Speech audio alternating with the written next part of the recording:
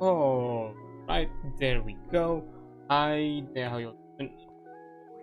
Tuesday's bring is all of you have started the fine. All that. Yeah, I am slowly getting back into things myself. Like, I think I'm finally figuring out a bit of a workflow for a few things here and there. One of the things that I definitely realized, initially I was like thinking, because I want to also get back into at least making a few clips here and there whenever I can, and I realized that putting myself to the task of just skimming through all the streams in one go, whatever I collected as a backlog, feels a bit daunting, especially the longer the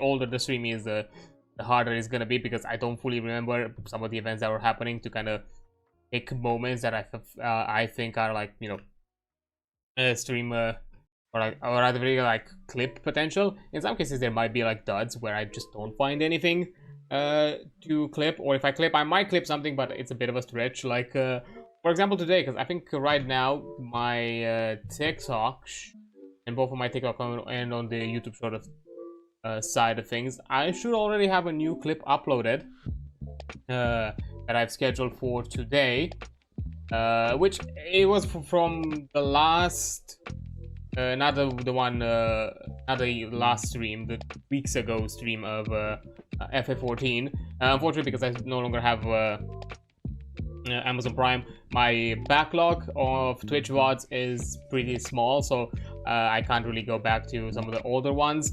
Technically I could do it for the YouTube. My problem is that if I make clips that are a bit longer than 1 minute, I might get content match because of the background music, which I've started to kind of mostly use only in these kind of like scenarios I'm just discussing. And the thing is, the way I have it set it up is on Twitch, the VOD no longer registers the it doesn't keep the BGM like recorded. But unfortunately, on the YouTube side, it doesn't work like that. I don't have like that kind of functionalities and options to keep the VODs, because otherwise, yeah, I would be able to have a larger backlog. I might still, once I go back to, I'm catching up with all my VODs, which I'm gonna technically do, because I'm gonna make at the very least a clip, a short daily, at the very least a single short daily for each stream. And because I don't stream on a daily basis, I'm gonna slowly kind of catch up with it with them by, I think, by next week, something like that. And aside from this, also starting from Thursday, I should also have scheduled, at the very least on the Twitter side of things, there are like some there are some shorts already, some backlog of shorts scheduled. But I'm starting with Thursday because I also have to post them on Blue Sky, and right now Blue Sky does not have a scheduled function for posting. There is one through Deck Blue, but only if you're like a Patreon supporter for the platform, which I encourage and support, but I currently cannot do that. So because it's a paid feature, I am unable to do so. So I needed to kind of like schedule them in parallel at times of day where I can post both, where I can make a post on Blue Sky while the scheduled one also rolls out on the Twitter side of things. So because of it, because of the hour of release that I usually plan my shorts, which is around the time when I usually stream, that means that I have to either put them on days when I don't stream, or on days when I stream a bit later, sorry. So that's kind of the thing. But yeah, I'm slowly kind of getting into that, so that way I'm also gonna be able to, catch up with some other things as well. So it doesn't so I don't get myself bogged down with the idea that the daunting task of having to do the clips and I just don't do them, and I just don't do anything else because of it, because that's how my ADHD works. If I set myself to a task but I just keep delaying it, because it's that whole thing where my brain starts to deconstruct the task and the process, and realizing how kind of time consuming the process is, because yes, let's be honest, skimming through a VOD is a bit time consuming. And then editing it and putting all of it together, even though my edits are pretty simple, I'm not doing anything too complex, although I should probably at the very least figure out like doing some subtitle work here and there when I can. I especially because I realized that there are times where I don't fully read things on chat, because I have like a clip coming up tomorrow for like the Vampire the Masquerade, which is one of the TTRPG streams where I read some things in chat and I like didn't fully read, and I'm gonna see if I can figure out like a way to do a subtitles things. If not, I'm just gonna probably post it as raw as it is right now. But yeah, so only getting into that, I still have a few other things to kind of catch up and do things there as well, but that's currently the plan. So yeah, right now on Twitch, I should not on Twitch, on Twitter, TikTok, and YouTube, there should be things. Although my YouTube short things have always been a bit kind of in the ground. Like aside from like the last Cyberpunk one, for some reason that I posted that got a few views, the rest didn't do anything. They were kind of like eh. So that was kind of about it. I don't know what to say, but oh well. I guess we'll figure out. I should probably. I don't know, maybe whenever I post something on my other places, I still am thinking about it. But anyways, yeah, aside from that, not much else. Still, I'm still sort of kind of getting into the groove of things now that I'm also getting back to putting some clips, so I have content in other places, so people see me in other sides of the internet, not just on the Twitch or YouTube live streams. So that's gonna be a good thing. The second thing, as you probably also noticed, the jump in the progress bar, and that I do want to mention is that yeah, I got a payout. I got my paycheck yesterday actually, so I've updated the coffee goals to kind of to kind of represent that, because those are not tracked by coffee. And this is my current progress. I'm really close to paying off my entire debt. I just need somewhere around like 45-ish euros, something around that mark, and I'm completely covered. And I'm done, which I would encourage, if you can, if you are able, if you have money that you're willing to spend. I'm not saying to do that with your existing money, and I'm not actually begging you. Like again, if you want to do something better with your money, even if it's just you're willing to spend money for anything of other shenanigans, then go ahead. I'm not saying that it definitely be me the one that you should spend your money on. But again, if you want to help me, that would be appreciated. I actually have a plan to do something special for like a charity thing that I'm gonna do later in October. I'm already kind of shared the event around here and there on occasion, so you might know for which event I'm talking about. So I want to do something special, but I just want to be out of the worry that I need to pay off debts. That's basically it. So then I can like work on it and handle it and do all of that. So if you want it, I would encourage you to help me out, like reach that amount by the end of the month. That'll be really nice. So yeah, that's kind of the plan. And aside from the coffee, which is the more obvious direct way of you to doing it, and I have it linked in all the necessary places for you to do so. Another way I've set up on Twitch, because if you want to take advantage of the September discounts right now, I have set up Twitch goals that would help me cover that amount. So you either need to help me reach the sub count or the bits amount, whichever of the two, by the end of the month. And if you do that, I'm also covered that way as well. I need to go to like 25 subs by the end of the month, and I'm already like a few subs in, so it's getting slowly easier. So that's a way of helping, and I have a few bits collected here and there from some already pushed on support in some other places. So yeah, I give you options, whatever you feel comfortable and want to do. If you want to take advantage of the discounts of paying less, and while I'm still getting the full cut, because both for the sub discounts and the gift subs, I'm still paid in full on my end. So Twitch covers the discounted amount, so you can go ahead and do that if you're gonna get an easy bang for your buck. But yeah, aside from that, that's kind of the quick mention of the shilling and all that. But aside from that, if you want to help out, there is another thing that I not to say help out, but there's another thing that we can talk about, which is the payment processing, petitions that are happening right now in the UK, Canada, Australia, and there's also like another like organization, like charity organization petition, or like civil rights petition that is also happening. Which that one is not like government tied, but I think it can. I think the organization itself can. I'm guessing their goal is to reach a certain amount of petitions to reach that goal. So that's kind of the plan. But yeah, things are still progressing on that end. So let me quickly go through them. I'm gonna start with the one that ends the earliest. That one being the Australian petition, which ends on October 1st this year.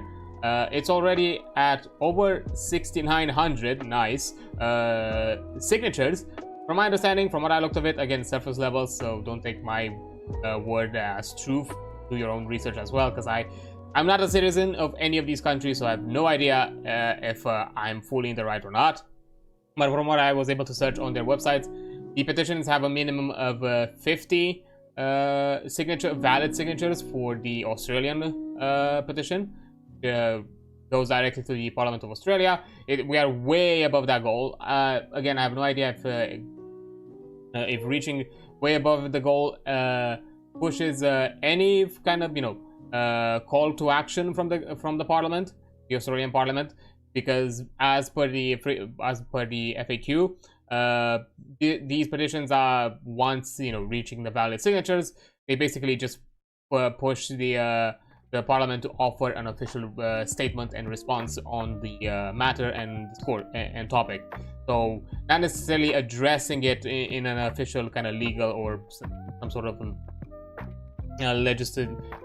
legislation or some sort of call to action. It's just offering a stance on the matter, and yeah, but it's still important to at the very least hear the stance of the government. This one ends the earliest. It's still around 2 weeks left until it ends. So again, if you're an Australian citizen, go ahead and push to sign it. For the House of Commons in Canada, there is a petition, which this one is actually organized and managed by a member of Parliament of the Canadian Parliament. It's already at over 12,000 signatures, and from my understanding, this one needs only 500 to receive a government, statement, which, again, way surpassed it, but similar to Australia, it doesn't mention anything to a call to action if those numbers supersede significantly. And this one closes on the 25th of October this year, so it's a bit longer, so it's even higher chances to gain even more signatures, and it kind of really pushed it hard and heavy, so you go ahead and do that. And also another petition is the UK one, currently at 8,000, thrown under the bus by the Canadians. Okay. It's over 8,000 signatures. It needs 10,000 signatures for the government to offer a response to the petition, so we're really close to that. We're under 2,000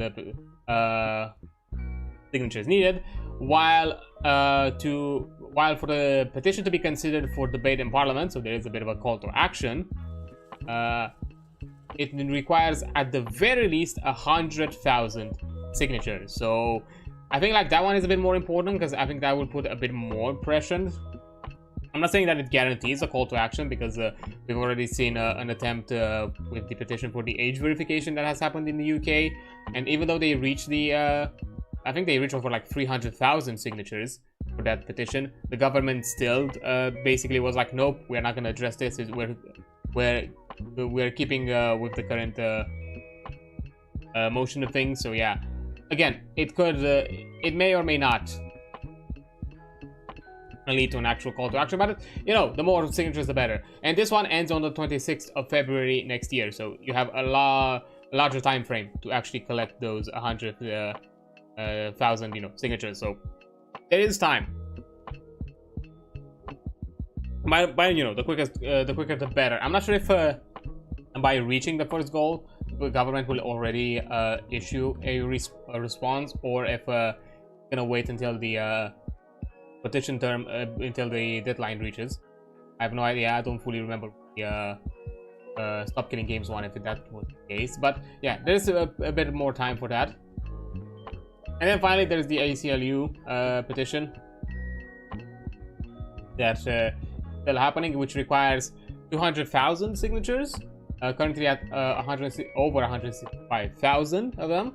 I'm not sure exactly what this is gonna lead, because, you know, a civil activist group, not tied to any government, but I'm guessing they might have a you know, way they know methods to kind of directly contact the government in an efficient way, based on the amount to you know, to better translate that, hey, we've collected these signatures, it's very important, compared to maybe something like a change.org petition, I'm suspecting.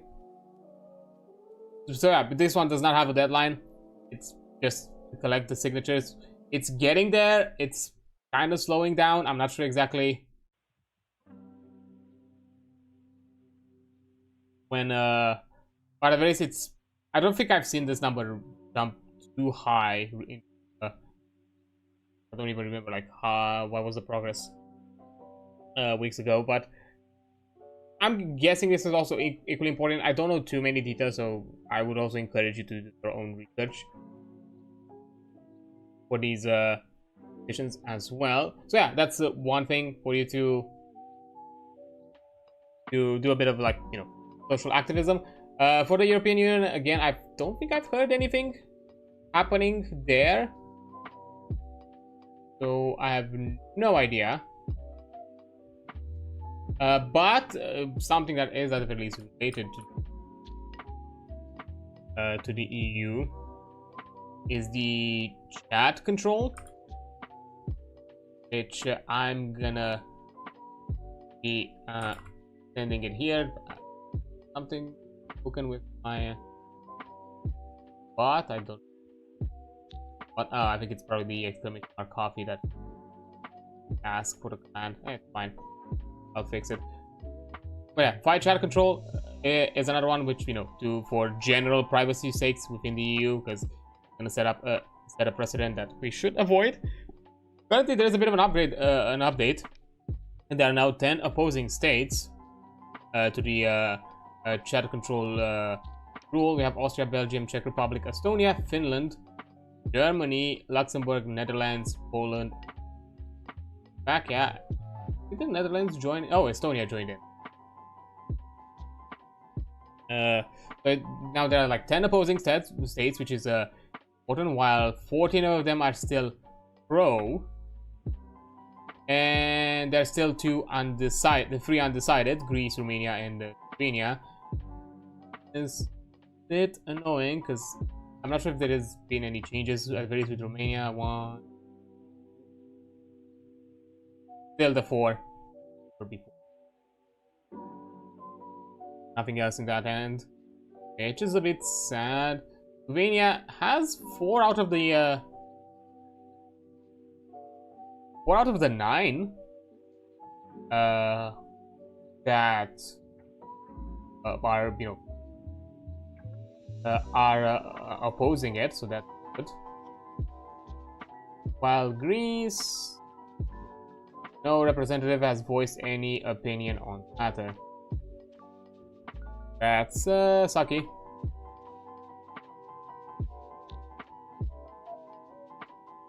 Yeah, we'll have to see. But I guess now that the motion is getting way too close to, you know, the votes are a bit too close to each other, both the opposing and supporting, I don't think it can go into motion.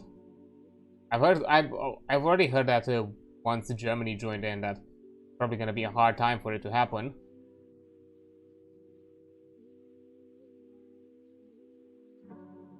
We'll have to see, but this is another one. It's very simple. You just you have a button to take to action. You choose which top points of topic concern you, or another one, if you want to play it a bit smart, which talking points you think your government would care more about. you select the ones you want, then you hit next. You're gonna get then a template, an email template with all those points written out, and you then just edit the email to have your name and address, because you know you're a citizen, because these are sent to official governmental things. Which it's completely fine to offer those kind of details. And then if you also want, you can edit it out a bit, the email to maybe sound more like you if you want to, or you can just simply copy it and paste it. Then you go, you know, review and send. Select which country you are from to send it to your respective representatives. And then you even have the selection of choosing which of the representatives you want to send it to. Maybe you have some political parties that you're not necessarily inclined to, that are representatives, and you don't necessarily want them to, don't want to contact them for some reason or another. I have my reasons why I didn't contact some, because they showed that they are willing to ignore the Privacy Act laws of, you know, not asking for my consent of using my personal information for whatever fucking campaigns they want. So because of that, I've refused to send some of the data towards a few representatives, but overall a majority was most of them. So they would have still made a majority of all of them would have, let's say, if all the ones that I've sent the emails would have still made a majority significantly for, you know, for Romania to be opposing. But yeah, those are kind of like the general activism things that you can do right now, which are important.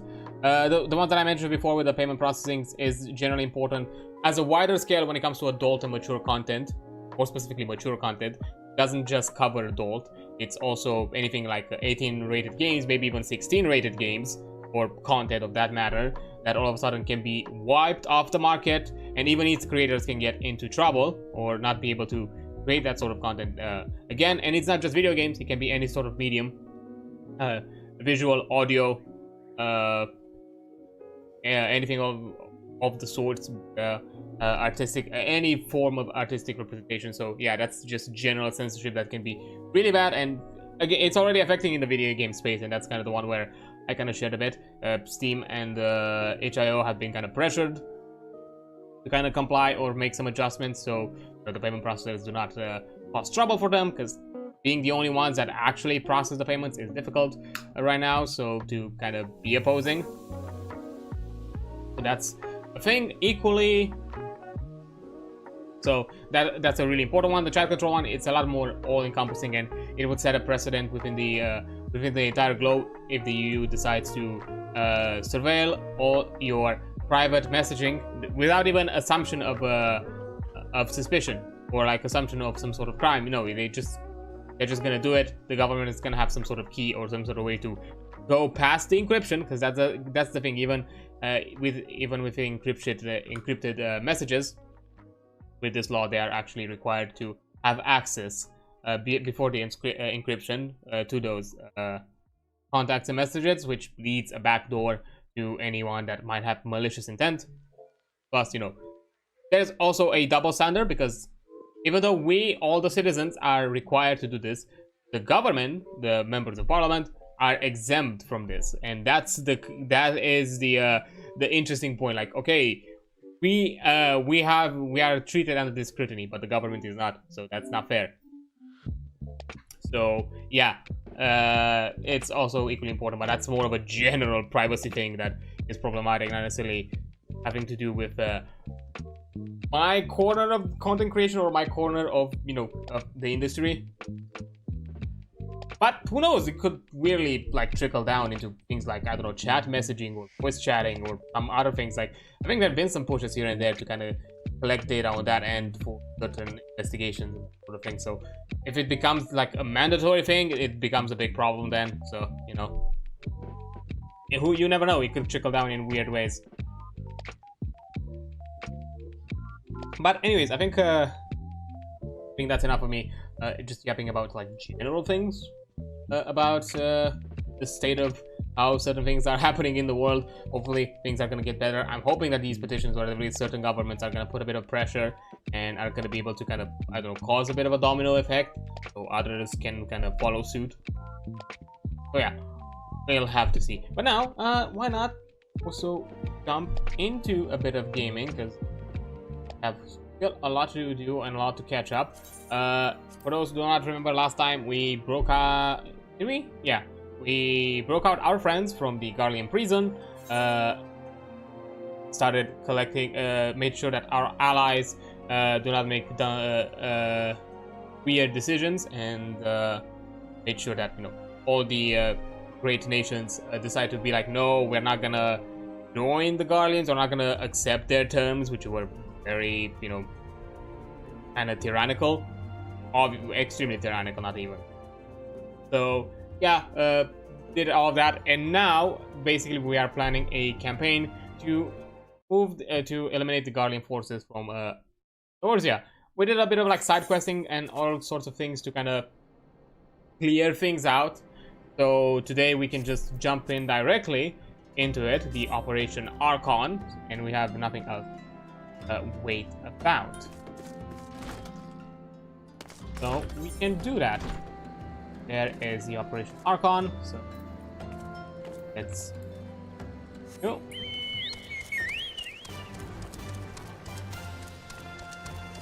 There's like one last thing that we need to deal with, which is the hunting log, which is at the very least, yeah, it's halfway complete. So there's still a few things here and there to collect. Which I think if we get to a point where, I think probably around the time when we would end the leveling journey, I think if there's still some left, we're gonna just jump to the hunting log, complete it, and then continue. Because we are pretty close to the end of the leveling campaign, because after that we're getting into the end game or like patch content, which is technically smaller because by quest amount, 2/3 of the questing that we did, at the least when it comes to the MSQ, was done now. Like by the end of the campaign, 2/3 of questings in around Reborn have been completed. So the patch notes would just be the last third. So we are, plus, you know, they can account also all the side questing and all of that. So yeah, we are probably two-thirds by the end of this, 2/3 into the around Reborn. So we made significant progress. We're getting we're getting really close to the end of it. So there we go. You are welcome, Adrian. Of the Scions. As communications officer, it falls to me to issue you your orders and provide guidance on forthcoming missions. The first mission is to infiltrate an Imperial outpost at Cape Westwind and eliminate Prefectus Rifafin? I don't... Sas Arvina. I do not know how this is pronounced. Which even to this day annoys me. Fucking... FF14 has like some fucking insane fantasy names. All participating units are now in position and awaiting your arrival. Please proceed to the staging point and report to Lieutenant Adalbert. This is but the first step in our bid to purge the realm of the Garlean menace. I shall pray for your success. Go. Pretty.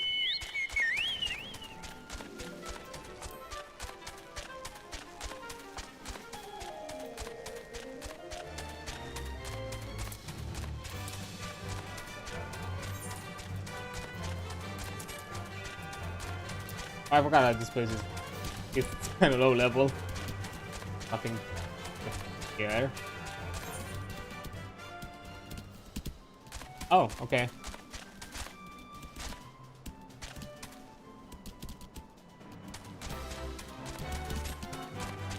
Yeah.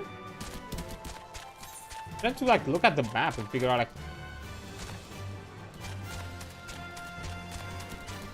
I get there. You just a... Oh, okay. Okay, Adalbert.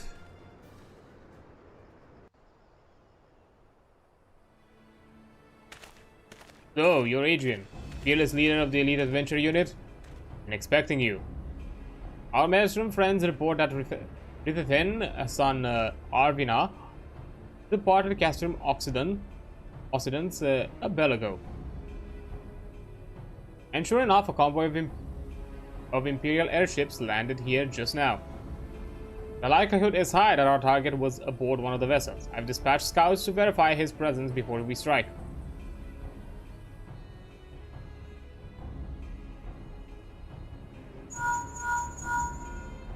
Man to all units, requesting status report. This is Antlion 1. Target has been sighted. Antlion? Okay.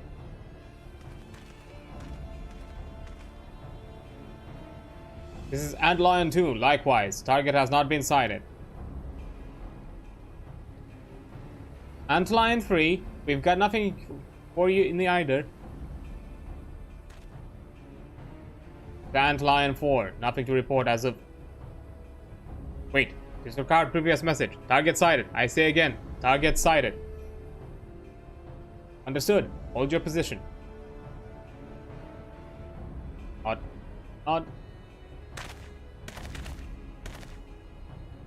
Attention all units. This is Lieutenant Adalbert Cotter.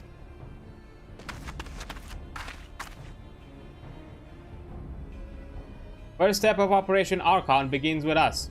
Should we falter here, all hope of victory will be lost. It's no small burden, but know that I believe in all of you. So believe in yourselves, and together we'll blaze a path for our brothers and sisters of the Alliance to follow. Not. We'll create multiple diversions and disperse the enemy garrisons. That should give you a chance to breach their defenses. Go now, and bring us Riffian's head. May all grant you strength.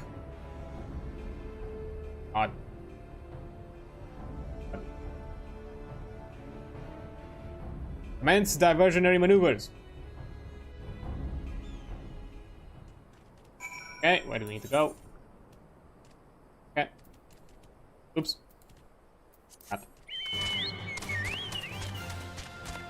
Time to do the campaign thing. Bye.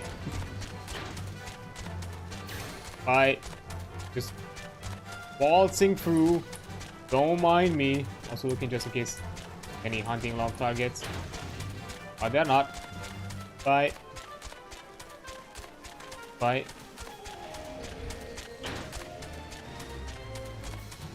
Fast for you, boy.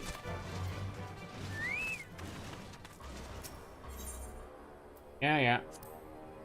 Expected for the cap 50.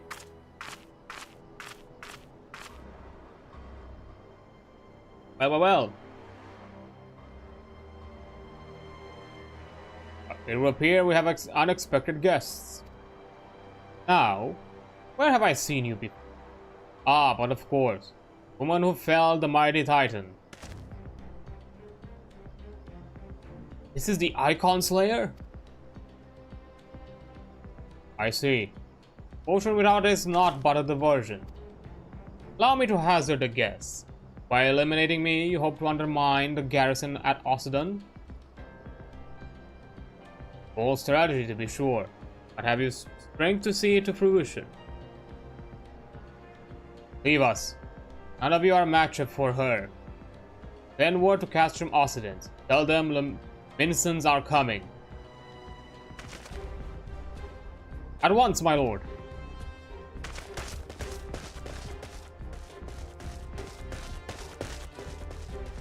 "15 years have come and gone since Lord von Balzar first set foot in Eorzea. Yet his ambition for the realm burns as strong as ever it did. Know what fuels it, adventurer? The desire to deliver from their suffering. The lands he has conquered were all beset with problems. Poverty, starvation, lawlessness, strife. My homeland was no exception. Had my lord not reached out and claimed for the empire, it would eventually have destroyed itself. But under his sage leadership, my people enjoyed such peace and stability we had never known. And he only desires the self-same of the people of this realm. Under his rule, Eorzea would be free of the shackles which bind it. Shackle of false faith. There would be no feeble leaders to misguide the masses, no icons to bleed the realm dry. True peace would reign. and people would be free to live their lives without fear of persecution or oppression. I'm not sure about the last two. Doesn't sound like, I don't know. Would you doubt the truth of my words? I bid you look upon me. I'm no son of Garlemald, yet Lord von Balzar thought fit to raise me to a station of great honor. He measures a man not by his birth, but by his worth. Such is his sense of justice. By the grace of his excellency, I am here where I was born to be, upon the field of battle. He has given me a noble cause to fight for, a worthy adversary to smite.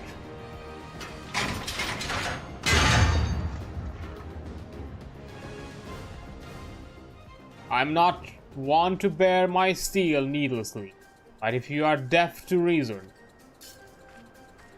I have such hate that I have such a fucking dumb weapon compared to this fucker. Look at him.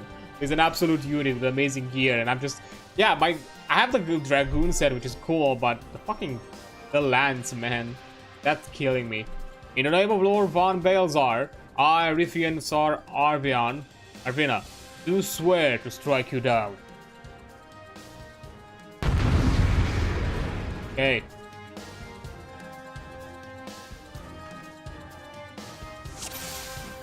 Ooh, I cannot exit the battlefield. Let's do an entry. I will stop an unproposed Lord Van Balzar.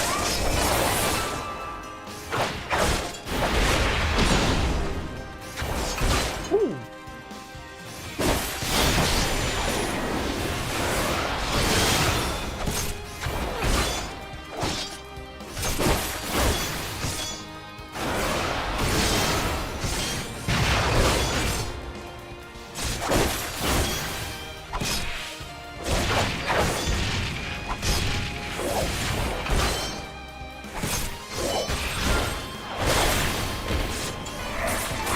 He's immune to stuns.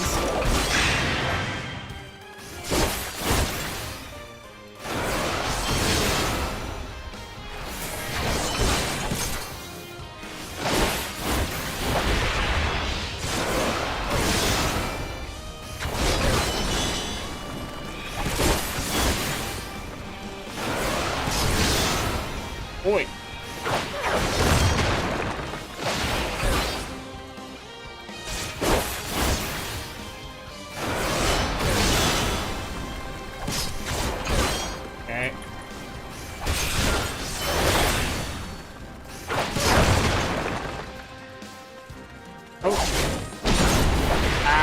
Hit me.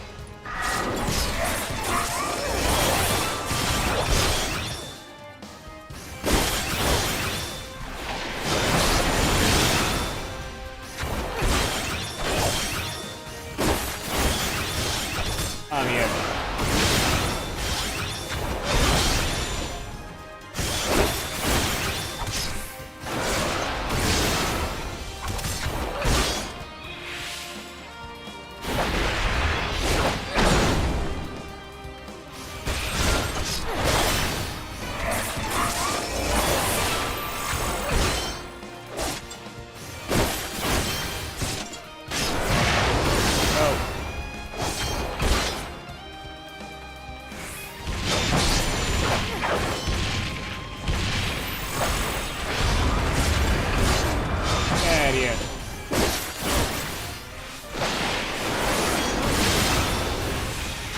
Hold back very well, neither shall I. Ah! Oh, this is the strength of he who vanquished Titan. Let us aid you, my lord. Give me. What? I told you. Well, I ordered you to leave.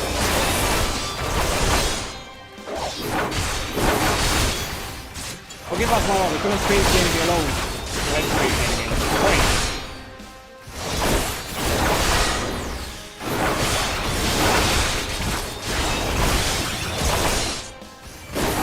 Don't be fooled. Get away.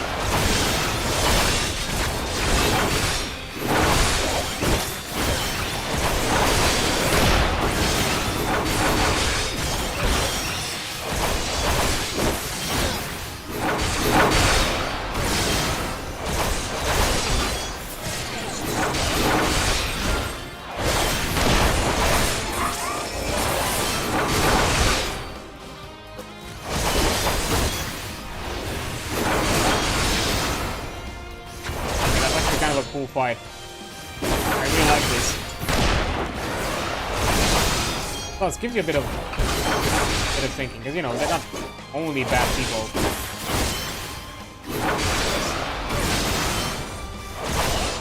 Wait. Sorry, but the guy's gonna get served. Damn it. No, you bastard!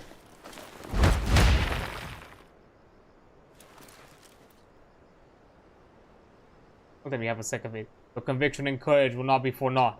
This, I swear. Yeah, okay. Fucking second phase. Here we go, brother.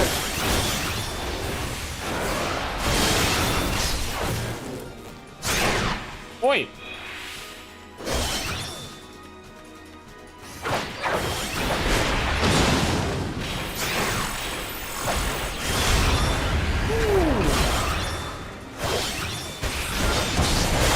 Okay.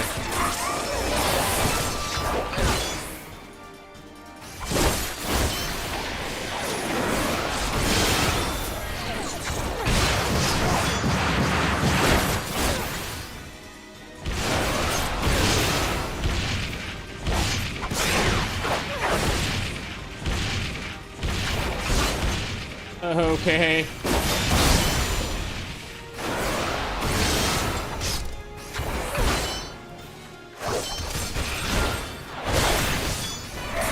This boy is something.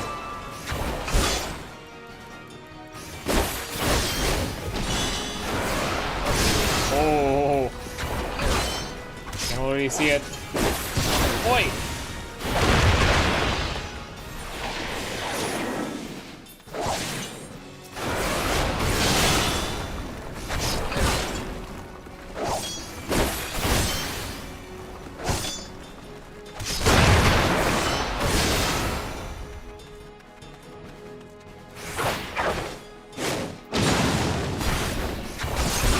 Come here.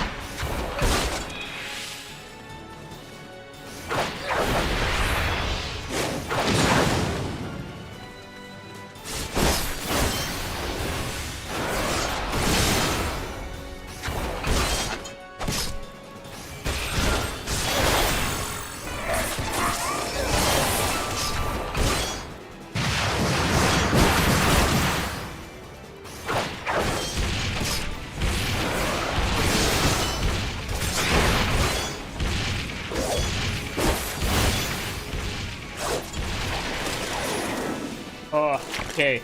Woo. That was close. Well, not really, but still. Hoy. That was an intense fight. I like it. And it really puts all the, you know, the game knowledge to your test.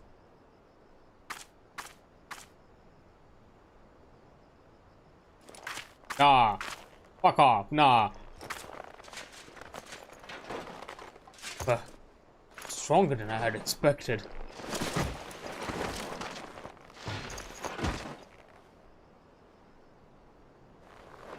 But I have my honor. I cannot. I will not yield.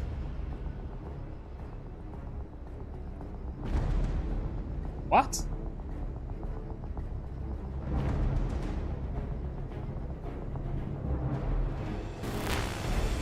Wait. Ah, I have you now. Can I move? We shall go together amidst... I cannot... Amidst the raging inferno? Oi!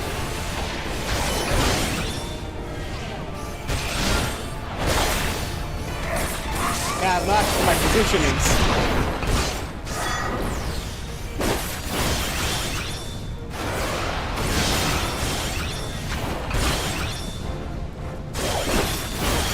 Maybe you will not escape.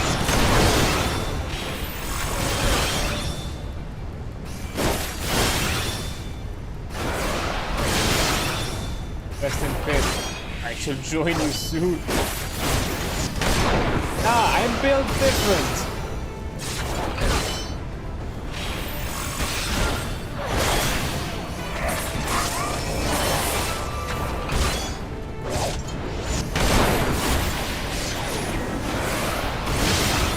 Just leave me alone. You're oversized piece of metal.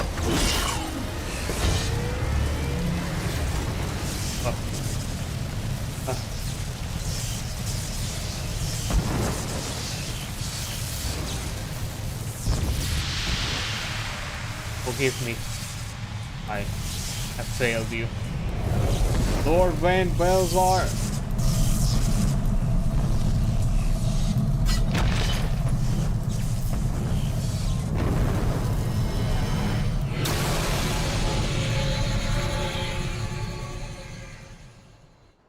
Is that a good thing? I think it's a good thing.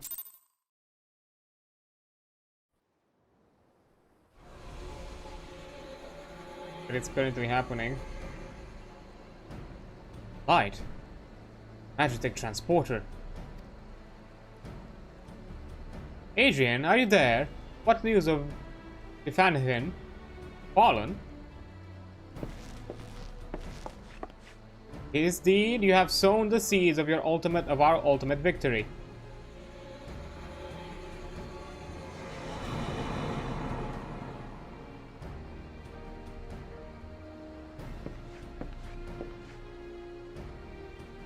The painting of that light presages an end of the Empire's tyranny. Fanfin's son Arvina is no more. Let the next phase of Operation Archon commence.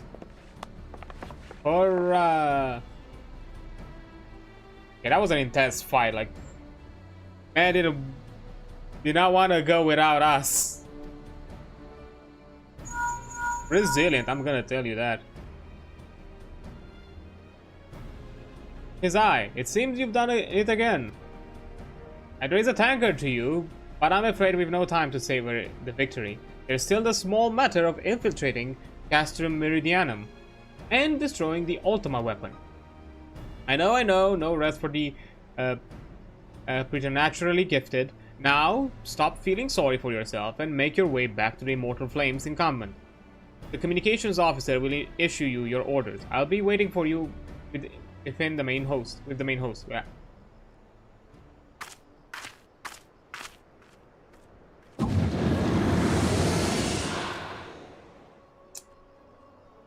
Look, Eidolon. Your minions come, bringing the light. Alas, the gate to the void already stands open. Soon, darkness shall consume all. You shall bow down before the one true God. Ha ha ha. Sorry, I'm in the mood for laughing. So, are these gates more than just transporters? Because I don't know, that light looked kind of ominous to me. Didn't look like something simple.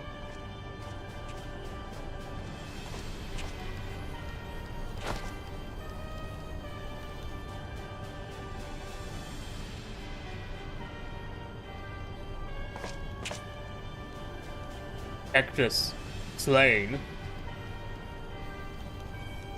Regrettably so, my lord, and at the hand of the Icon Slayer. The Centurion who survived the attack is to be believed. Anfin. Where were his men when he faced the enemy? Fleeing even as their commander yielded up his last breath? If it should prove they questioned his right, I cannot speak for them, my lord.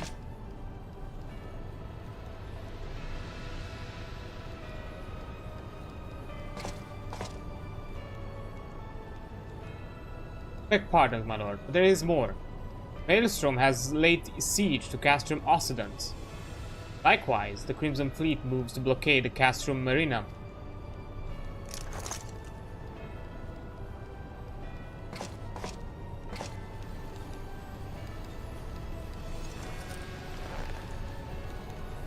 So, this is their answer.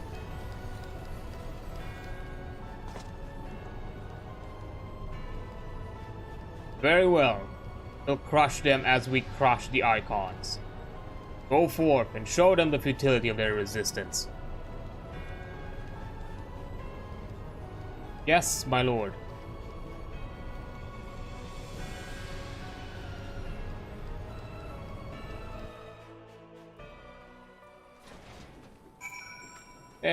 We have it. Okay, I'm gonna take a quick break as an ad is about to pop up in less than a minute or so, and then I'll return and we're gonna continue the question shenanigans once the ad is over. So yeah, I'll be right back in a few minutes. Okay, let's continue. So now we want to perfect this down. We have 3 more to go. Envtuber, your deeds this day are an inspiration to us all. With the death of the Prefectus, Operation Archon has entered its second phase. Even as we speak, the Maelstrom moves to blockade Castrum Occident and Castrum Marinum. And far to the east, in the Black Shroud, the Order of the Twin Adder advances Castrum Oriens.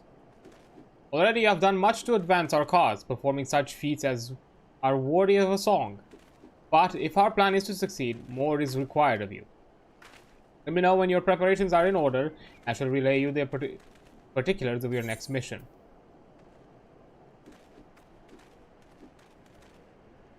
Better. Yeah, definitely not.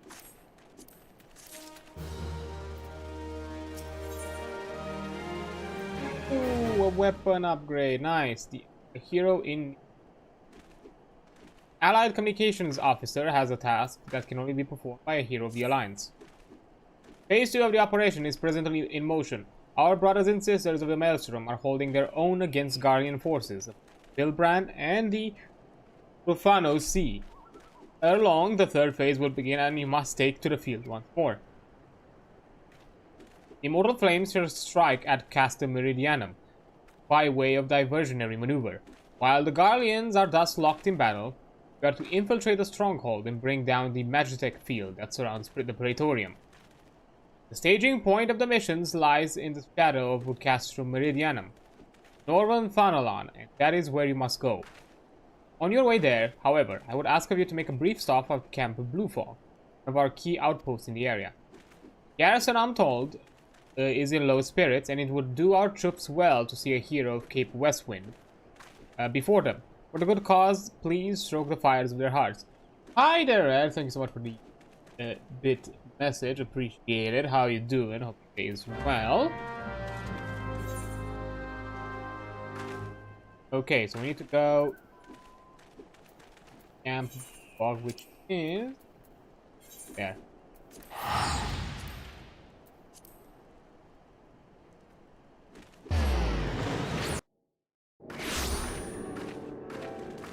Oh. What? I got the labs here? Really? Okay. Gonna do the labs Nordic quest. Okay, I guess we'll do that first. Reborn, the Adventurers Guild representative for local lab quests in Camp Bluefog, is seeking an adventurer to undertake guild labs. Of all postings in all of Thanalan, I had to get stuck with, you there! You look like a woman of action. Might I interest you in a guild lab?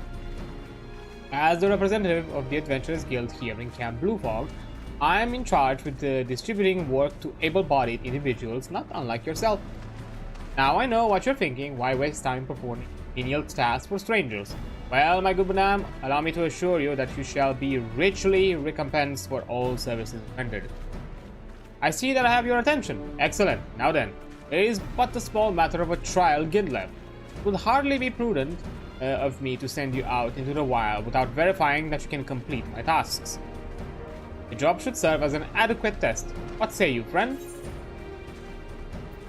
Okay. Huh. I knew you'd agree. Let us review the details of the request, which you doubtlessly considered carefully before accepting, yes? Your client desires materials on the development of a new type of explosive. To that end, must slay a variety of beasts in the wilds of the Camp Blue Fog. A simple task, but nevertheless dangerous. Do take care, and remember that if you die, you cannot claim your reward, so good luck. I see. How quaint.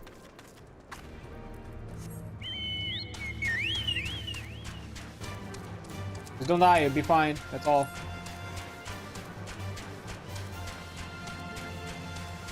Okay, I mean, get in the center of it. Initiate.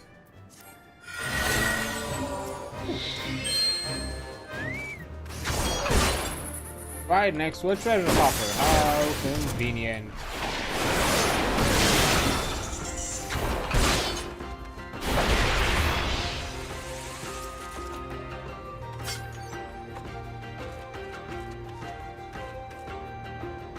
Did I get something from it? I did. Wait. I don't need that now. Oh, it moved. Okay. I'm so confused. Like, where do I need to go?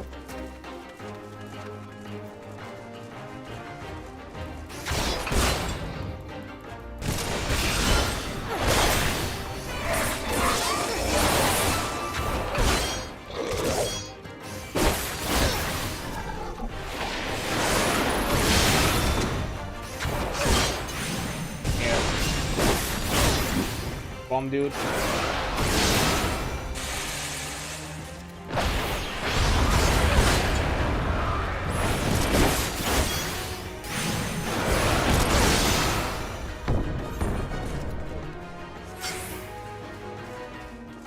Last one.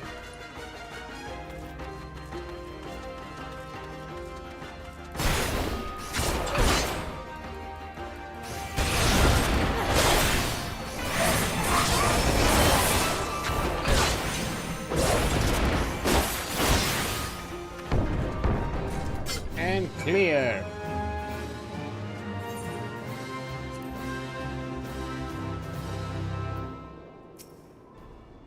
Welcome back, good madam. Here's your payment as promised. Yep. Now that I ever truly harbored doubts as to your abilities, but rules and regulations cannot be ignored. I am pleased to state that given your stellar performance, I am now permitted to offer you a wide variety of guild lives. Peruse them at your leisure and let me know if any are to your liking. I'll be ready when you're ready. I'll be here when you're ready. I'll always be here. Sounds like I kind of regret it that you're here.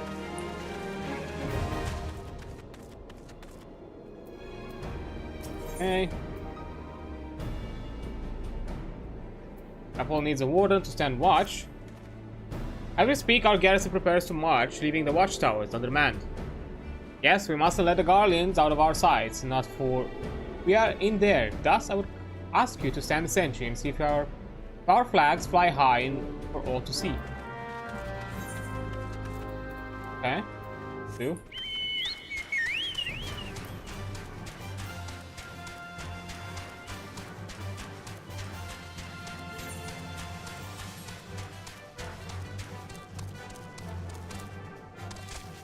And after that, also deal with the basilisk hunting log. Yep, come on. King watch.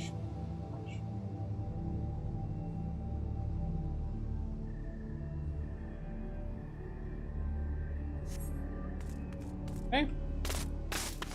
Good.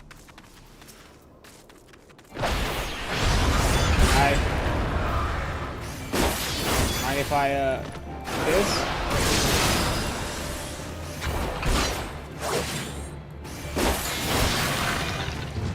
Thank you.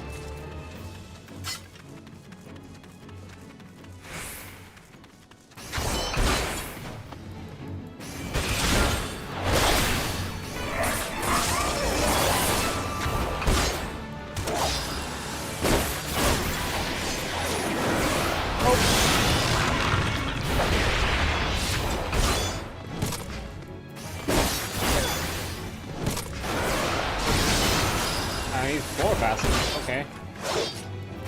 Usually 5. Better than you.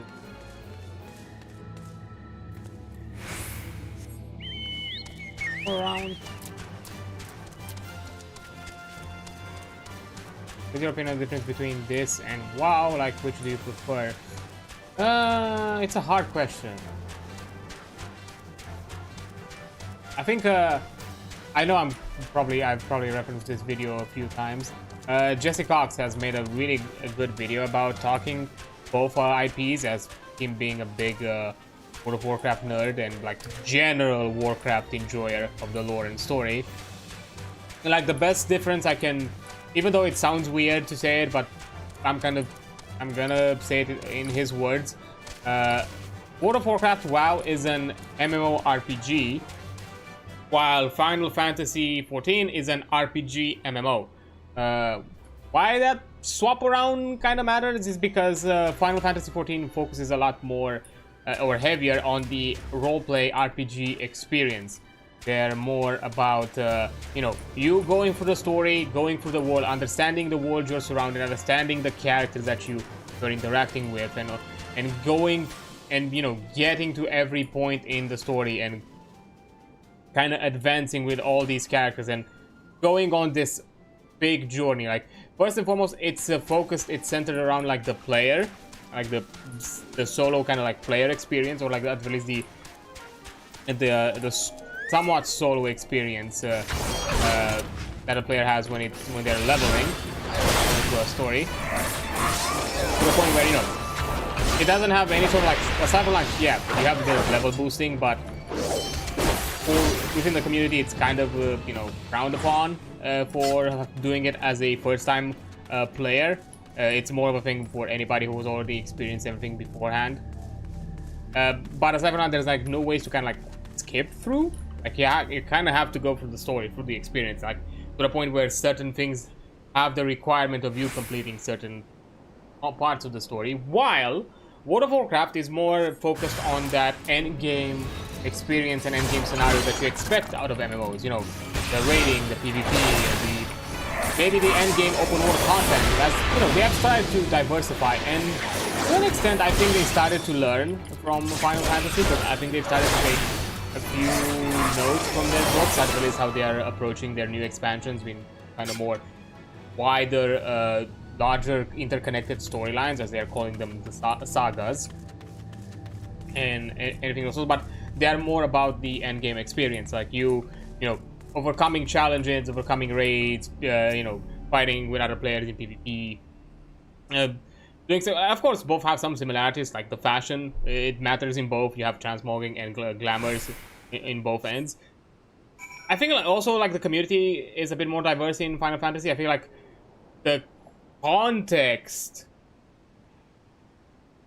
maybe the game effects are a bit high. I did notice that in the past.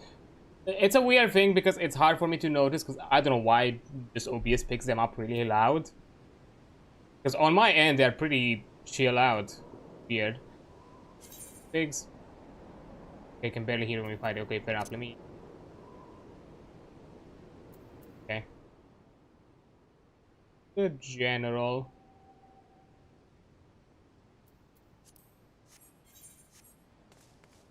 I think this should be better. I'm not sure exactly if it fixes it, hopefully.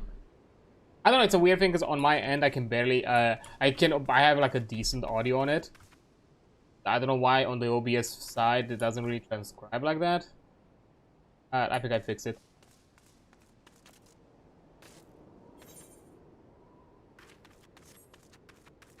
But yeah, to summarize, FF14 is more about kind of the singular kind of experience of going through the motions, going through every aspect of the story and experiencing the story, and even offering you the tools necessary. Even if there are not players around, you can still experience it fully through, you know, doing dungeons with NPCs. I think even raids can be done with NPCs to some extent. I believe not any raid that is not current content. And just for you to go through the story, and there are even I think aspects in the game that require you to complete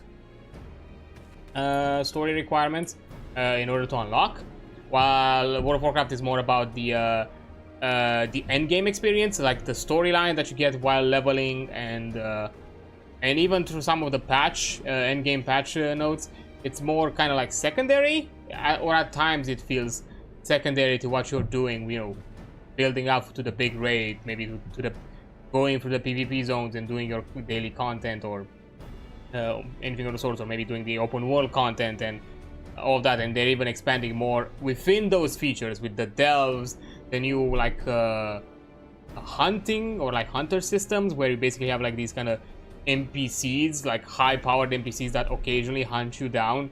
You have to basically like kind of hunt them back to kind of stop them from attacking you. So yeah, they're kind of like but everything else is secondary, when, you know, to the point where you can easily skip through most of the content.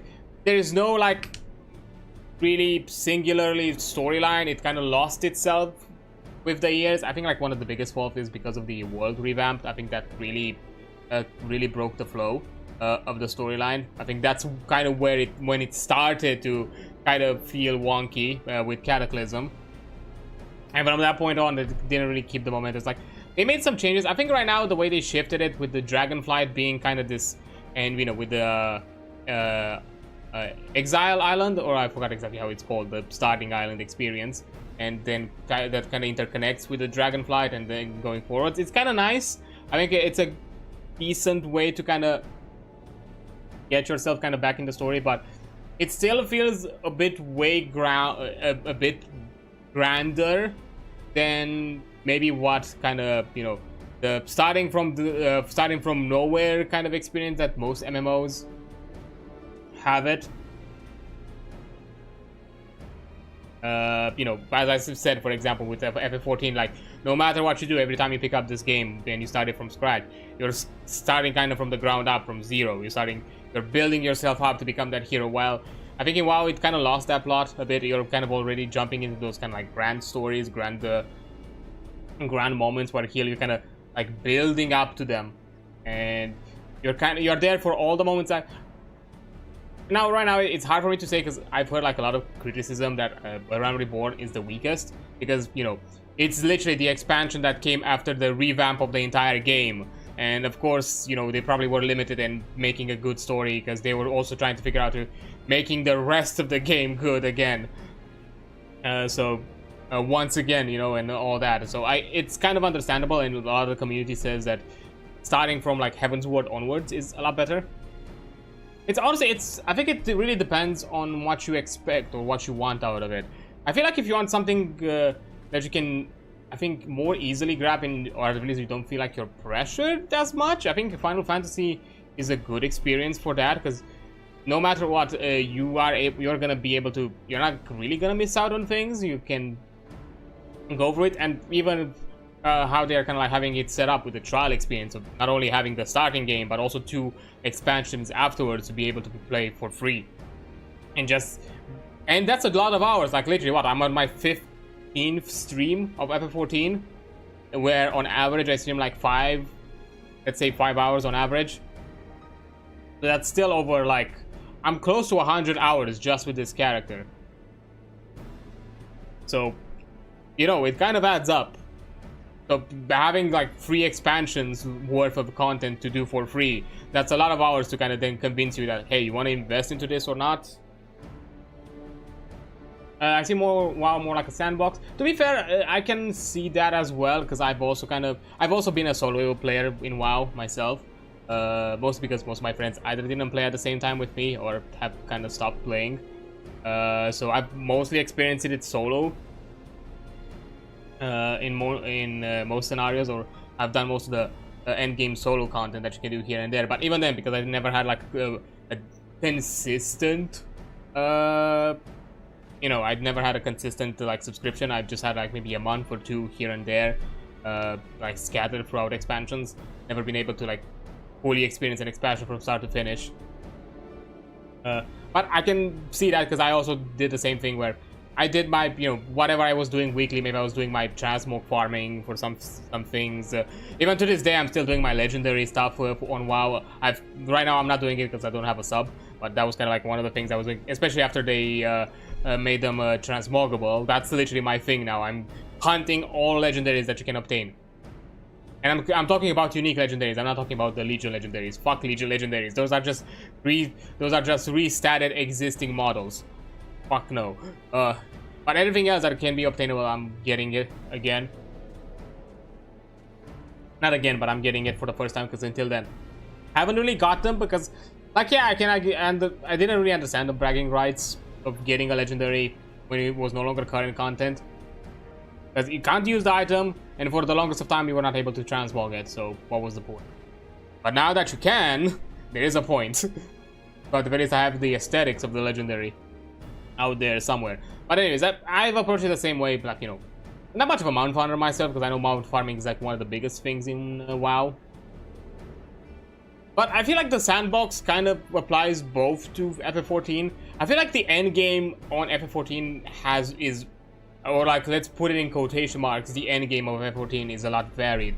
I think like if you want a bigger sense of community, because that's something that I've kind of felt, even though I've not necessarily experienced it in the same way I've experienced it in WoW, more specifically WoW Classic, is I think like the community definitely behaves differently. And if you want like a bigger sense of community, I think FF14 is a better choice. Either FF14 or maybe I would say WoW Classic, one of the twos. But they're very different in how they behave, even at that point.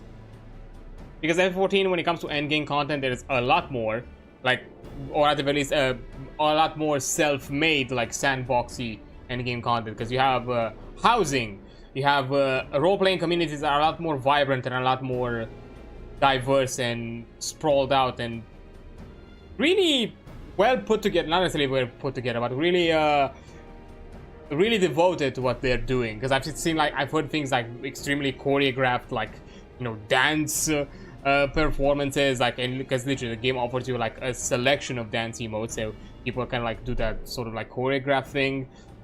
So yeah, housing, of course, glamours and mount farming similar to WoW. I think the roleplay side, it definitely is a lot bigger, and even in the end game content, a lot of it still remains relevant even to the end of even by the end game, even by, you know, current content. I think like Praetorium and some of the other like current content, it's still relevant even to this day. So that's kind of like an interesting thing. After my WoW finishes, I think I'm trying to Final Fantasy. I'm playing WoW Classic now and also level 2 characters in retail. But without expansions, I might buy the pre-order to housing though. So yeah, that's kind of thing. I think like WoW is starting to pick up upon a lot of the things that, to be fair, that's kind of the point of an MMO. An MMO is not about having singular things for a core community. MMO is having multiple systems, multiple features that each of them has a dedicated community. Like, because that's kind of thing. You're not gonna be there to. They're only the extremely dedicated that do everything. But every player follows in certain categories and fulfill certain tasks that are fulfilling for them within a game. Some might be more PvPers, some might be more achievement hunters, or I don't know, they want other sorts of bragging rights or collectors, or, you know, they just want to overcome challenges. And I think WoW is starting to learn that, because they're bringing more and more things to do, both in the open world and within instance content, and diversifying that, more types. The thing that I don't think they've really gotten there, or at the very least haven't risked it to the same level. They are doing it a bit better now, but they weren't doing it for a long time. Is FF14, a lot of the content that you do in FF14 can yield you endgame content, endgame gear. While in WoW, even some of the side content, aside from the main things like raiding and PvP, don't give you to the maximum kind of endgame gear that you could obtain. They still kind of pertain up to like heroic gear, and, you know, if you want to do anything like mythic related or anything of the sorts, well, you just have to dedicate yourself to that side of content for mythic. But yeah, housing, I'm sure definitely, not sure exactly how it's done, and I've not explored the housing in FF14 either, because I don't have a house, because housing in FF14 is fucking crazy. It's probably its biggest downside, I think, the way fucking housing system works. But I have no experience like how this is gonna work and how exactly it's gonna work in WoW, but I'm expecting that's gonna be a similar form of endgame content. And as you watch ends, mayhap you spied only goblins, but who can say what unseen terrorists might have assailed us when you're not there to keep watch? As long as we stand in the shadows of Castrum Meridianum, we must remain vigilant. Oh, more quests, okay. But yeah, I think if you want like more of a sense of community and something that doesn't feel pressure and doesn't push you too much into that kind of like FOMO experience, I think FF14 is a lot better. And if you want like, if you want like a definite RPG story, because that's kind of the thing, like this game, you can play it completely on your own by the point you reach end game content, and you're gonna feel like you've played an RPG. And if you want that kind of like RPG experience, FF14 can offer you. On WoW, it's there if you just want the kind of, if you want to go to just, or at the very least reach the end game side of it. FF14 offered you something, a really big amount of content, like as an intermediary to the end game, or as kind of like a, I don't know, precept to the end game. In my opinion, that's kind of different. Like that's kind of thing. Like both, I think, like are good. It's hard for me to say right now with WoW because I've not experienced the current expansions. I'm really sad because I wanted to actually try out the. Because I kind of am a bit excited of the World Soul Saga and you know how they're doing things. I kind of wanted to give it a try. I just didn't have an opportunity because getting a sub, getting the expansions, it's a bit costly for me right now, so I can't do that, unfortunately. But I would love to experience that because I'm kind of excited. But on the classic side, because I played a bit of classic in recent years, I just had to stop because again, same thing. Can't keep a sub right now. I decided that I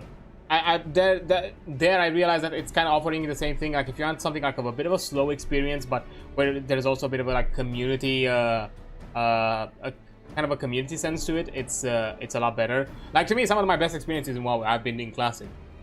Like me just being out there, leveling a character, encountering a player, saying hi to each other, realizing that hey, we are doing like similar quests, grouping, playing for you know, doing some things together in that quest, and be like, hey, are you also doing quest XYZ? I'm like, yeah, I'm doing those, so okay, let's do them together, and just keep like that, and basically have a in some scenarios like a full-on game session with another person, a complete stranger, and having a lot of fun. Then you know, leaving for the day, and then sometime later, maybe weeks later, maybe a few days later, something like that, you get to, you know, you level up your character, you get into a new zone, you encounter that exact same play you grouped with beforehand, and be like, hey, remember us? Yeah, hey, I'm doing these quests. Are you also doing these quests? Yeah, I'm doing them. Okay, let's group again. We had a lot of fun next time. Because that's how I also got into a guild in like the first run of Classic. I didn't stay for too long because again, same thing. I just not had a sub for too long, so you know. And when it was the time for me to, you know, end my sub, I also was kind of put away from the guild, because you know, keep things clean, and which is understandable. But you know, because I interact with some people, had some fun, then you know, join in. There, it's I think the sense of community there is a lot more ingrained even from the start. Like I think in FF14, especially because it's such a large game, and by now you know, a ton of expansions and probably a lot of the dedicated community is towards the end game, and I don't think it's that big of a wave of players anymore as it was during the kind of, you know, refugee phase that, you know, WoW had during its Shadowlands days. So right now I think the influx of low-level players is it's smaller, because I rarely see, I maybe occasionally just notice one or two players here and there, but it's very rare. So you know, it's probably gonna feel like more of a solo experience. You can still like, you know, do content when it comes to like dungeons and all that. Like I think like with one exception, because it was like really late in the day, all my dungeons have been done, you know, in queue with actual players, and they're like really fun. The community is it's quite patient with you in most scenarios when it comes to, you know, experiencing cutscenes, because most of the dungeons that you have to do are story related, and they offer you like cutscenes at the beginning and end of the dungeon. And you know, the community is a bit patient about that. I've had like an encounter where I think a player just was kind of spamming in chat, but I only noticed after the cutscene because the chat is not visible during a cutscene. Be like, come on, just skip the cutscene, skip it. But in general, like, the community is really patient and really understanding, and it's actually very encouraging to the point of, hey, experience the story, have fun with it, take your time, no rush. The Fold hopes to turn a curse into a cure. Danger lurks near Dalamud's talons as the wind whispers the presence of the grenades. No petty pest to purge, but the price of pain pays a price. Grenade clause. While I'm unfamiliar with the reagent's exact medicinal effects, I do know it serves to pacify my alchemists, that alone I deem invaluable. And we'll certainly need salves in the days ahead. We have slain the grenade and collected its claws. I would ask you to deliver it to mmorpg directly. Okay, will do. Ah, fair enough. But yeah, it's hard to compare because that's kind of thing. I think just like Hayes is another content creator that, to be fair, his content creating is heavily focused on MMOs. That I think like does a ton of like good discussions or has like a lot of good points when it comes to like what you want out of an MMO experience, and kind of tells you the same thing, that it's really hard to put every MMO kind of like under like a lens and compare each other, because they in general offer different experiences. It's hard to be like one-to-one. Maybe FF14 and WoW have some of the more closer comparisons that varies towards the end game, but the way they approach other aspects of like, you know, beginner content, even how some of the end game is handled when it comes to like things like reward cycles and anything like that, is a bit different. That's a big grenade.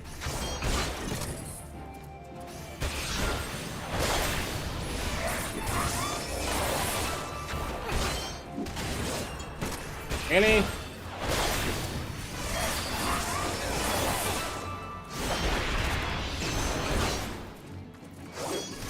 Fight me. Ah, damn it.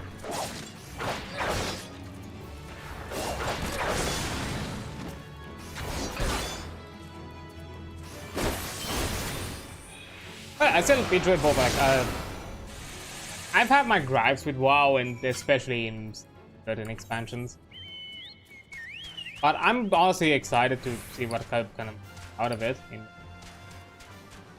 in the coming weeks and so in coming months, and across these expansions.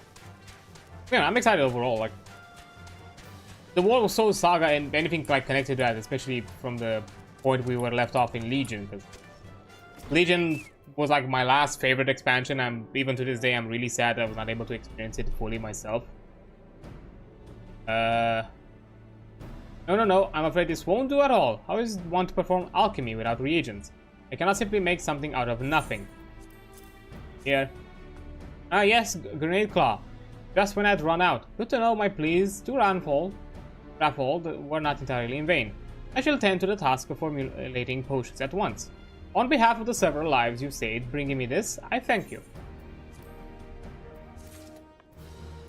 First, another quest.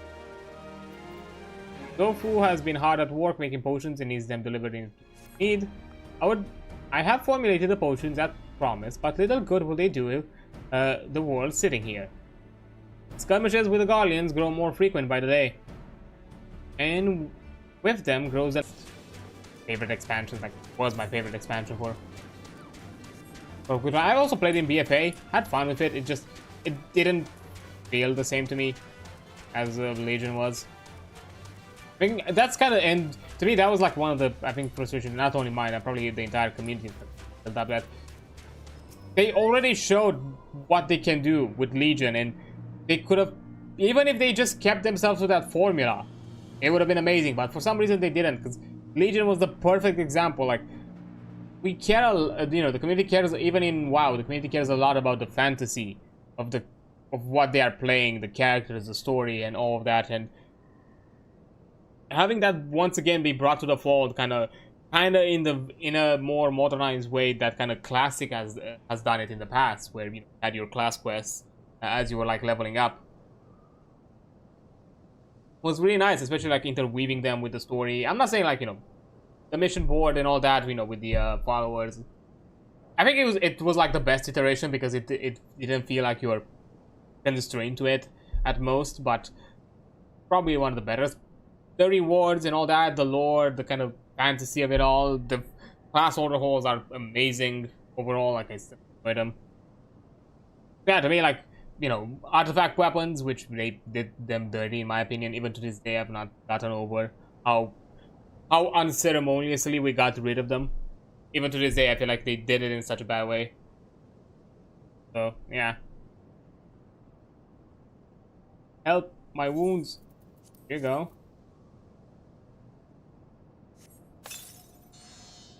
Tasted better, but it's a fool who gripes about a swig that saves his life. The spicy brew couldn't be none other than Zofu's.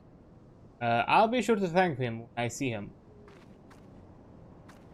Yeah, like they had like the formula. They showed they can do it. In my opinion, initially when I saw like BFA, my thought was like, okay, Legion was kind of more about like the classes fantasies, like more focused on the idea that hey, each class is kind of like unique in its own, like while BFA was kind of pushing once again to that kind of like faction, you know, identity and faction fantasy, because you know, kind of bringing back the idea of, you know, having a war between the two main factions. The pain. And I don't know. I think they executed it poorly. The writing, in my opinion, I'm not quite dead. I think I could pull through. Like the writing was,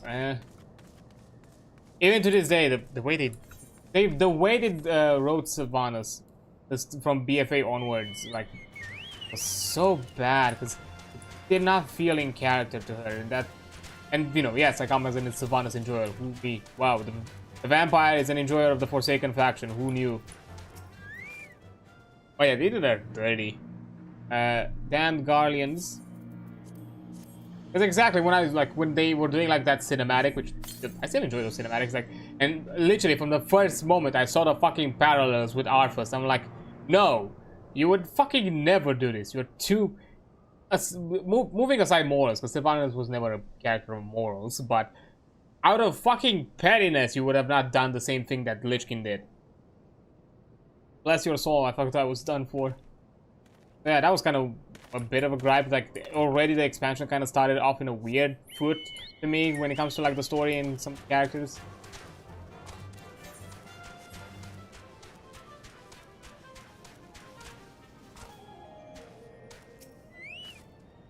Light grows dark. I don't want to die.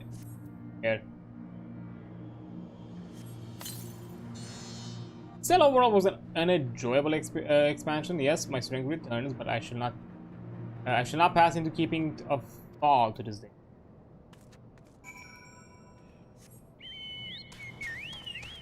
It was like the same, but it was okay-ish. Towards the end, got weird. Towards the really end, it kind of got weird. In Shadowlands, we don't even talk about it. That ain't cheap.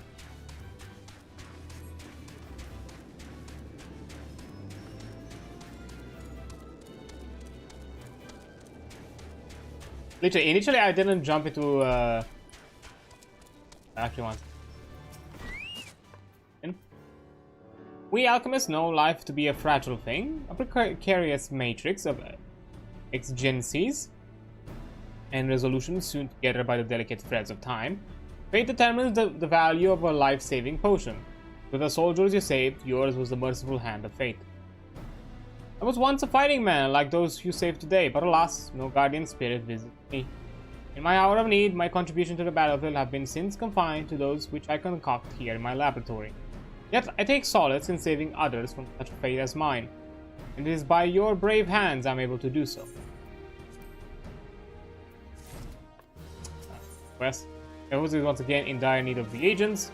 I am loath to ask you one more of one who has already done so much, but I really do I chance to meet such a reliable adventurer.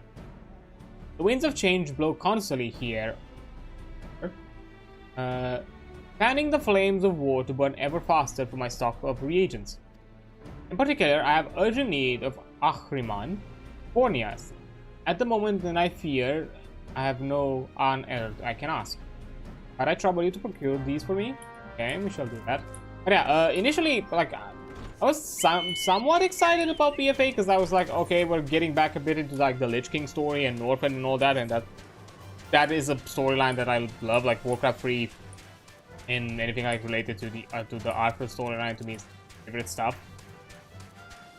The fuck is this? Absolutely terrifying.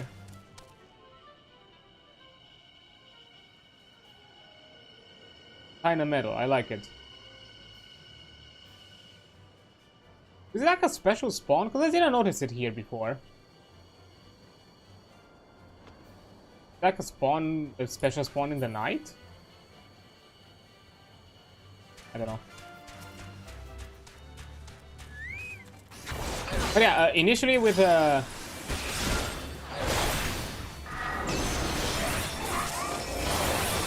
BFA, not BFA, with Shadowlands,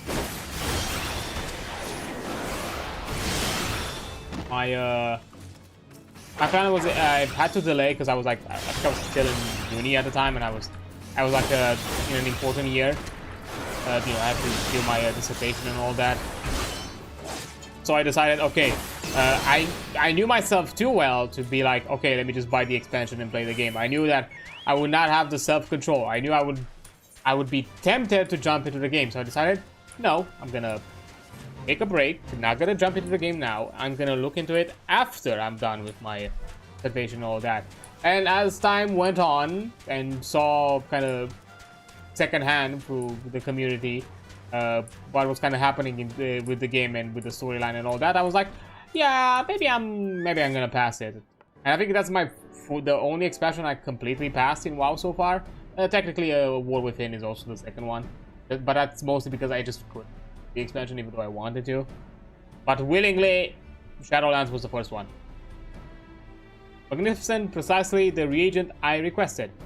Its appearance is far from appetizing, I'll give you, but trust that its medicinal efficacy more than makes up for it. This small sample shall suffice to synthesize a good amount of coagulant, which serves to stem bleeding. I cannot but hope that at the end of that an end to the bloodshed comes before an end to the self-dog. Okay, we're done with side questing, so we can get back. Hey, I'm just bored. Considering that I'm constantly at cap with my gil, it's already like losing a ton of gil by questing like this.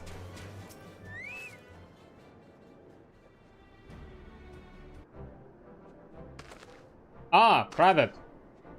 Yours is a most welcome presence here at Calm Blue Fog. Logistically speaking, we are ready to march on Castrum Meridianum at a moment's notice. Alas, while our troops here are here in body, their minds are anywhere but. The garrison mood is dark, so daunting is the prospect of joining what may prove to be the bloodiest battle in history. But with a hero such as you walking among them, we may yet rekindle the dwindling embers within their souls.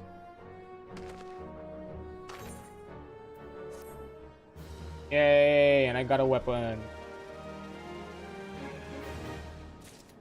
Yeah, I got really ranted right now with the with the things, which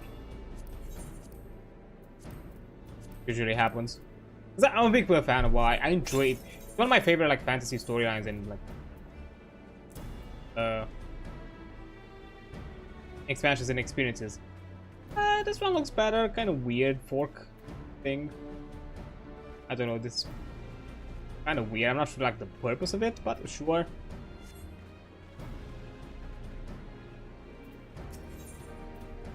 Ooh, oh, hello there. Ooh, now we're talking. Sergeant Cracked Fist. I just noticed that your name is Cracked Fist. Amazing. Hero to raise morale on the front lines. Private, I mentioned I was hoping you might raise the flagging spirits of the men and women of our garrison. Sorry, had an itch. Worry not, it is not unnecessarily laborious task that we ask of you.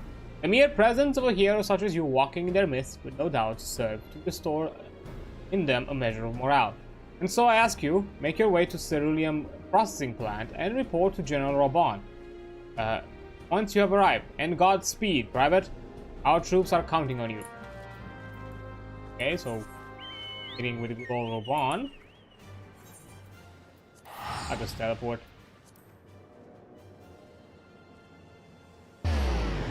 I'm a big fan. It's still one of my favorite like fantasy stories.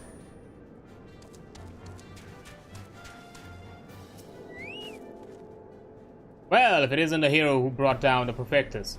Good to have you with us, friend. As you can see, the mood, the camp here is grim at best. I was hoping that your presence alone might serve to raise the spirits some. Unfortunately, it would seem that many are too preoccupied wallowing in fear and self-pity. They have yet to even notice you have arrived. I'll ask you to make rounds and share a few words of encouragement with those men and women whose spirits are falters. I had a mind to do it myself, but I'm quite certain it will carry more weight coming from you. Once you have seen to the others, go on and do the same to Fort Idelstein. No matter what he may claim, the lieutenant would also be better for a bit of rousing. Trust me, I know. Okay. Let's hurrah the troops. There's an emote called Psych. Okay. Thanks. Fun, get excited. Your stirring gesticulation has reawakened me to my purpose. Hero or no, I will fight tooth and nail to protect the realm.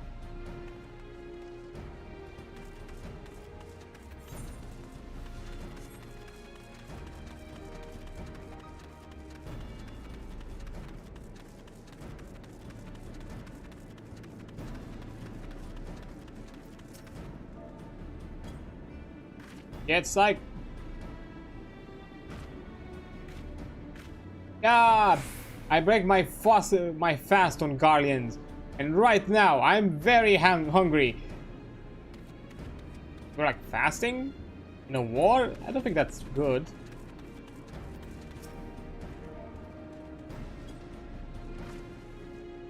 Get psyched, my guy.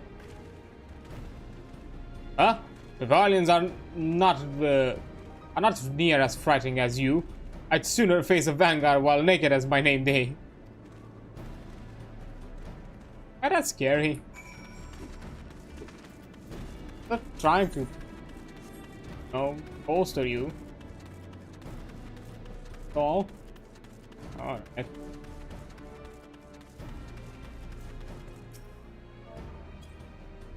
on, Lieutenant, you got this.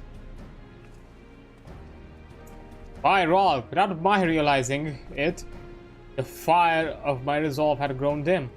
But thanks to you, it burns red hot once more. Needs be, I shall lay down my life to secure victory for Eorzea. This is for tanking, because it had tenacity. Yep.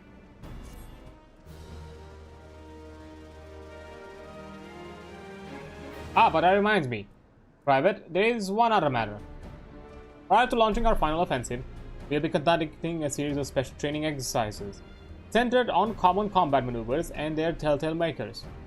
I thought you might fancy a spot of warming up before we face off against the Guardians, so I've taken the liberty of applying for clearance on your behalf. Ooh, Hall of Novice training expanded. New exercises have been added to the Hall of Novice. These solo challenges will teach you how to interpret the attack makers seen during combat. You may access them at any time, either by selecting the Hall of the Novice from the duty section of the main menu, or by speaking with any of the smiths found in adventurers guilds across Eorzea. Completing these exercises and arm yourself with knowledge required to conquer the many challenges that await you in your journey. Okay. Prepared for tactical training. Hold up. How do you support all of the novice? As your level may rises, you'll face greater combat challenges with all the manners of dangerous enemies attacks. These exercises are designed to arm you with the knowledge you'll need to survive. Upon completing them, you will receive the Neophyte's Ring, which increases XP earned by 30% until level 60. I mean, it's a good ring to obtain.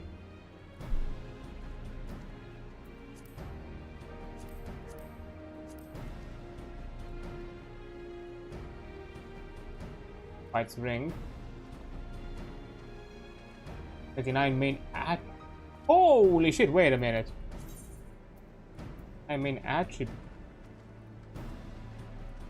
Okay, we're doing this. That's a fucking upgrade.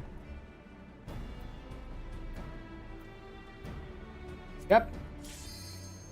Commence. Fuck it, let's do them.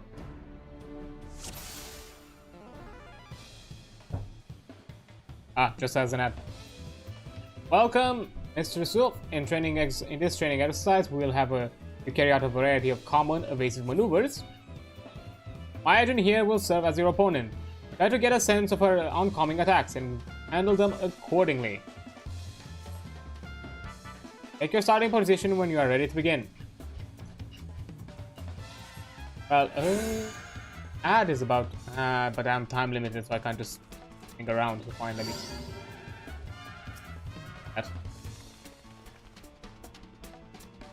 As you doubtlessly know, no few magics strike a wide radius on the given target. The makers of such attack, an attack will be shown like this.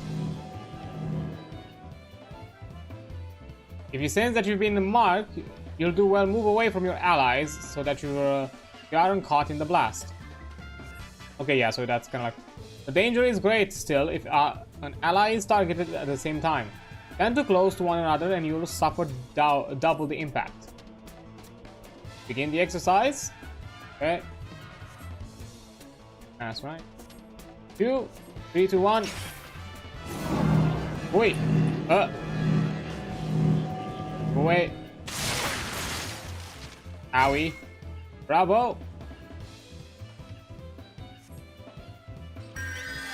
Time to start the next exercise. Take your starting position.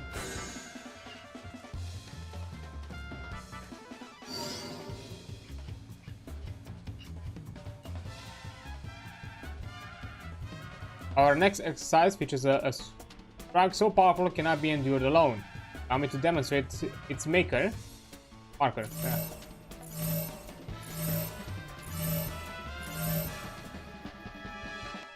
Should the enemy perform such an attack, you and your allies must stand together in order to weather it. Okay, so this is one to group together.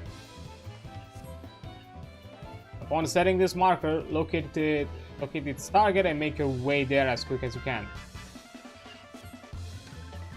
Let's begin the exercise. Fair enough. 3, 2, 1.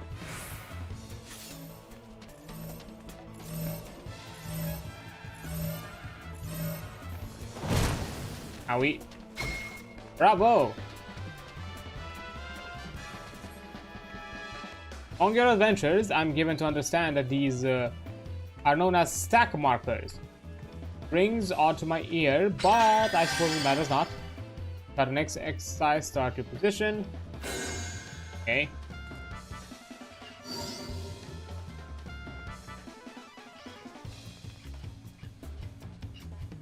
Next, we will be looking at a lethal variety of attack that none but a tank can handle. Behold its marker. Ooh. Remember, only the tank is equipped to survive a blow of this magnitude. Any other caught in a blast won't be left standing. Now for a proper demonstration, everyone position yourself so as the tank may shield against this strike. Let's begin. Just stand behind the tank. That's my interpretation. I think 3, 2, 1.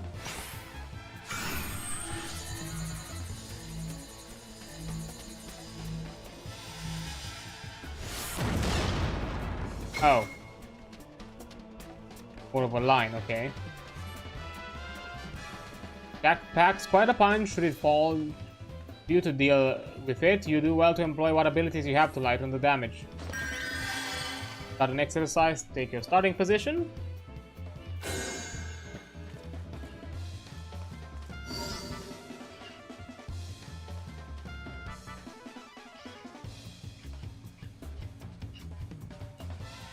Next, let's practice how to handle a more persistent threat. Take note of this marker.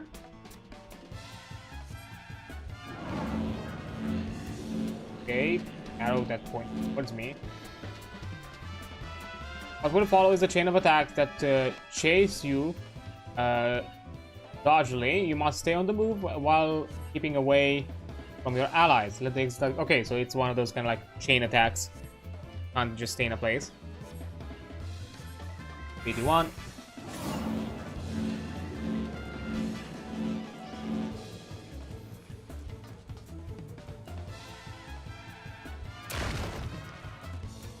Oh.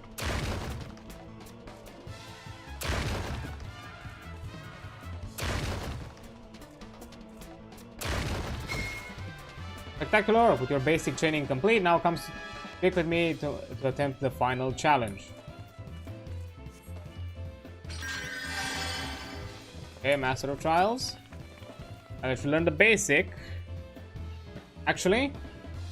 I think before we do that, I think I'm gonna take a quick break.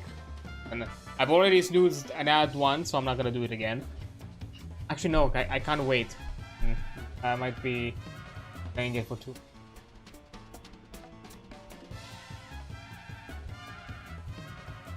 And now to learn the basic design to put the knowledge to the test, overcome the final challenge. Complete. Final challenge, yep. Okay, take starting position. I guess we're just gonna snooze.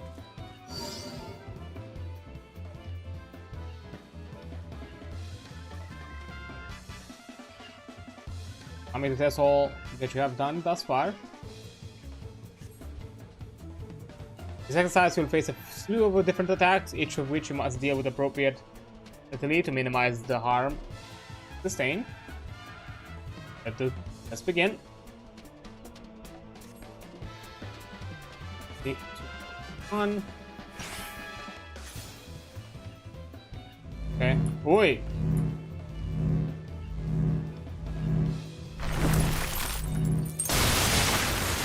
Ah!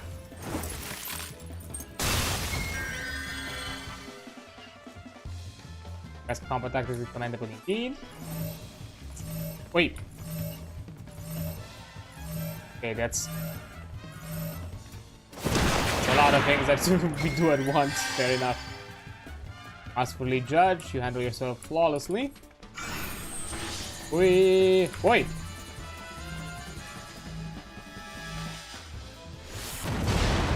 Good thing you gave me enough time to realize that I was going with the tank.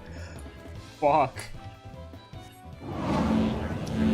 Okay, let's go away. Right.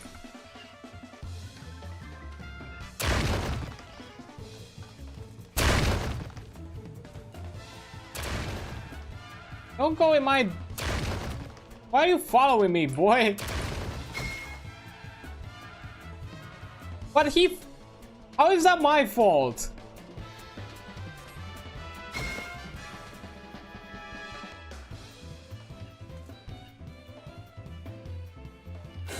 How is that? Literally, the AI followed my direction. How is that my fault? Son of a...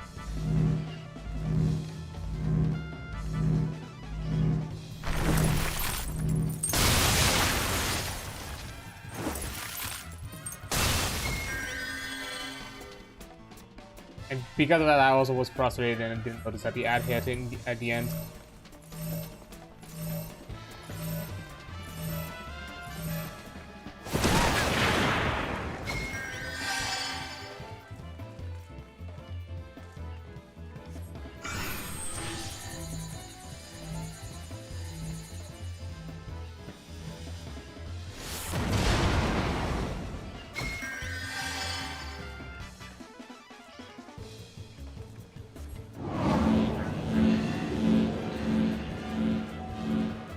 Around clockwise, fine.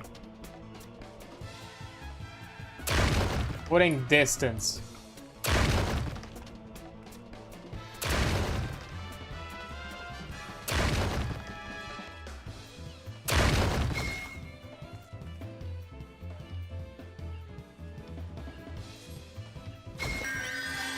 Handle every last spread with a finesse. Legendary Clary once finally passed the challenge. God Bro, come on, I was about to just finish it so smoothly, but the AI just decided to fuck with me.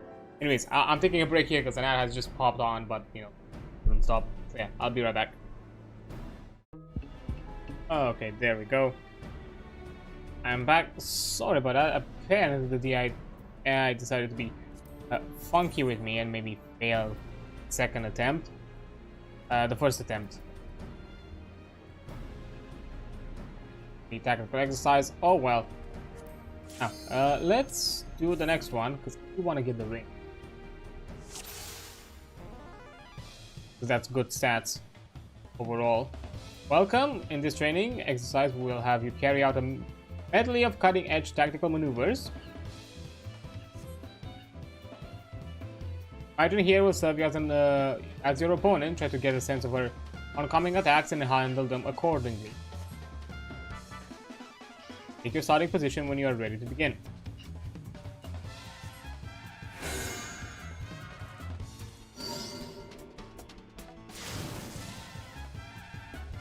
Okay. First, let's discuss knockback attacks. Markers will look like this.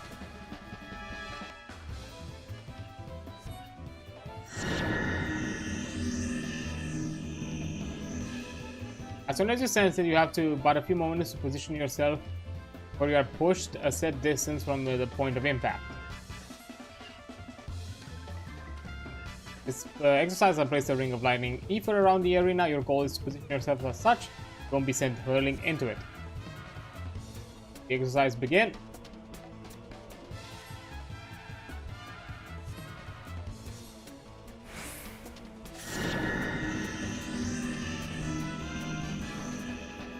Yourself. Ooh. Close.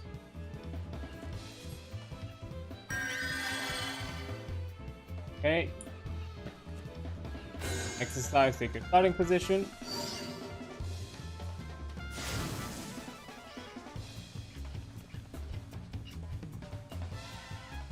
Alright, let's review a common variant. Take note of this marker.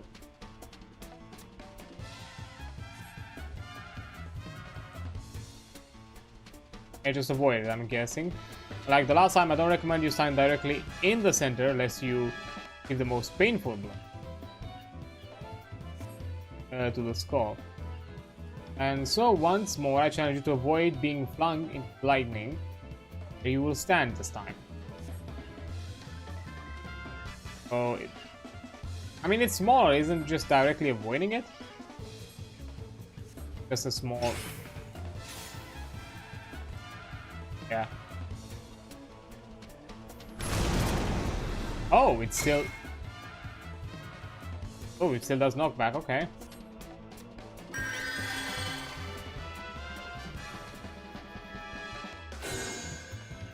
In our next starting point.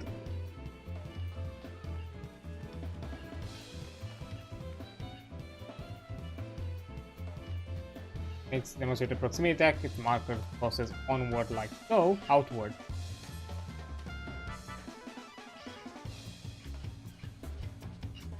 It is the closer you are to the point of impact, the greater the damage. You need to move far away.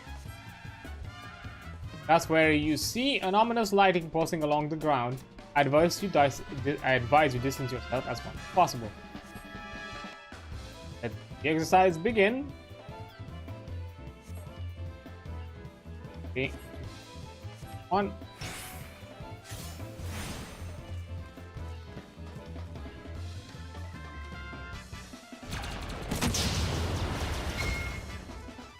Nice.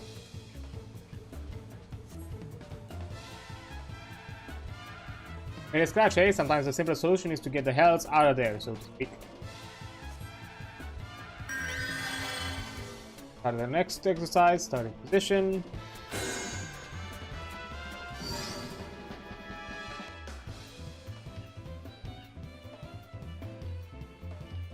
Next, let's move on to tower tactics. This type of attack is one that must be endured rather than avoided.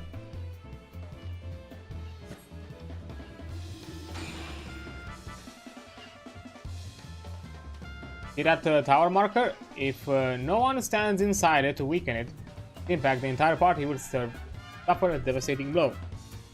Therefore, one person must volunteer to take the tower, shielding the rest of the party from far greater casualties.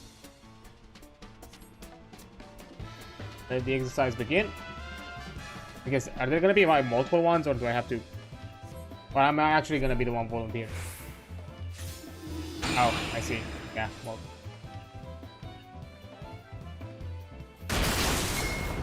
Ow.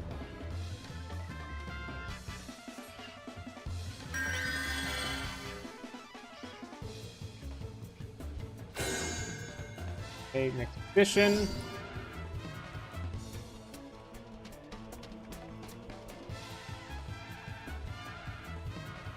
Now let's cover a variant of the tower marker. Again, one you will need to stand inside to protect the others.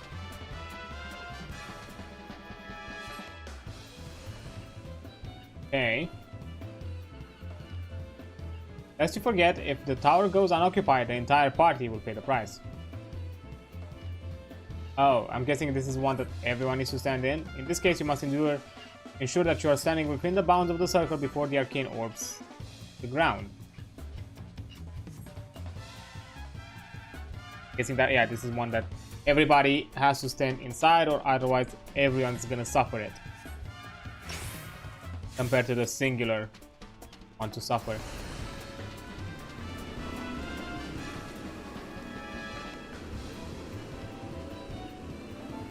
And spectacular. With that basic training complete, now come speak to me if you like to attempt the final challenge. Now that you've learned the basic, it's time to put your knowledge to the test. Overcome the final challenge and your training will be complete. Yes. We now begin the final challenge. Once you're prepared, take your position.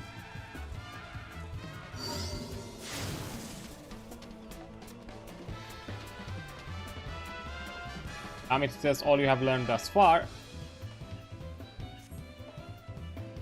This exercise will face a slew of different attacks, each of which you must deal with appropriately to minimize the harm you sustain. Begin. 3, 2, 1. Right there.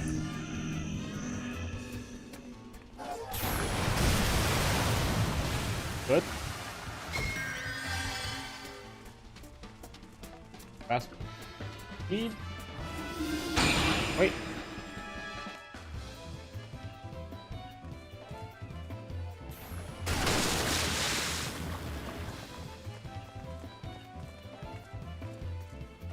Okay. I see. I'm gonna go with a group with this one.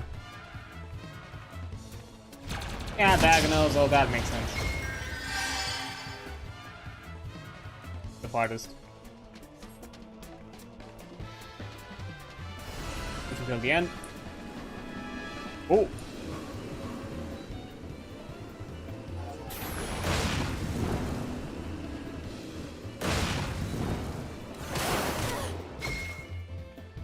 Please, you took the lessons to heart. Well, this time was no AI to fuck with me. That's why. Handle yourself. I don't really care or something. Handle yourself. You handle every last thread with finesse. It is my pleasure that I declare you passed the challenge. Up. Now, the one that I'm wanting for. Novice. In. Get out the ring. Idiot.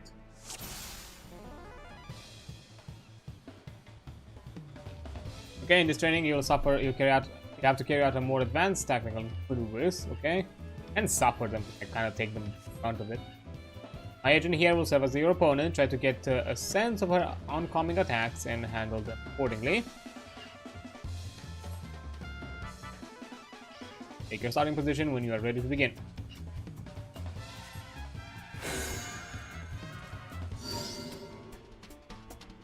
Okay. Oh, you're in here. First exercise will allow me to demonstrate the proximity tether that its marker looks like this. Okay. Entangle one of these to remain near the enemy is to risk suffering a painful strike. The farther the better.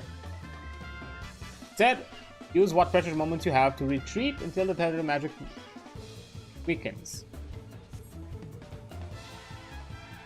Let's begin. 3, 1.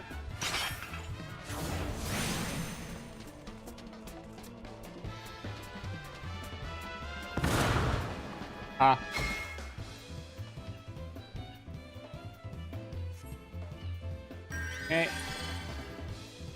1.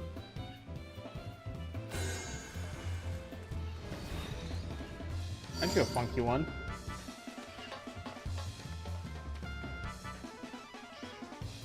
Before we move on, there is another type of ether attack, a tether attack that I wish to cover. Take this note of this marker. Note of this.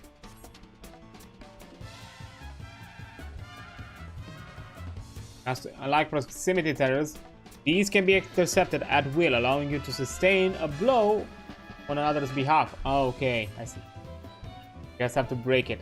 For this, let's suppose your enemy intends to detonate a bomb to prevent a lethal explosion. Your only recourse is to shield the bomb yourself. Let's begin. 3, 2, 1.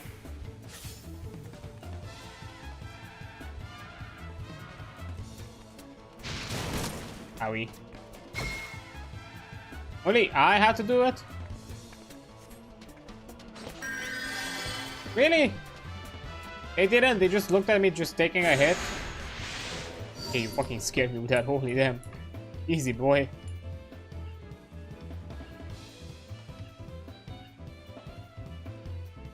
Next, I'll teach you how to defend against a gaze attack. You hold this marker. I've dealt with gaze attacks before, so I think I know what it is.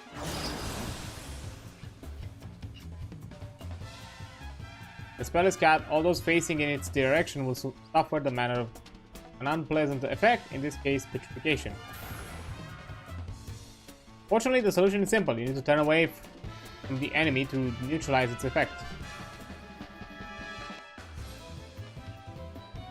Again. 3, 1.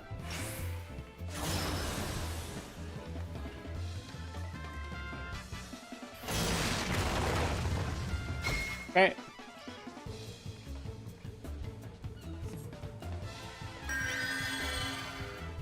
The next exercise, take a position.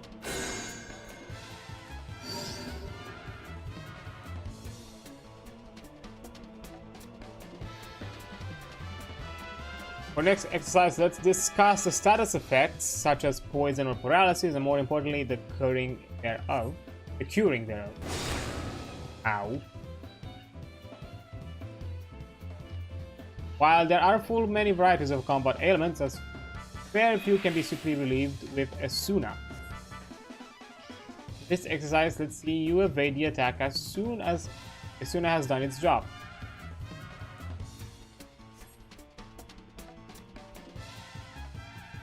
Suna.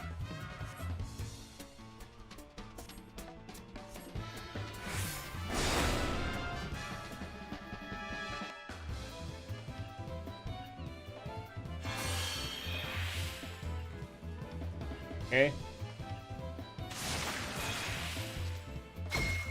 Eorzea.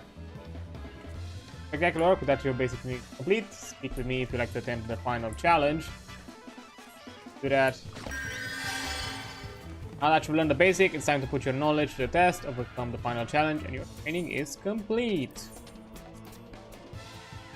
Now begin the challenge. Take position.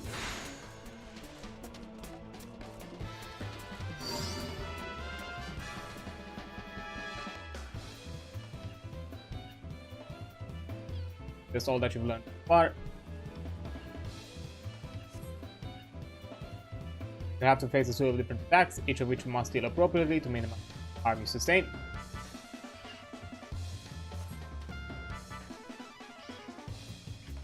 Let's begin.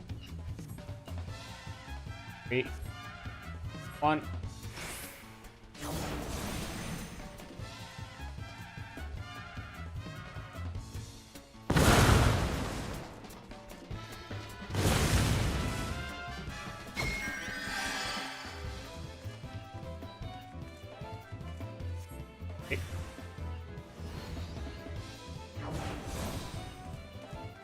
Ah. Ooh. Okay.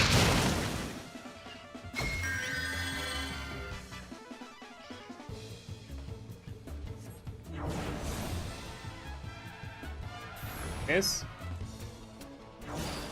Oh.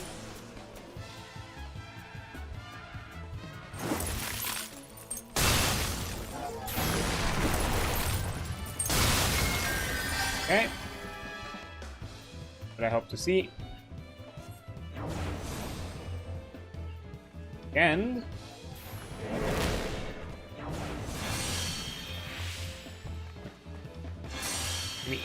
why are you leaving me the last?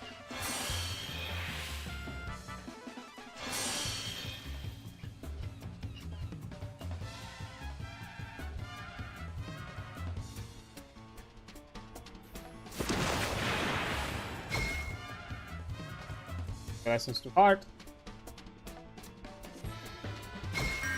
Visualize every thread with practical precisions. Needless to say, you passed my final challenge with colors. And we got the ring, baby. Okay, so which one is...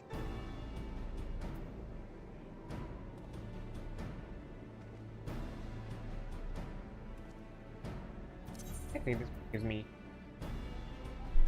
Vitality is very main.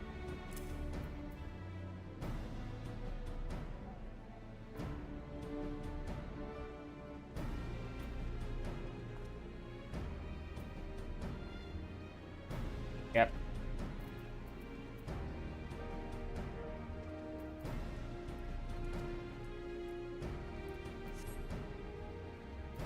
I am chunky. I do have the earring that I forgot. No.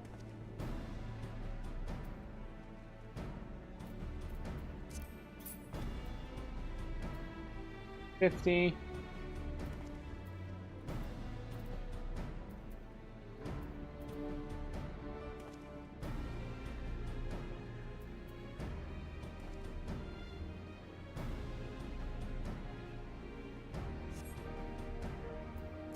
Continue. Oh. I think of mine. But yeah, we're done with this, so we can continue with the usual. This time we'll send you forth to commence the penultimate phase of Operation Archon. You have rekindled the flames of courage that burn within our brave men and women's heart, and for this I thank you. And now, the time for battle is nigh. We must march forth with no worries or regrets. General Reborn awaits you at the Castrum Meridianum. The battle will not be an easy one, but I trust that you are up to the task. Godspeed, Private. Okay. Do this. Now that we are actually quite... It's some funky gear to prepare us. At least.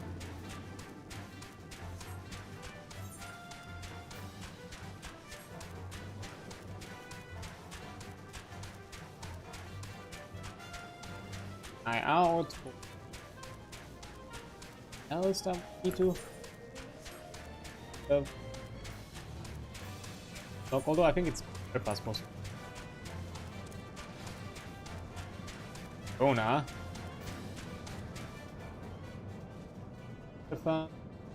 Crowd. Okay.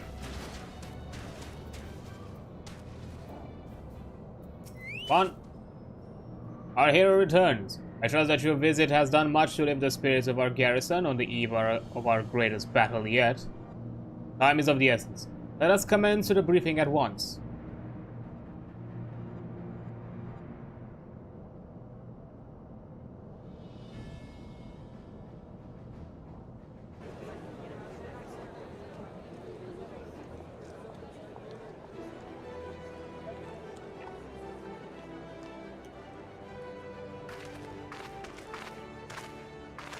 Hey.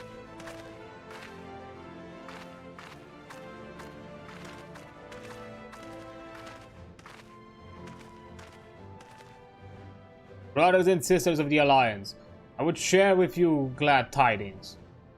Doubtless spurred on by the news of the siege of Castrum Oriens, the Maelstrom has struck a double blow. Castrum Occidens and Castrum Murdum are now under blockade. Phase 2 of Operation Archon is a success. On you, Captain. Report tells us that the Garleans offered fierce resistance, but that the Admiral yielded them not one elm.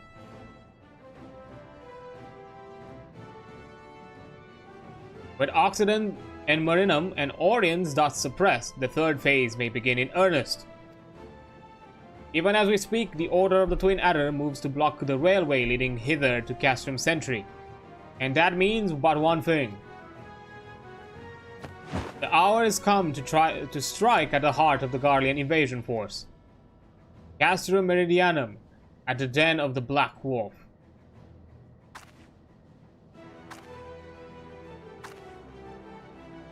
My fellow Eorzeans, I am Nymphilia, mistress of the Scions of the Seventh Dawn.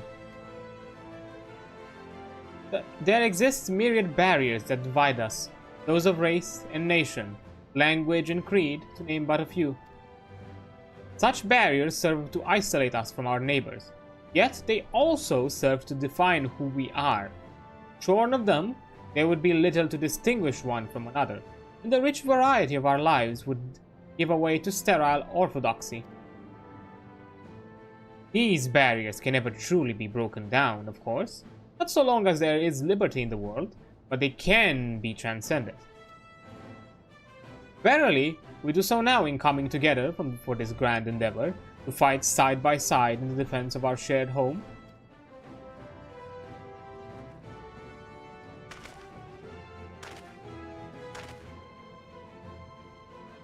Before me stands the adventurer, Adrian. We all know her as the woman who will lead the unit tasked with destroying the Ultima weapon. We Scions know a different Adrian, however. We know her as a dear friend who has endured untold hardships on our behalf, a true hero who has ever blazed a path for us to follow. And why do I tell you this? I tell you, friends, because it is time for us to blaze a path for her. Our objective is to wreak such havoc outside the walls of Meridianum as to afford Adrian and her comrades the time they need to disable the Magitech field generators within. With the path thus cleared, we may finally turn our minds to the true goal of this operation: destruction of the Ultima weapon. All troops, prepare for battle.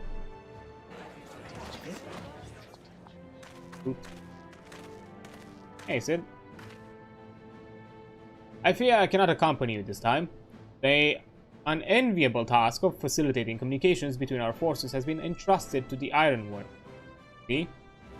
Know, though, that I will be praying for your safe return. Hey, Sid.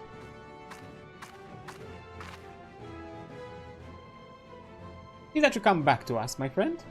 May the crystal bless you and keep you. We will suffer the Black Wolf to prowl our lands no more. Let us teach the hunter what it is to be hunted. Forward, comrades! For Eorzea! For Eorzea. Go now, and bring us one step closer to the dawn.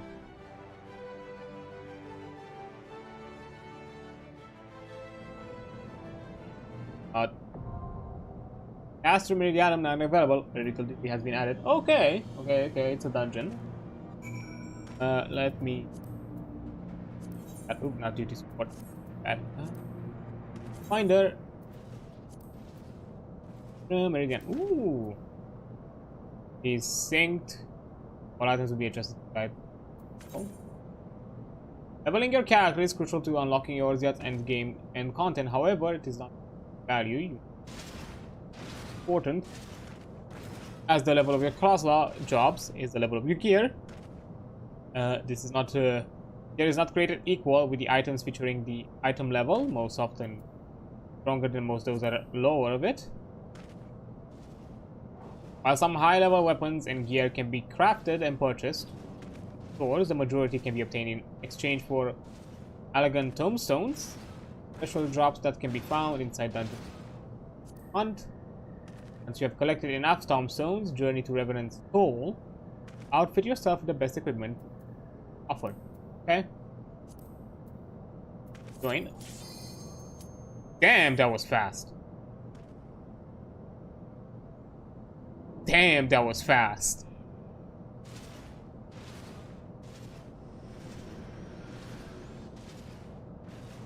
What the? Insta-Q as a DPS? I'm sorry.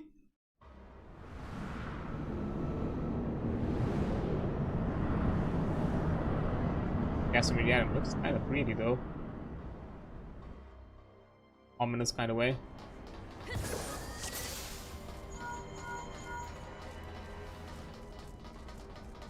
Okay.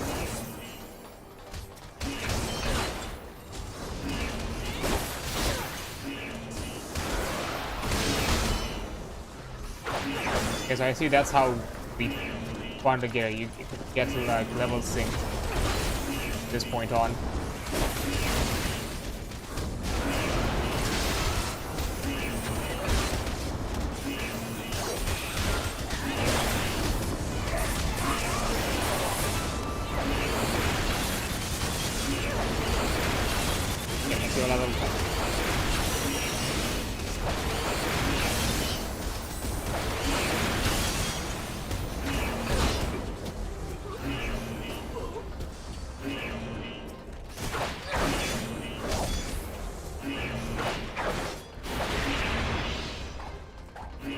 Okay.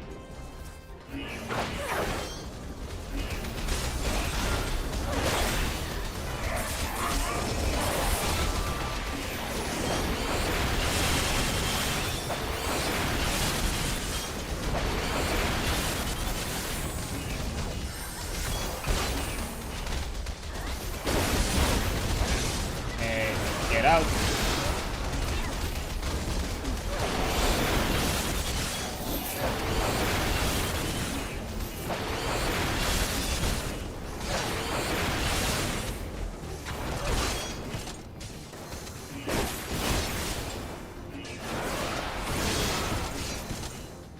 Oh.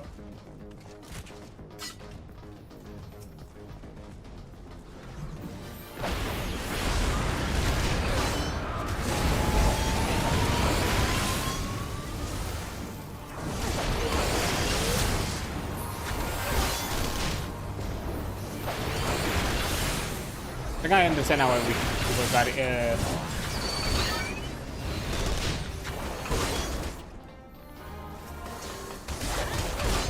We were getting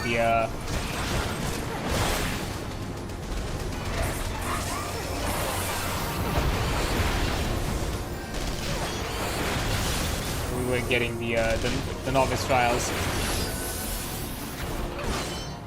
because of this bad boy.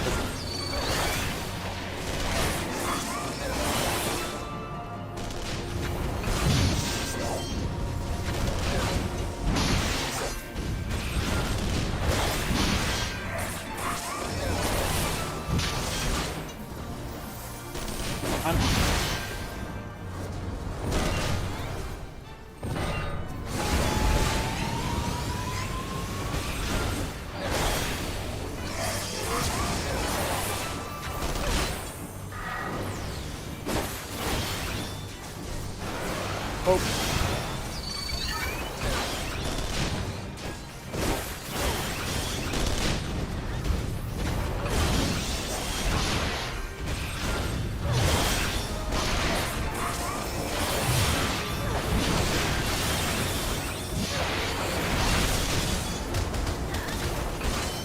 Hey, come on.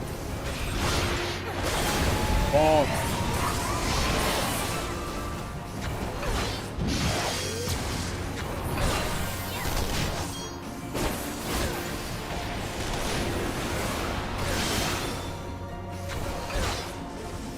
Yeah, the boss fights are a bit more intense.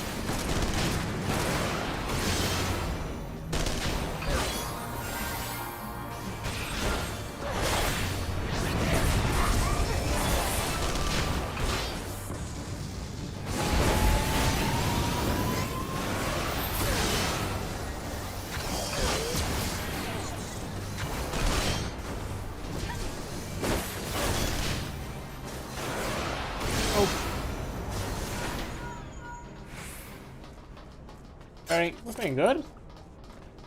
What is this? Eat.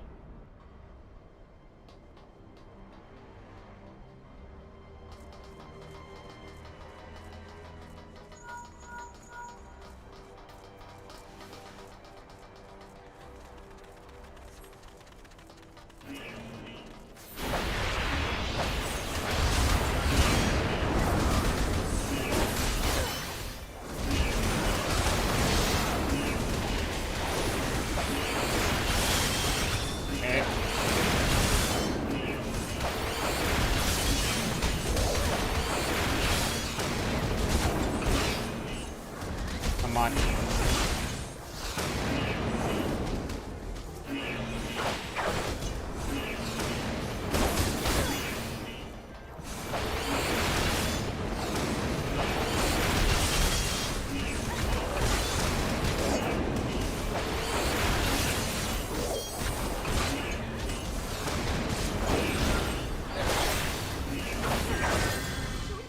Get out of here.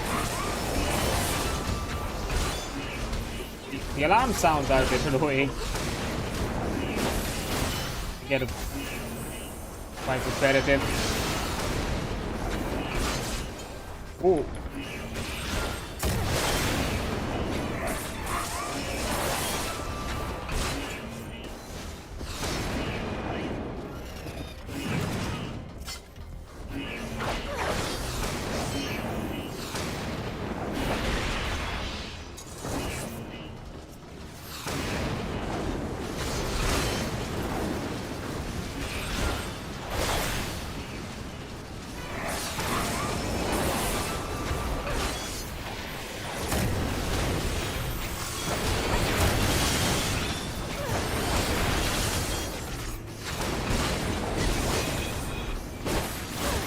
What's happening here? So fucking cramped. Oh.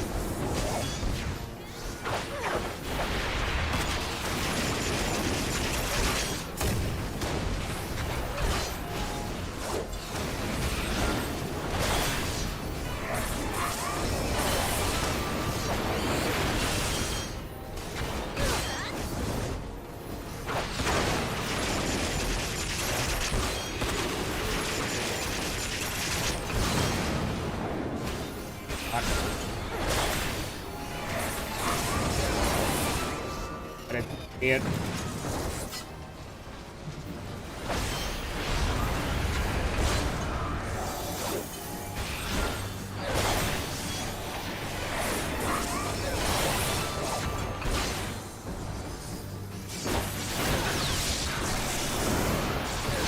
Wait.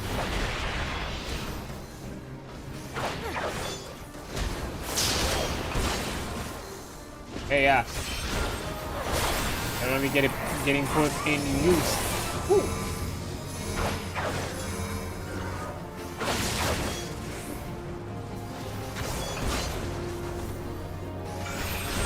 I really like it. A lot more dynamic.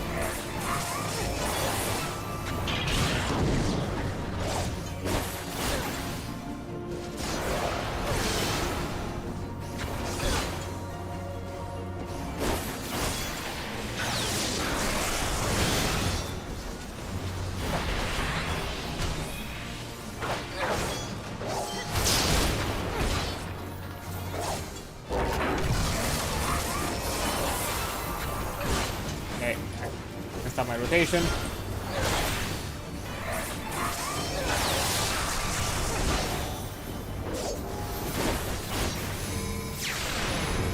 Ooh.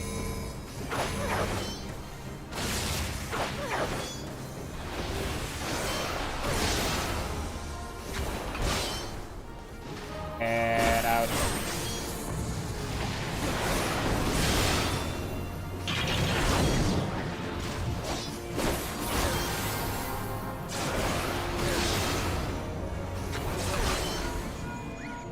Got it. Woo. Let's go.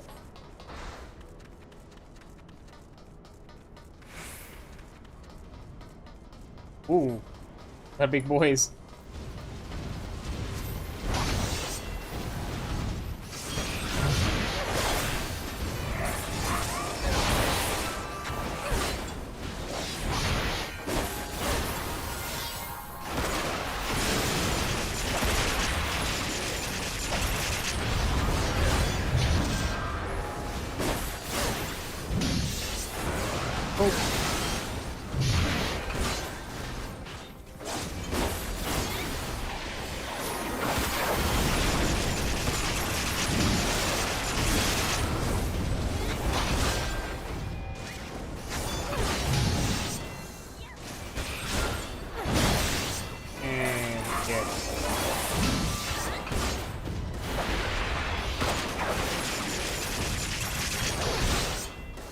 Flourished.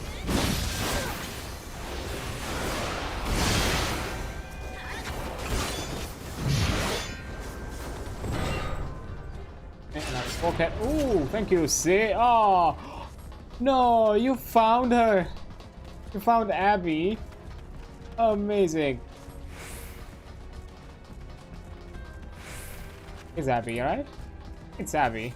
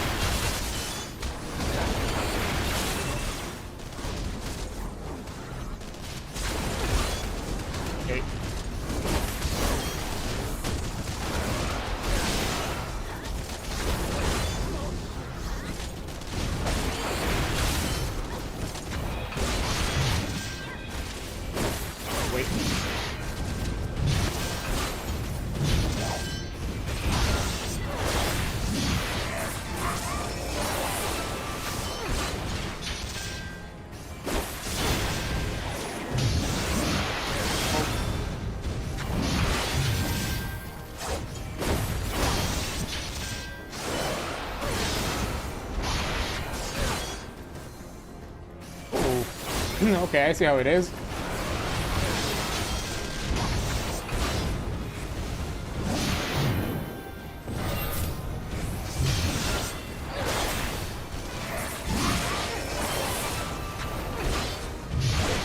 Come on. Ball. Ball.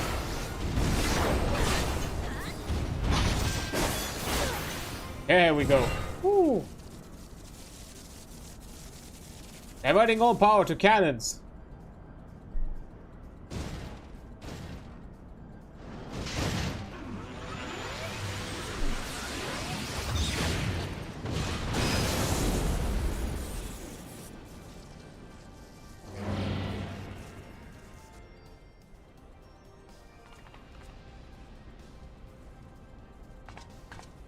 You. My lord was quite taken with you and the power you possess. The Echo. Naturally, I could not help but wonder whom this princess among women might be, only to discover that you are but another adventurer, no better than the multitude. Yet in spite of this, the masses hold you their champion, and shower honors upon your head. It defies all reasons.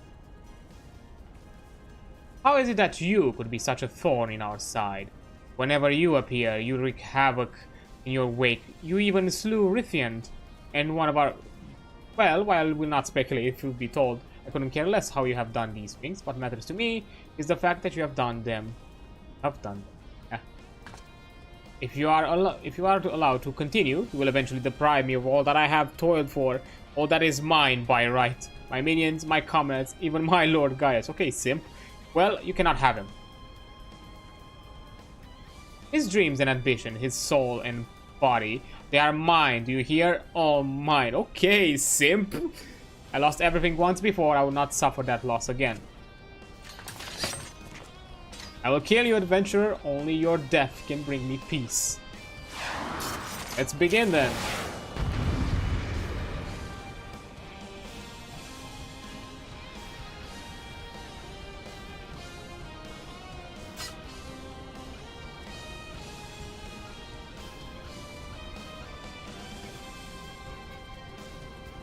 like we're waiting for...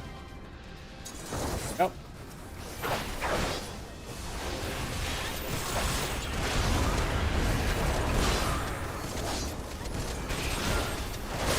Casting.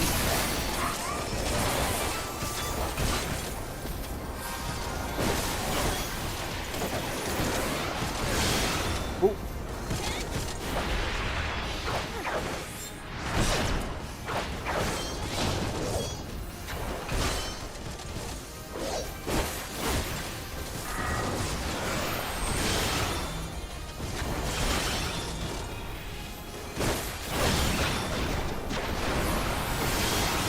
Okay.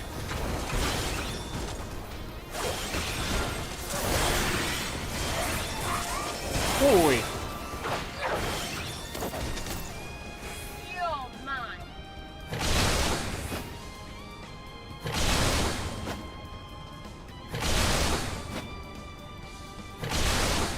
Oi.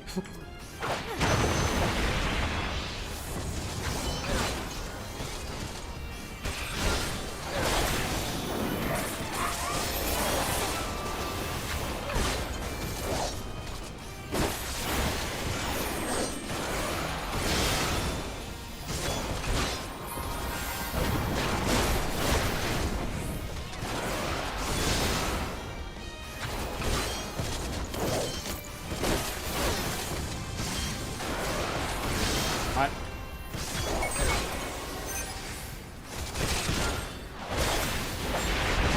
Boy, you gotta be kidding me.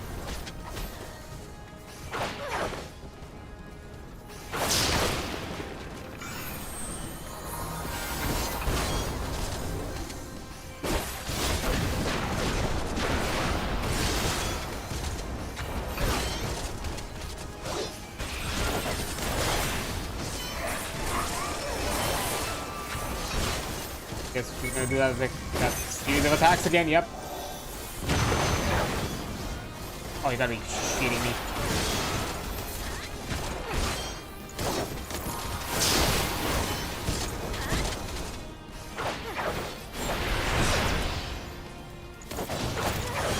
Ah.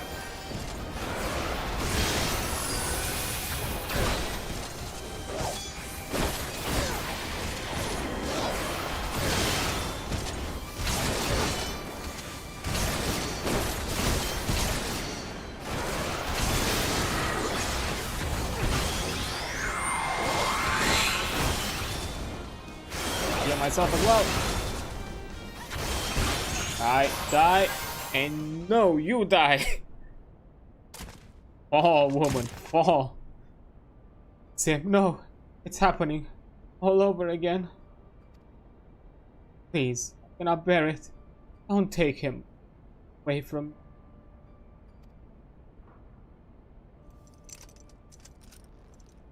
Lord, Gaius. Lived as a simp and died as a simp.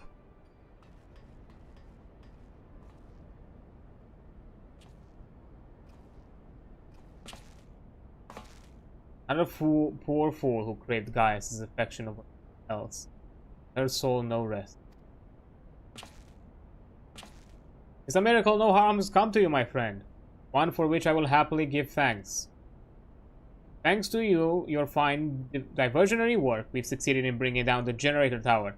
With the Magitech field, we've hit the Magitech field. The way to the Praetorium now lies open. The only problem is we can't reach it on foot. Oh, I know this guy. He's from Doom Eternal. What, Sid? What do you mean by Sid?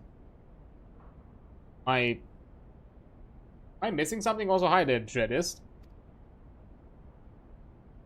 Hey, we'll need to take the Enterprise. I left her at the cerulean processing plant, so let's regroup there. This is it, Adrian. The final confrontation awaits. Am I missing something, Sid? Name-wise? I'm really bad with names, so I'm not connecting the dots. Especially because Doom is not that story-heavy, let's be fucking honest. Obtain 100 elegant tombstones. Ooh, nice. Okay, our relics, the one in white who just died. Ah, look like the con maker. Ah, Kind of, yeah. I see where you're pointing with that. Outer relics of a long lost civilization, which are pretty okay, and such are highly sought by collectors. Okay, so these are to exchange with gear. Is it worth it to exchange it now, or should I keep it for later? I have like no idea.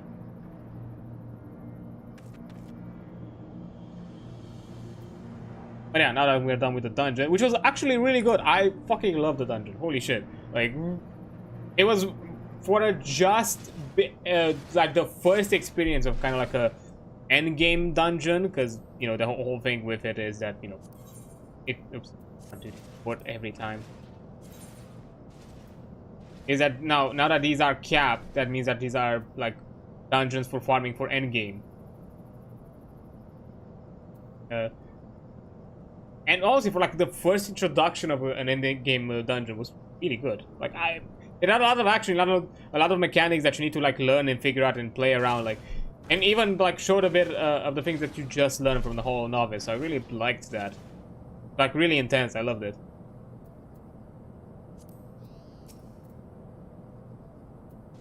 Also, now that I'm done with the dungeon, I'll give you a shout out. No. Eyes, the horror game. Let me guess, it's a horror game full of eyes. Also lived as a simp and died as a simp. That woman was basically simping for the man. Literally, there was like last week, as we were playing, there was literally a cinematic where the dude went to her. You, my room, now, or something like that. I'm like, and he was like, yes, nodded. Like, we're like, okay, baller, you don't have to fucking flex that you're a player. Holy shit. Literally had the woman at the palm of his fingers, wrapped around his fingers on his palm. Damn. Literally, the woman would kill anyone who dared to fucking talk bad about her senpai. Basically. And even in her dying words, she was just simping for the man. And yes, it's a game about a horror game about eyes. How did you know? I don't know. Wild guess. Just, I don't know. Maybe I have like oracle-like visions. I just prophesize. We're seeing the past. I knew you wouldn't let us down, soldier. The Praetorian is stripped of its defenses. The way to the ultimate weapon lies open. It is time. The time has come for the final phase of the Operation Archon. Okay. I don't need any of these. Dexterity is not for me. I need strength. Vitality, mind, spell speed, that's for spellcasters. Vitality, intelligence, I think that's for healers. I'll just take the mind. You want someone to be so dedicated? I mean, equally at the same time, have a bit of an agency for yourself and do some things of your own, not just be obsessed with me. That's yeah. I'll be fair, I draw the line at the underage kind of shit. Like that to me is it's a bit too much. Like, fine, be clingy, be a bit, you know, I guess obsessed, but not that borderline murderous obsessed, because that's basically what she was. That's not really my thing. Armor identification key. Thin rectangular. Be centered. Placing it near your magic armor will magically turn to life. So what? I'll get a. I know Fantasia is something about yeah, changing my my character, changing the playable species that I am. Identification, is this like a mount summon? Reborn has some parting words for you ahead of the final phase of the operation. Okay, so we might be actually towards the end of the leveling experience. I think the ultimate weapon may be the last thing. For the final phase of the operation, my flames will soar Castrum Meridianum and suppress what is left of the Imperial garrison. If it all goes well, this will allow you to reach the Praetorium unopposed, fit and ready for your encounter with the Ultima weapon. Yours is the most dangerous mission of all, but the best must bear the heaviest burden. You're the best we have. There's not another soul in this realm that could see this deed done. Merwilp and Kane are of the same mind as me. Though all hangs on your success, you must let our plight make you...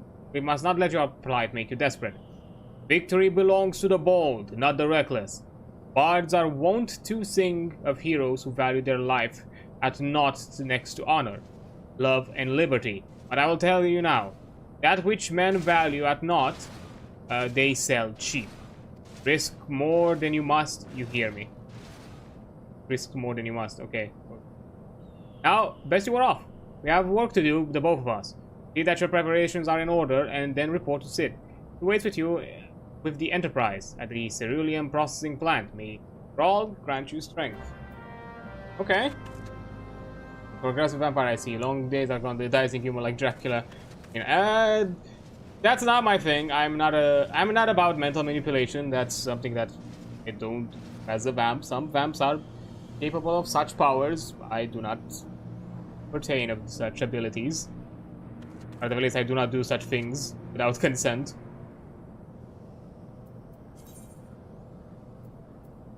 Can I make a bond though? Oh, spirit bond with this ring, okay. Ooh, 17 spirit bond.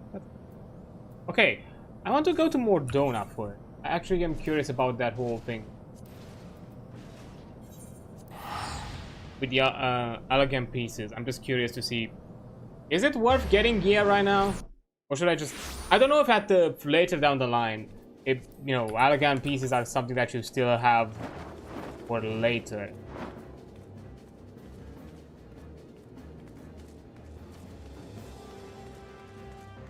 Is it the Diamond Forge that trades it?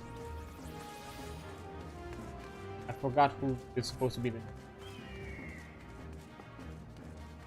Told me a name, but I don't remember the name. I think it's this.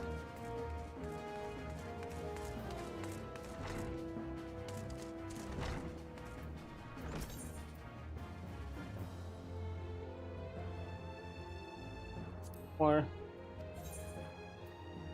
Oh no, this is for to make the items die. You can color them on. For not this set, I have a secondary set of that. It looks exactly the same for the Dragoon. And if I collect the necessary items, I can make it paint them. I am able to paint them.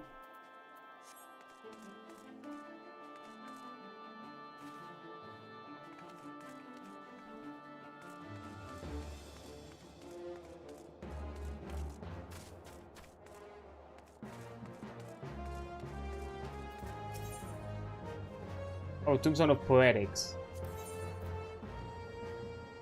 Ah, I don't even have. Oh.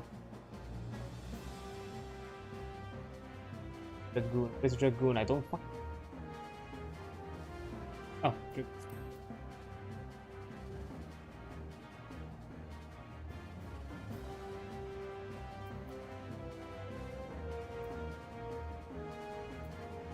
I think it's better than my gear.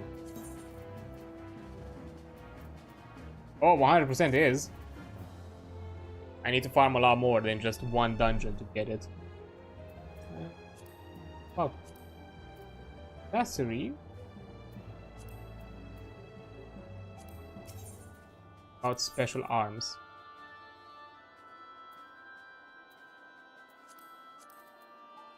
What these are about.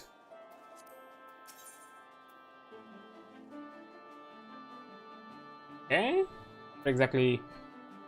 Other? That's funny. Okay, minions. I have no idea like exactly how you get weapons and all that, but I guess you need more than just dungeon. And I don't think it's worth farming because you need that way still leveling. Yeah, that's fine. Anyways, I'm gonna take a quick break as an ad is about to pop up in a few seconds. I'll be right back once the ad is over. Alright. Nope. Now that the ad is over, we can... I just noticed this dude. Look at the style of this man. Yes, yes, more crime and absolutely styling. Damn. You are playing Final Fantasy XIV and I know nothing about Final Fantasy. There was an event in-game a long time ago. The game ended and the players were teleported into the new game. know anything about that, or am I confusing it?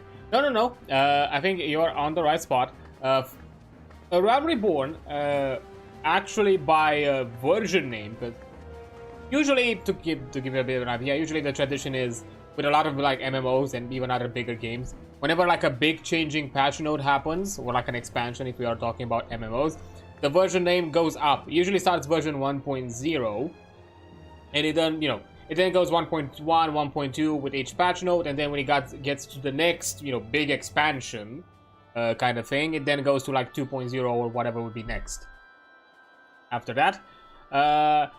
In this case, with Final Fantasy XIV, the starting experience actually starts with Final Fantasy XIV 2.0. Realm Reborn is technically a continuation, a sequel of the rebooted Final Fantasy XIV 1.0. Because yes, there is like a big, I think there's like a documentary that talks about it, and like even had like devs interviewed about it. It is subtitled because the devs are Japanese. And Yoshi P, I don't think Yoshi P knows a lot of English, from what I know. But anyways, yeah, Final Fantasy XIV, when it got released, like what, 20? Let me double check so I don't say some bullshit.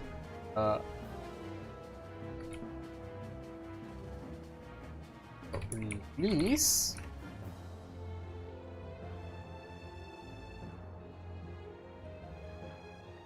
Oh, 2010, even earlier. Yeah, so Final Fantasy XIV got released in the version 1.0 got released in 2010, and at the time, I can't say from personal experience because I've not played the game around the time. I was not fully aware of it. I was not even aware, like I was vaguely aware of WoW, but not that much. But yeah, from my understanding, the game experience was so bad, or at the very least, it had so many flaws that it didn't really push into the market. Like it wasn't in any terms. Although I don't think they market themselves as WoW killers.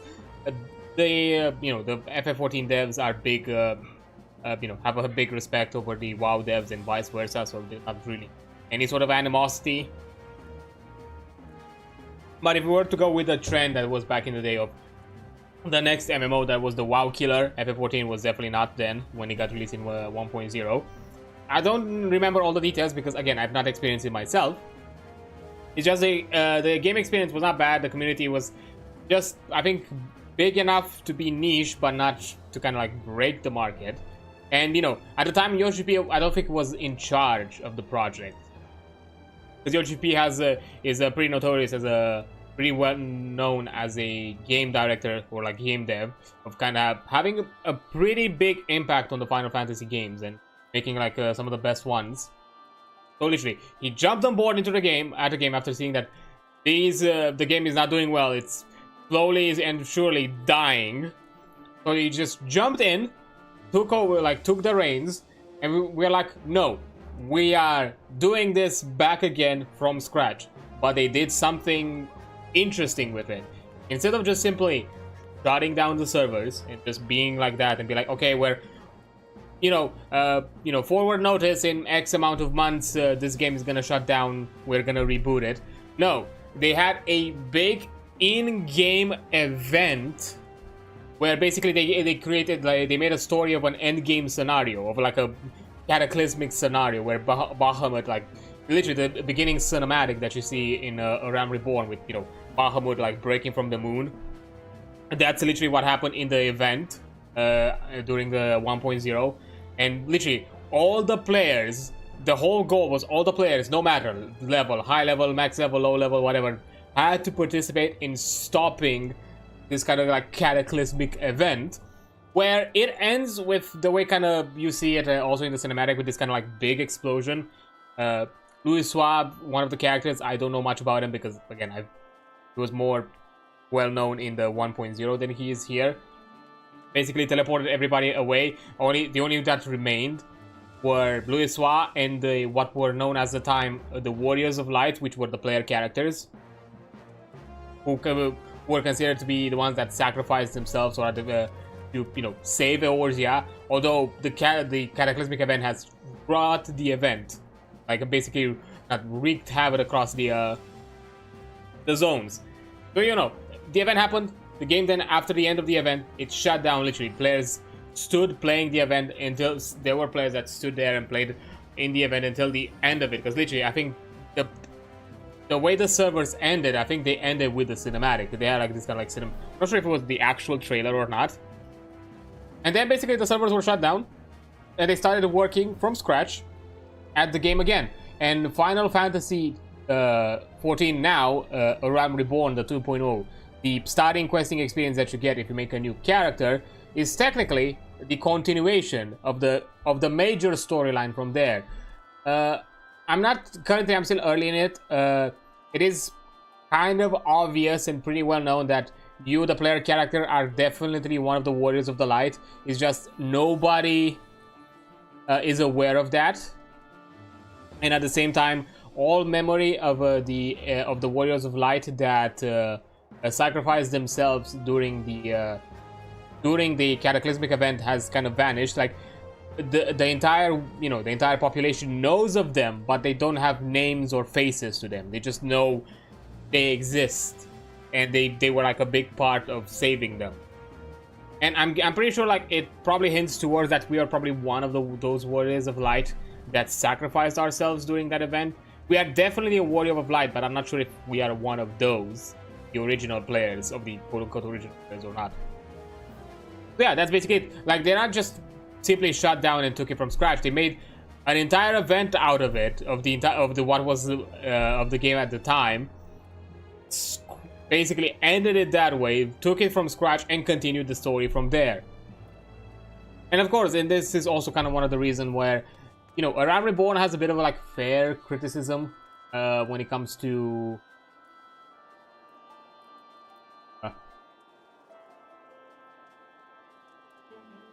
when it comes to like the story, because like, yeah, it makes sense. It's not the best starting story. Like, it's okay-ish as a story. I find it fine. I'm not sure like why people like complain that it's such a like a rough experience. I personally found it enjoyable, but people like really say that after that it kind of picks up. Yeah, Arealm Reborn. So yeah, it closed in 2012, and Arealm Reborn got released in August 2013. Like literally, I think a year later. Yeah, it closed November 11th, 2012, and almost a year later they redid it from scratch. Well, from scratch, I think to a certain extent. I think they redid this. I'm not sure like to what extent they I'm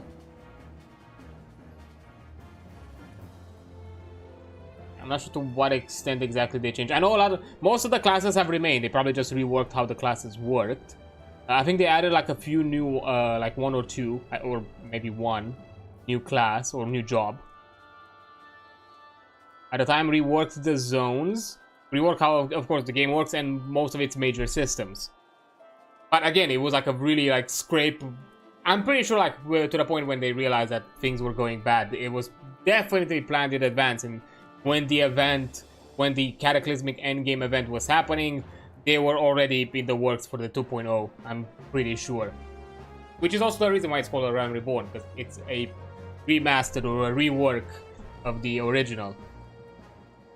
Like, it's an interesting story, because it's definitely an approach I've not seen before, because, you know, you probably expect, like, from other devs, like, to just fucking can it, or just, I don't know, push through it, and maybe slowly but surely improve it as it goes. No, they were like, no, we're closing it down, we're making it better, and then we're bringing it back again. But it's a very weird and odd case of a kind of game development history, because it's not something that you often see, that's for sure.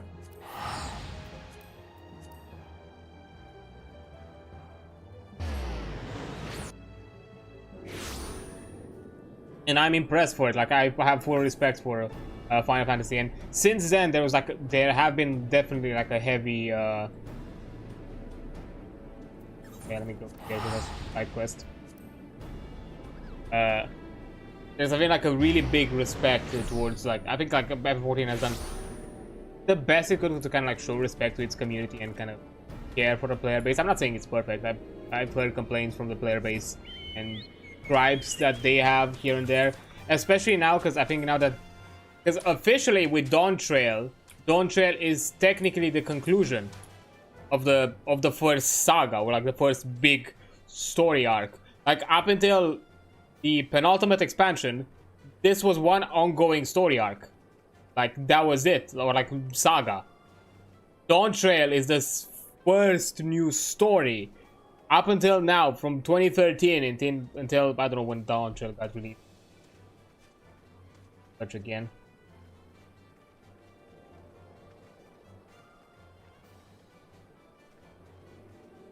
Yeah.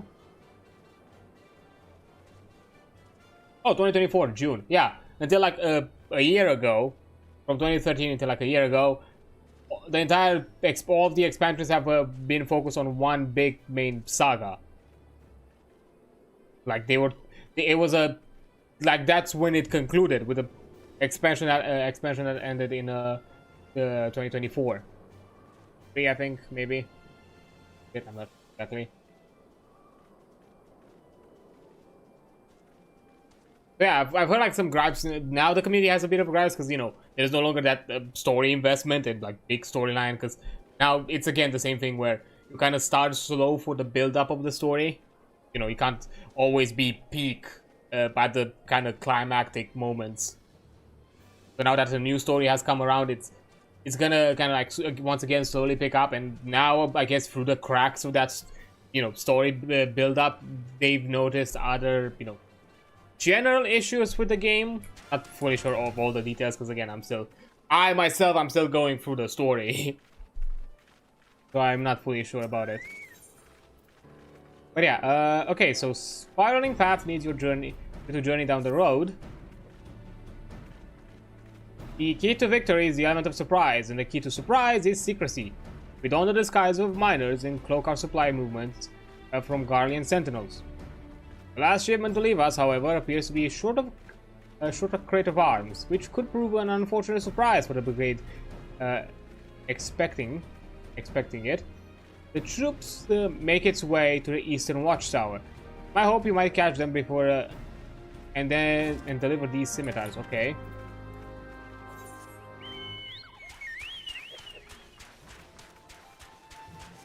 Yeah, I'm pretty sure. Like I remember, like there was like a online documentary about it, which is really interesting. Like how they kind of like approached and viewed the entire issue. Which again, like full respect for kind of admitting that. Yeah, we did not deliver to what were your expectations first, and also our hopes to bring to you. So, you know, we're just scraping everything away and making it again. As you can plainly see, we are miners holding a load of ore. Haven't time for small talk. Ah, these scimitars were supposed to be part of the load. Hey, in these mining equipment, supposed to be part of the load, right? The pretenses.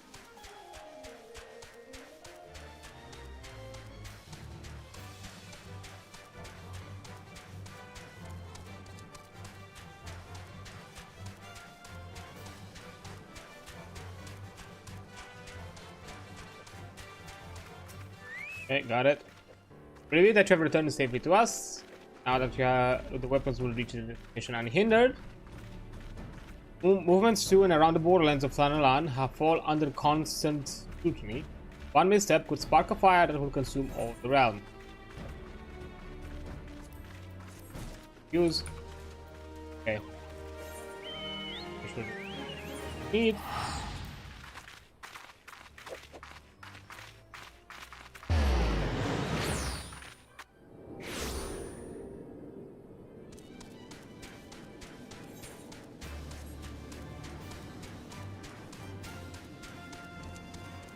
Okay, now get to the Enterprise. The Enterprise is at your disposal. When you are ready to head off to the Praetorium, you'll only need to say the word. If you succeed in destroying the Ultima weapon, it will deal a crippling blow to the Empire's hopes of conquest.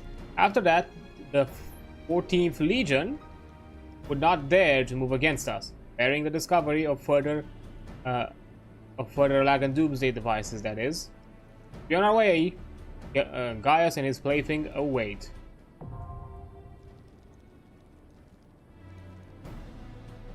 Oh.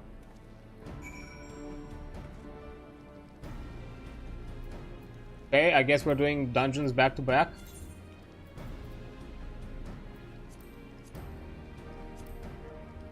Okay. Oh, you see here like how much elegance you get. Okay. Doing good time. I think we're fine.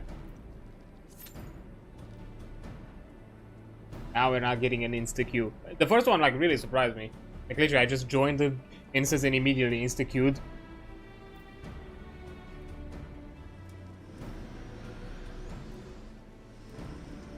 Now I'm feeling the DPS experience, having to wait. Look, to get to the other jobs that I want to play, we need to get into Heaven's Warp, which is the upcoming expansion. As classes and jobs. Because I basically made a pick of choosing the job that fits closest to my themes. I kind of went with. Out of the starting job, Dragoon is the closest because, you know, lance, spear. The dragon theme also works for reasons yet to be disclosed. But, you know, lance, spear kind of thing, you know, makes sense. Vampire. On the tank side, I want to get Dark Knight, which is kind of like a big sword wielding, big fuck off dude that has like some kind of like blood powers or something like that, which again makes sense. Astrologian for the healer, which I think this one is Stormblood. Pagan. I think this one is Storm. No, I think Red Mage was Storm. No, I think Red Mage was Storm. Astrologian is still Heaven's Worth, which is this kind of like tarot, like playing card, like tarot card kind of, you know, fate healer. Again, tarot and fate are an element of my design. I've not really incorporated it too heavily, but they are part of it, and I'm gonna bring it to the fold a bit more in the future if I can. So that makes sense. Here, just because I chose machinist, because technically in my concept and designs, I have a gun, I have a firearm, so machinist is the closest when it comes to like the range ones out of all the three. And here, Red Mage, you know, the balance of two, the concept of like duality, it's another sword wielder, because I kind of compared, you know, Dark Knight is one sword, Red Mage is another, because again, also by lore things, I have two bladed weapons. Aside from this the lance. And if I'm not mistaken, Dark Knight, Astrologian, and the Machinist are, all three of them are in Heaven's Warp, which is the next expansion, which we can play. And Red Mage is in Stormblood, which is the expansion after that, which we can still play as part of the free trial. So all the jobs that I actually want to pick are available in the free trial, which is nice. It's just right now until we get out of Around Reborn, because we need to actually complete the main storyline of the, which is not this one. It's not, because this right now we're finishing the leveling storyline, but we're still having the patch stories till we get to the final patch of the game of the expansion. Although we're still like once we are done with this, we're gonna be 2/3 into the entire game. Because if you were to number it by main scenario quest in numbers, like 2/3 of the total main scenario quests are in the leveling experience, and the final third is in the is the collection of all the patch notes, like stories, like storyline. So it's gonna, you know, add up. So, you know, it's kind of, and even if you add up like all the side quest thing and all that, definitely 2/3 we've done. We've already are through. Yeah, it's still gonna be a bit till then, because we need to complete the final patch note.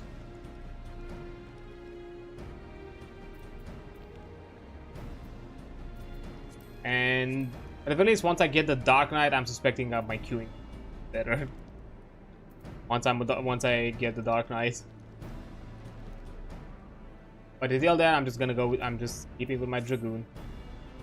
Once we're done with the entire free trial, because I am vaguely suspecting that there is a possibility that I'm not going to be able to get the expansion and have a sub to continue after Stormblood for the moment. So the free trial might be a point where I'll stop with Final Fantasy once I end it. But we could experience other things like, you know, some profession jobs we can check out. Of course, we can level up with and experience the story. These jobs while we're at it.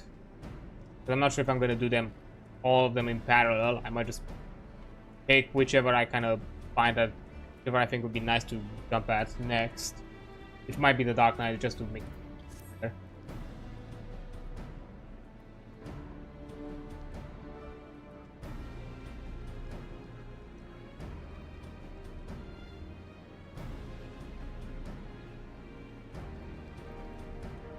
Yeah, well,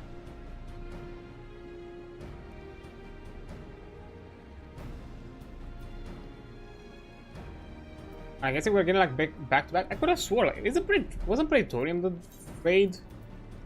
I could have sworn Praetorium was the raid. Maybe I'm wrong.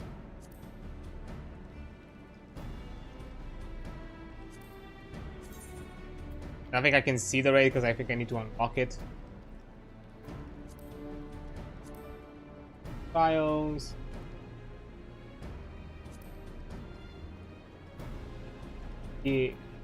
And the other ones are for like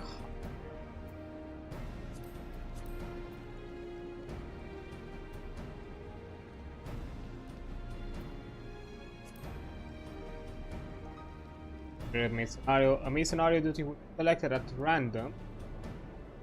You have unlocked, successful completion will acquire greater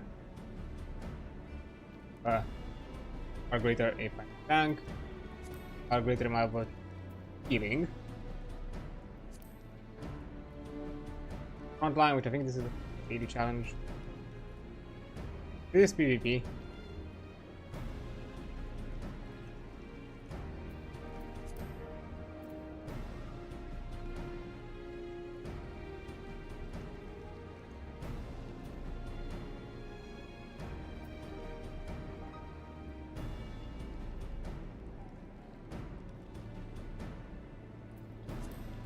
Wait, I'm gonna wait for a bit longer just in case it's a bit slow, but hoping 19 parties are currently recruiting, but I'm suspecting they're not recruiting DPS. Because there's like another thing here, the grouping compared to WoW, because in WoW you have 3 DPS, a healer, and a tank, so it's a group of 5 players. In FF14 dungeons it's a total of 4, a tank, a healer, and 2 DPS. That's how it's balanced. So the DPS queue fills up a lot faster. There we go. Me. Nice.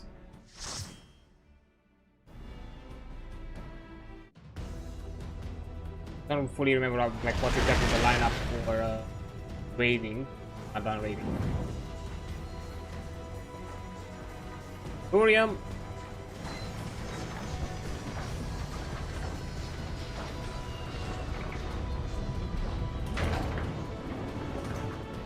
Hey, Biggs and Wedge. Oh, that's us. Is somebody like coming up? I just love like somebody just in their casual fit. Here, let's go do a dungeon. Here we are. Ultimate weapon will almost certainly be housed in the depths of the complex. I think it's gonna be that easy.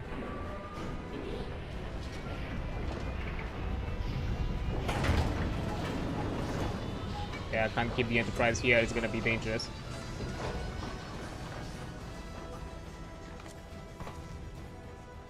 This is it, my friend.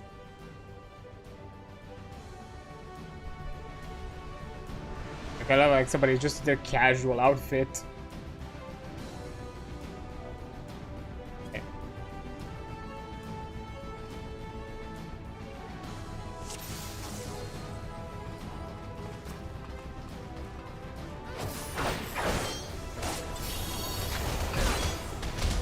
Let's do a dungeon.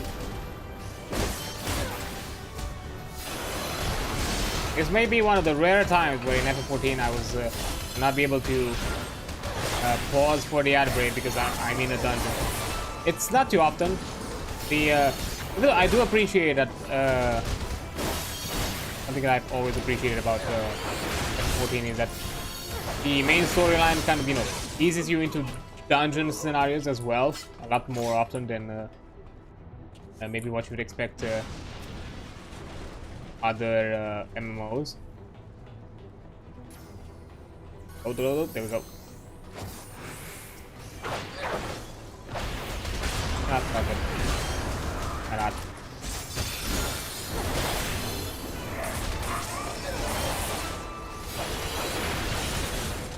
A-wing, Timbuktu.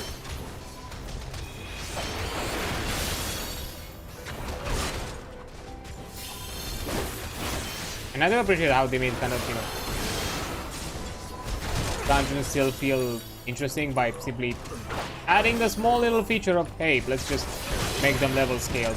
So not level scale, just, you know, level cap them. So that way when players of higher level join in, they are capped at the max level. With those abilities included, you're not just you're not only capped in stats, you're also capped in abilities. Like if you had a level 60 ability, but the dungeon itself is a level, you know, it's a level 50. You're not gonna have access to the level 60 ability while you are in the dungeon.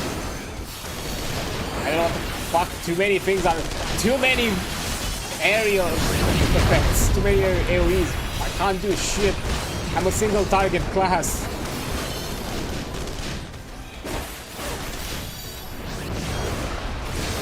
What do you want out of me?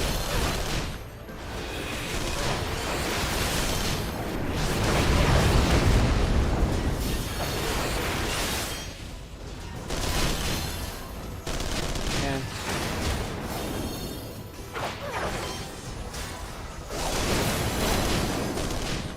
I can barely do anything.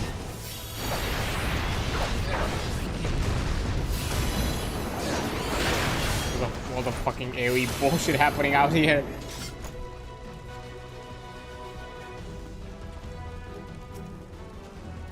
You cannot click it because you are all in the way.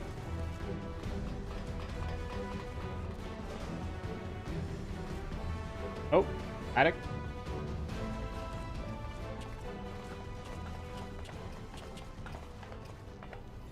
Oh, Gaius. Ah, Sid, my boy. We're late. There is something I always meant to tell you, yet the time never seemed right. It concerns your father. What of him? In the winter of his years, Midas came to abhor his part in Meteor. He told me that he wanted nothing more than to wash his hand of the whole sordid business. But he did not wash his hand of it. He helmed the project until the day of it killed him. Come now, Sid. You must know that he did not have the luxury of choice. By the time he realized his error, it was too late. Meteor had been completed. Shortly before his transformation, mayhap sensing that someone was amiss, your father confided to me all the regrets of his life. Most of them concerned you. Early on in your career, he realized that while you had a talent for devising armaments, it would never fulfill you. Long before you knew your own mind, he saw that you would be far happier using your knowledge for peaceful work. The thought touched him. He was a changed man for it. He could not let it show. You ripped open walls in this place just so you could say this to me? What is it you want, Gaius? I want you at my side, Sid. Pick up your father's mantle and become the Empire's lead engineer. It is your destiny. My father had a change of heart, you said so yourself. Besides, I have long known my destiny. I assure you, it does not lie with the Empire. A pity. And what of you, adventurer? Do you not consider making a common cause with me? Your powers joined into mine. We might do much to this realm together. Could bring order to Eorzea and usher in a reign peace. Nope. No? I can expect no better answer than this. So be it. It was your strength that made me proffer my hand in friendship, and it was your strength that makes me proffer now my blade. Save as an ally, you are too dangerous to be left alive. Or hey. The dialogues are too quick. Fuck.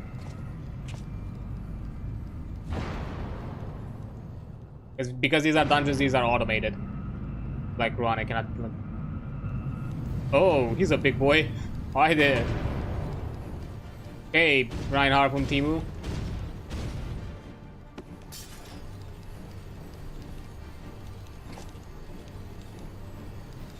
Run, Sid. Or stay. It matters no matter. Cannot escape either way. Gaius, wait! Damn it! Guess we fight Big Boy first. I'm here. Go.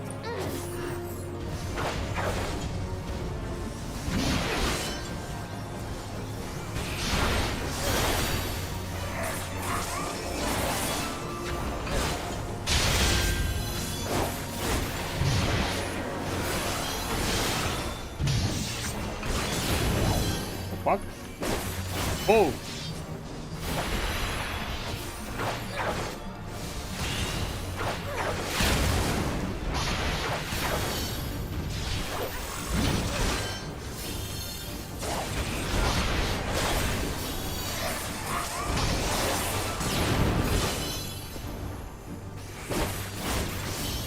That laser data. What's that supposed to mean?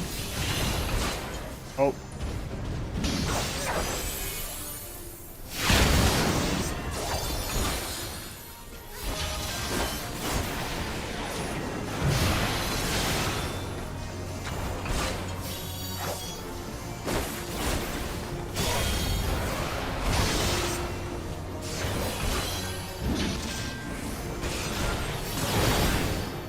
On. All.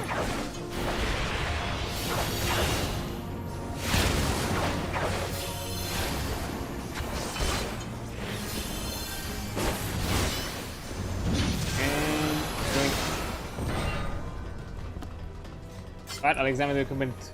Press on. Here, okay, medic terminal.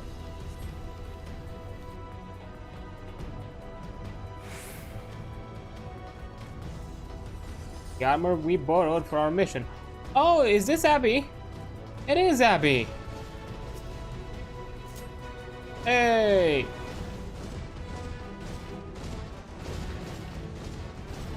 I like abilities.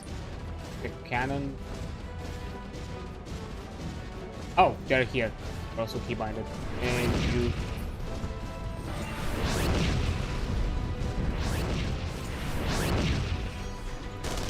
Okay, that's fun. Vehicle combat, I kind of like it.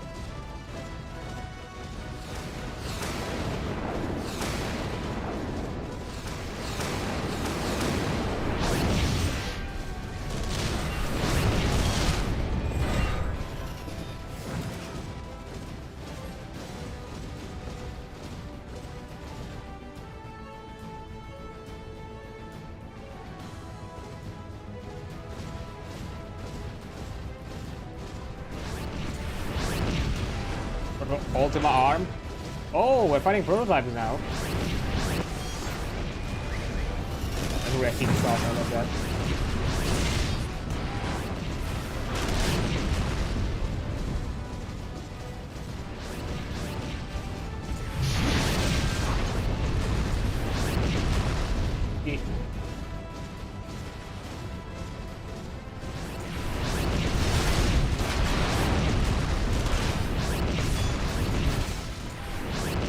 Wait, how did I get knocked back?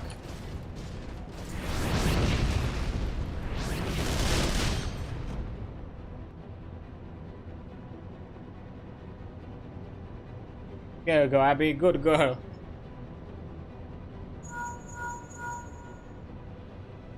The bulkhead is composed of a special alloy, extremely tough.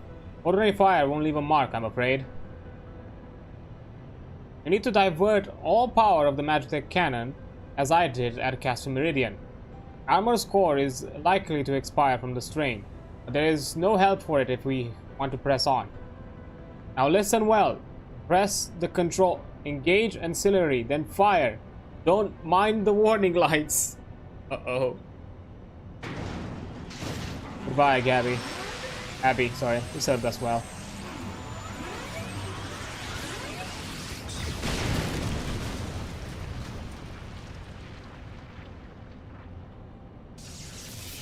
Abby, no. Will not be forgotten.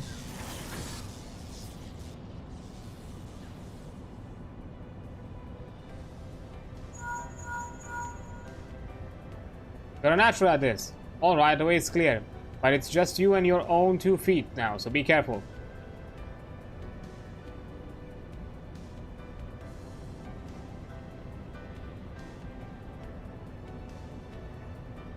Not be forgotten, sister. Let's go. Have a mission.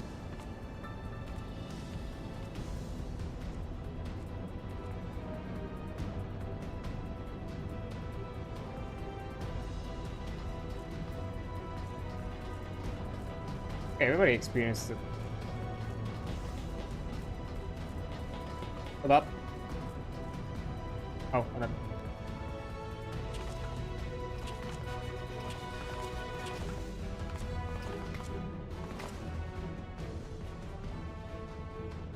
You have been living a fine mess in your wake, adventurer.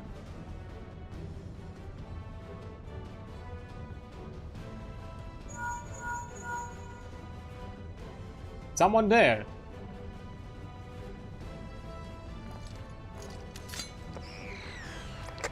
Garlon, old friend, how it warms the heart to hear your voice again after all these years.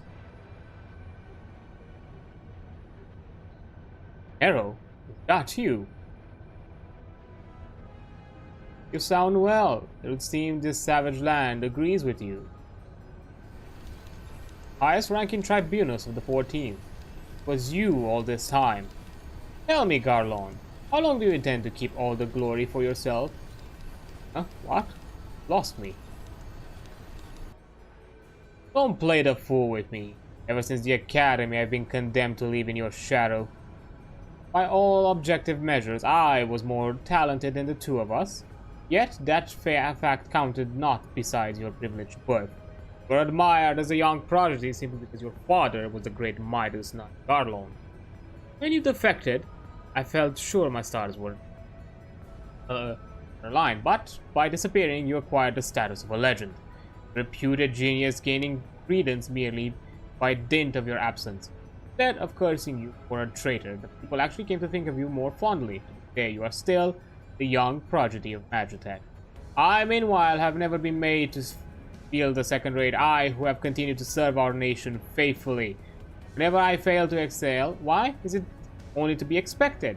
Yet when I excel, all reasonable expectations people claim that I walk in the footsteps of the great Cid. Arrow, I don't know what to say. It matters not with what I achieve. Your existence has rendered mine worthless. Even Lord von Balzar saw fit to offer you a place at his side. And despite of your betrayal, he extended any such offer to me, the man who has remained loyal to him for all these years? Why, no, not. Long have I endured this injustice. No more.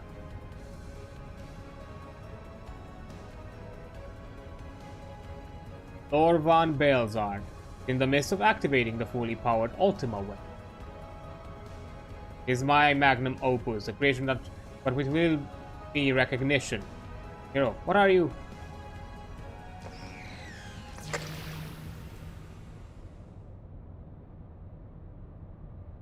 Ever since I set foot in this benign land, I have watched you, move you've made, every step you've taken.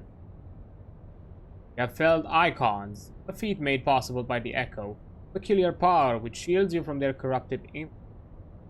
It is a little wonder that my lord has taken an interest. As I have, if truth be told, it is my desire to harness your power for use in the Ultima weapon. What?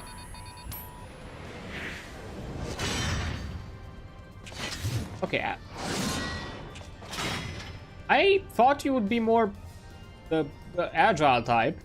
Should I succeed, Lord von Balzar will surely take notice. Besides, Garlon's achievements would be just a child's play. Come, adventurer, and yield to me the secrets of your power.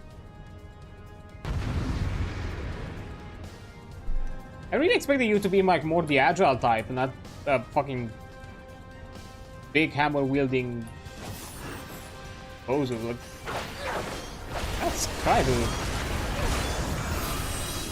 Oh.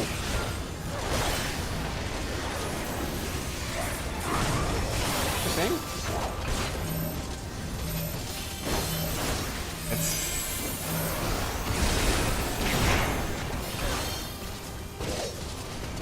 I remember. Stick together for that one.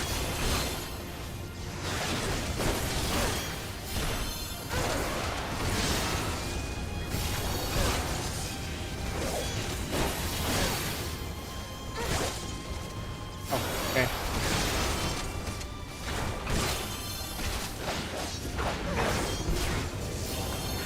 Oi, ooh.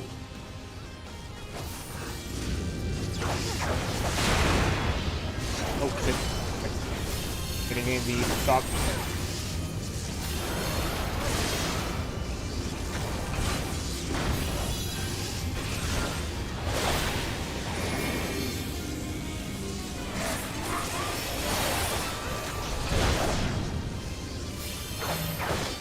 Oh.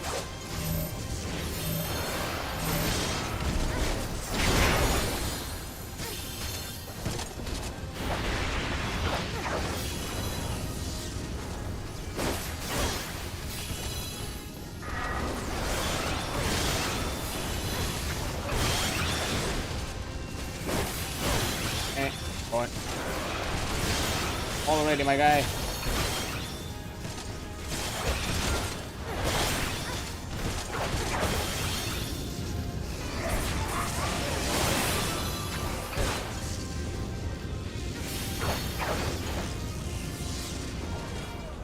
Got him.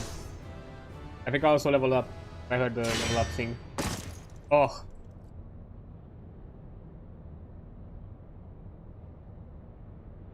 Changes nothing.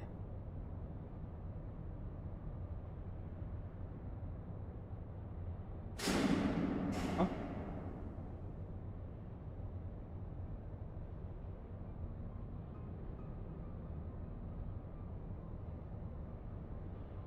Ah, the ultimate weapon is activated and it brims with power of icons. Nothing can be done now. I can stop it now. Again, too fast for me to read.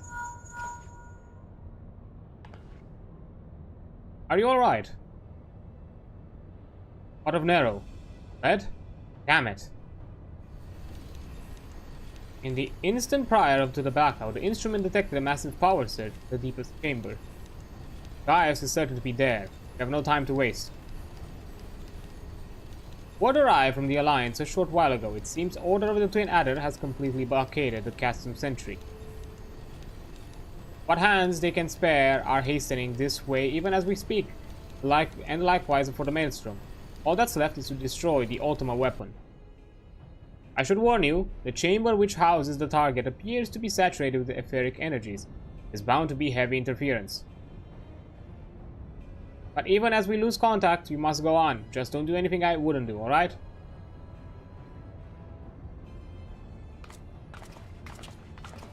Snotty? Are you? Oh, there.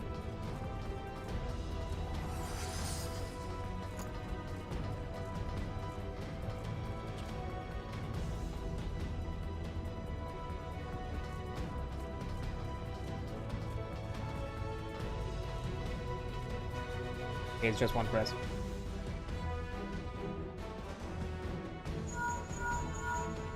Look for the lips control panel. It'll be somewhere nearby. Okay. Take the lid down, and you should find yourself in the chamber of the Ultima weapon. Ah, that's it.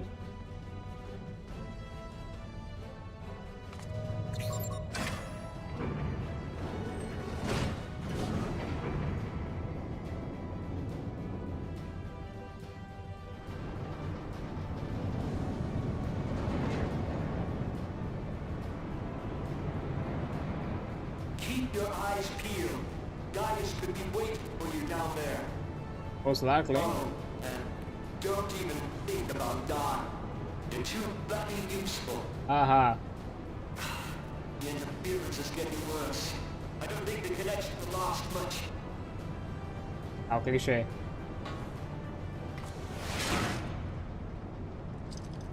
Oh. Hi. Tell me, for whom do you fight? Eorzea? That. Do you believe in Eorzea? Yeah? Eorzea's unity is forged of falsehoods. Its city-states are built on deceit, and its faith is an instrument of deception. It is not but a cobweb of lies. To believe in Eorzea is to believe in nothing. In Eorzea, the beast tribes often summon gods to fight in their stead, though your comrades only rarely respond in kind. Which is strange, is it not? Are the 12 otherwise engaged? I was given to understand they were your protectors. If you truly believe them your guardians, why do you not repeat the trick that served you so well in Cartano and call them down? They will answer, so long as you lavish them with crystals and gorge them on ether. Your them greedy gods gods. are no different from those of the beasts. Icons, everyone. Except but this, and you will see how Eorzea's faith is bleeding the land dry.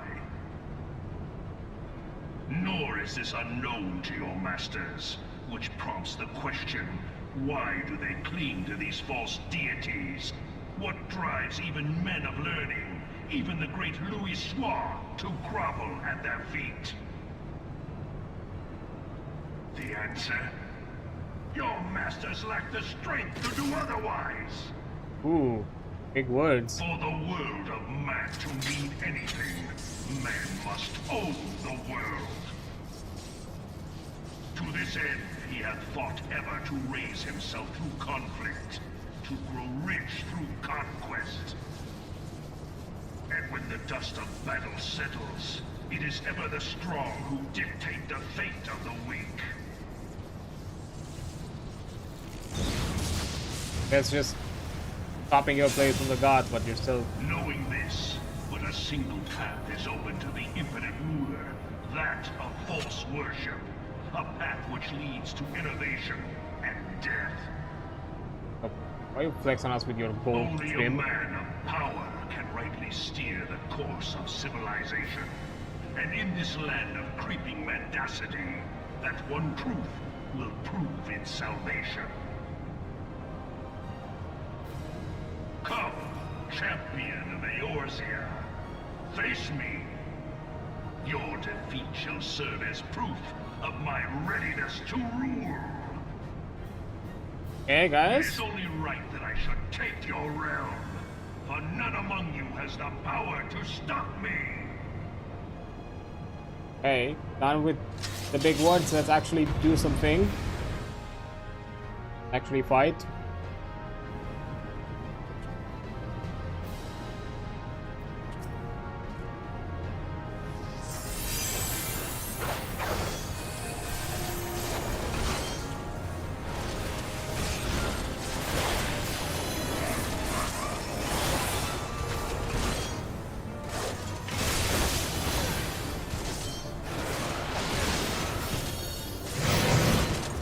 Oh.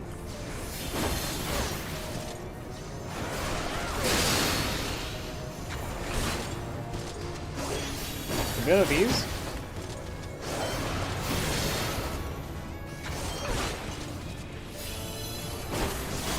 Ah, okay. Know your place.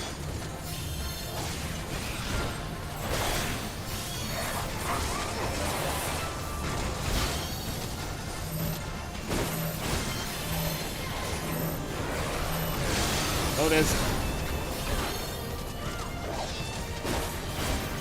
Second I was about to miss it.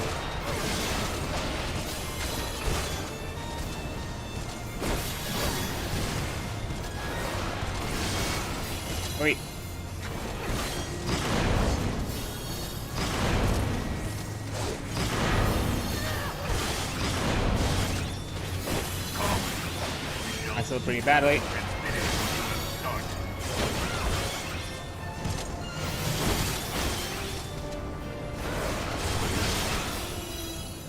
Oh. This time I'm the one targeted.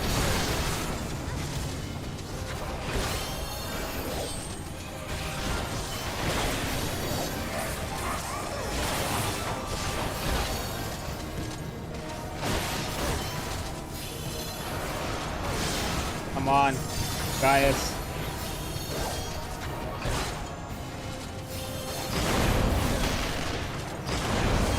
Wait.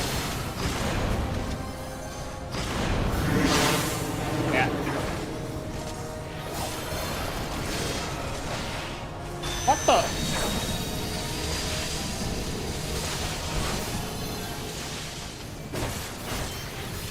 I need to fight that one. Oh.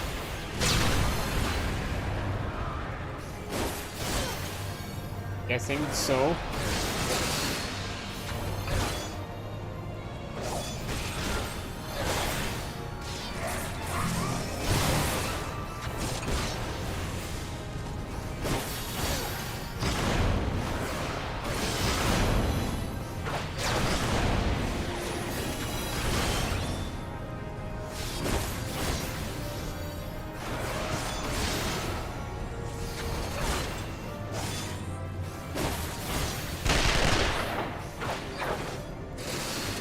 Ah. Oh. Yep.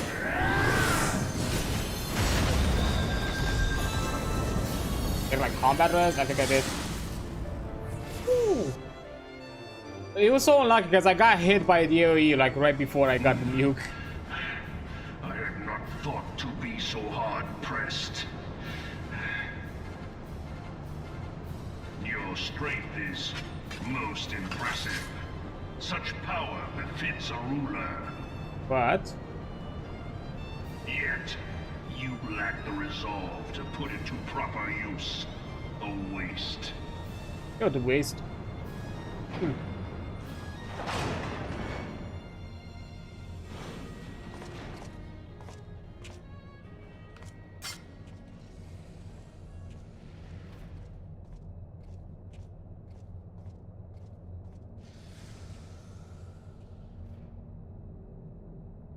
And boss fights back to back. Oh. I guess that was the end? Oh yeah, it was. Okay. GG indeed. And I just fucking bit it at the fucking end just because, you know, I got like so unlucky with my positioning.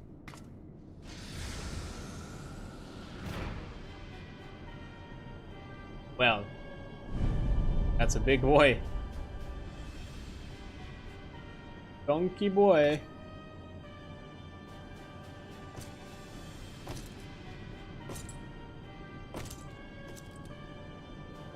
Good dialogue. Allow me Yeah. then, hero, to do that which you will not. Fuck you.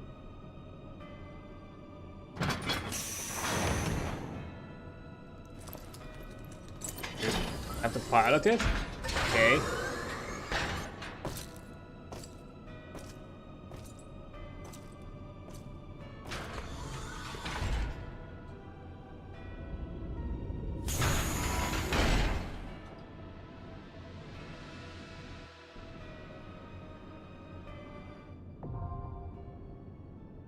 Ah, I should have not snoozed the ad then. Fuck.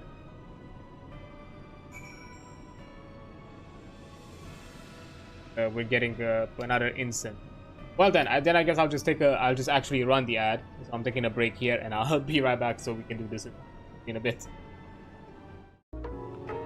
There we go. And because this may be it. This might conclude the Finder. Yep. Quota Mana, which is a trial. This might actually, after this, we might actually conclude the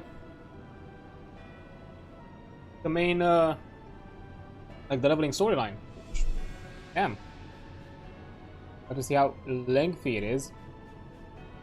But yeah, now again, as always, we have to wait in the queue. Hopefully, find somebody quick. But saying that, we're towards the final hour, and I feel like this actually is quite fitting to just reach the leveling storyline, like conclusion. I'm guessing then builds up to the patch, the release patch stories that can get. So yeah, we might conclude with this, and we will have some time. Might also finish up the hunting log. We'll have a few things from the hunting log to collect.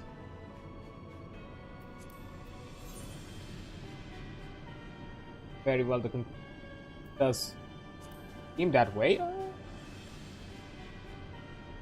Curiosity, let me.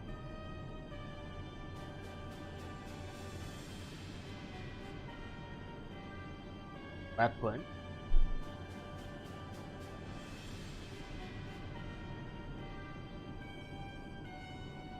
Right, so it unlocks a lot of things. We're done with weapon. Balls. Oh, this unlocks patch 2.1. Okay, so this might actually hit if there's something that I think this actually concludes the leveling quest.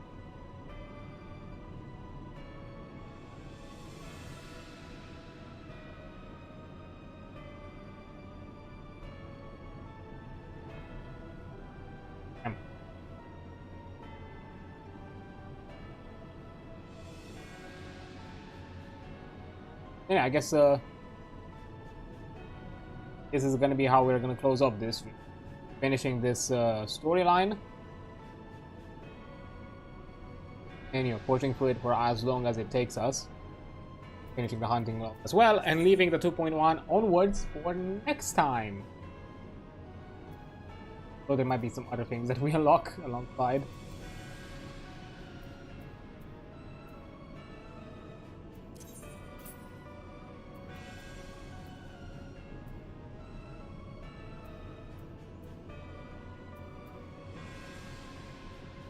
This one's Spirit Born a lot faster than the fight here at for so. Where do I see my cut?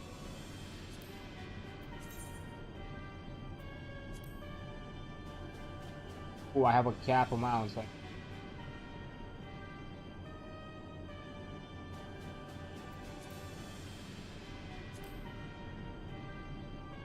oh, and they reset.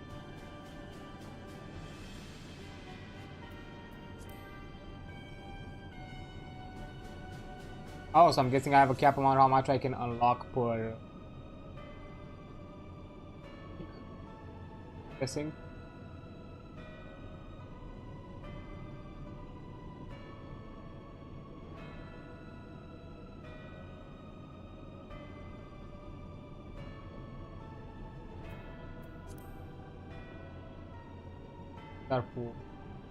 I think these are for the patient title.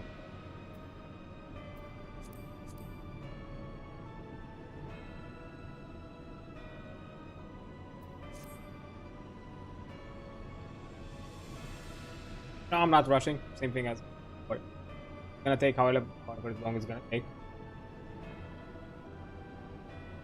I'm willing to wait like double the amount of time here.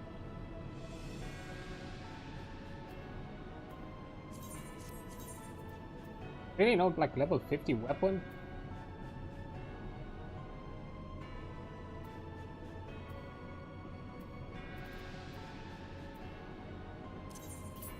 That would have been like a nice way.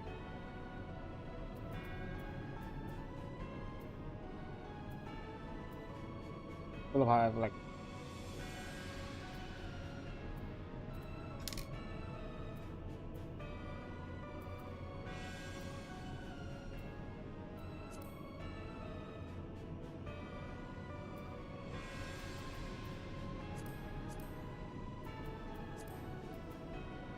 Nothing.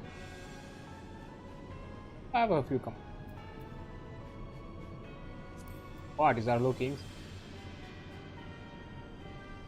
Fingers pick me as well. Those two need 2 parties.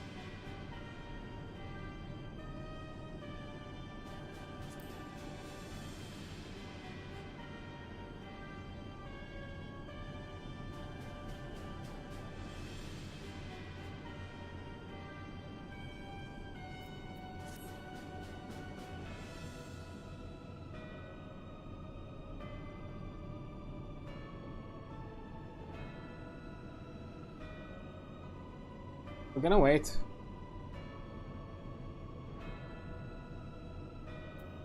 Yeah, I'm not sure what else.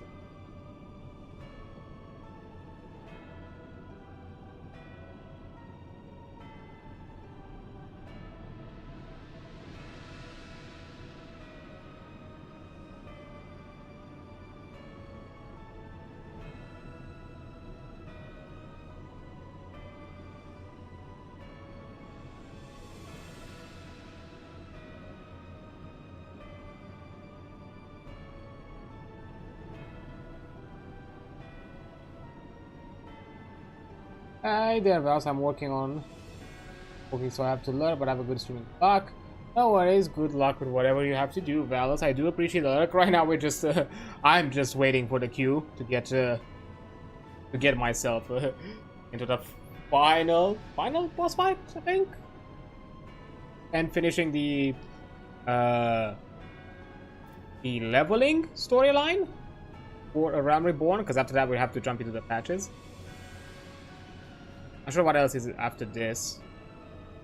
I kind of got a bit spoiled because I was like looking just to see if this is actually the last quest or not. If for how long I will stream. Because I will probably end once we're done with the leveling storyline. So even if somehow it pushes a bit further after this hour, I'm still gonna push a bit onwards just to be done. And have like a nice conclusion for the stream and pick up with the 2.1 storylines and everything like that next week. I'll have to wait to get a party. Come on. The average wait I'm updated like just as I hit 7 minutes. 7 minutes. It's a bit longer. I am DPS, so I'm kind of suspecting that. I can't wait to get to heaven, to Heaven's Wharf and get the Dark Knight and the Astrologians. So I have like a healer and tank job, so it's gonna make this a lot easier. Because I'm willing to do like the healer. I'm not sure that, but I'm willing to do the tank job. I'm not gonna be best of the tanks, but I'll try my best.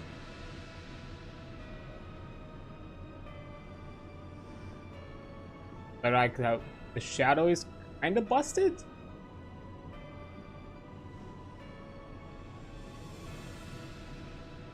The wings, I see. Oh shit! The shadow is like somehow split. Because you see, there's an arm here and there's an arm here, but they are reverted. Like, so somehow the shadow is like mirrored. I wonder if they did like a trick where somehow they kind of like affected or like some kind of like 2D effect here. That is kind of like static, but somehow they messed something here and somehow kind of inverted itself in like a different axis. Because it looks like I'm pretty sure like if you were to like swap these doors around, if we were to like consider them attached to the doors, I think it would connect, make the shape properly.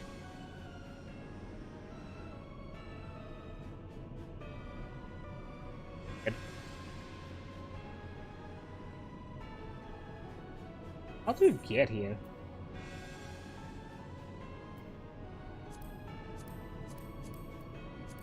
Is this something like you actually have to do the dungeon here?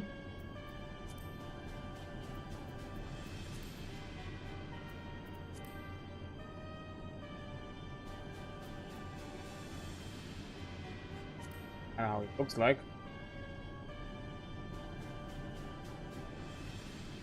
Now the average wait time is 10 minutes. As I reach 10 minutes.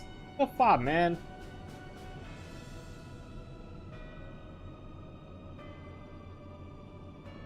Legitimately doing me dirty this way. Making me wait out here.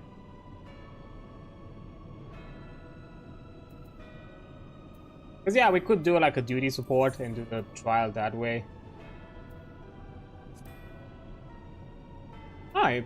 Oh, that's actually kind of nice. You still get totemic stuff, even if you do it as a duty support, just don't get as much of it. Let me see. Finder. Oh no. Yeah, to get us the same amount. Damn, that's actually good.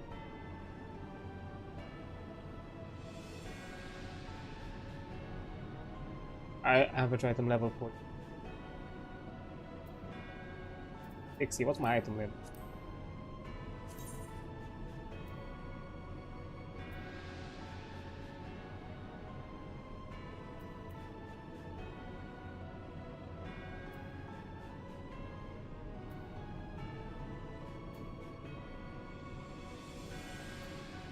Oh, 90.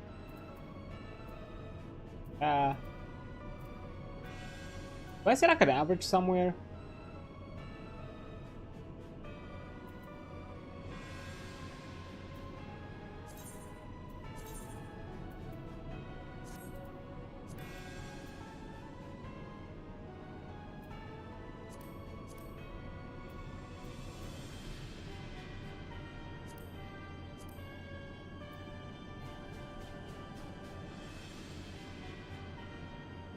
Oh, average item level. Okay, now.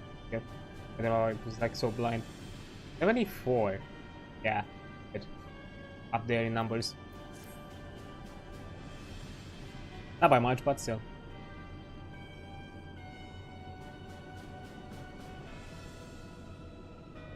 Other part is thing. These. I was suspecting a lot of people like doing the random queues. They're like doing the roulette. Oh, and it's just me more than anything, just having that random chance that I line up with a roulette that has the instance. Here we go.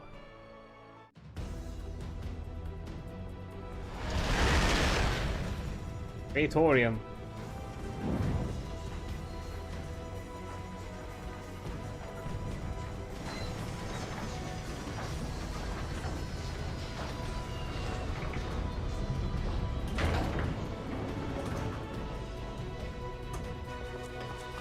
Wait.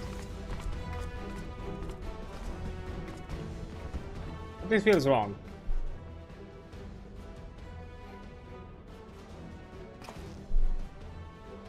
Do I still have the... Did I have still the Praetorium queue selected?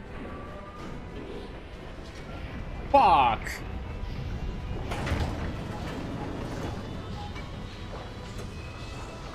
I think I still have the Praetorium queue selected. God damn it.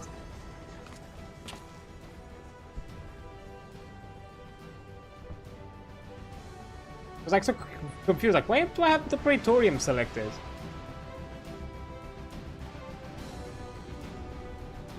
Oh my fucking god, I had a Praetorium selected in Duty Finder, didn't I? Oh my god, I have to do this again. Son of a...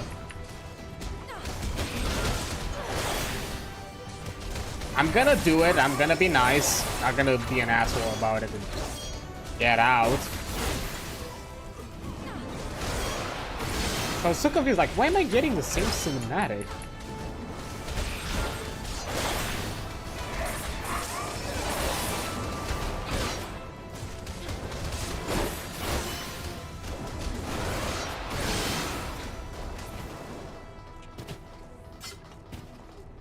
This time we're skipping cinematics, like, so nobody else has to wait for them.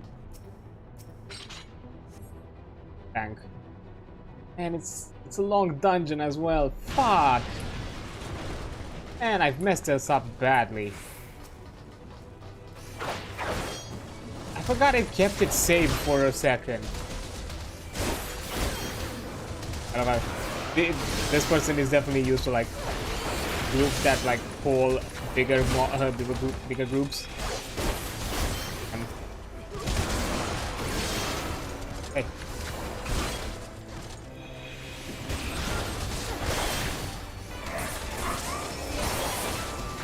And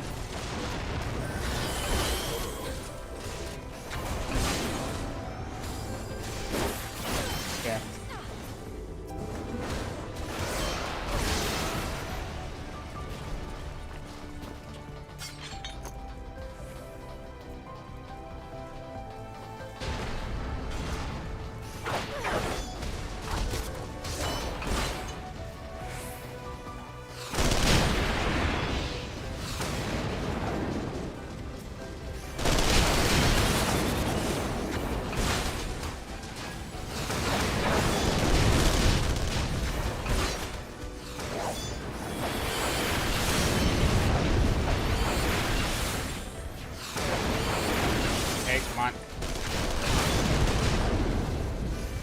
This is one of the few times where I wish things were not double sync so I could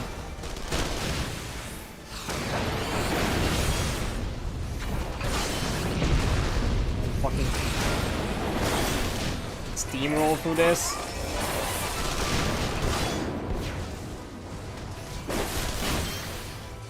So lengthy.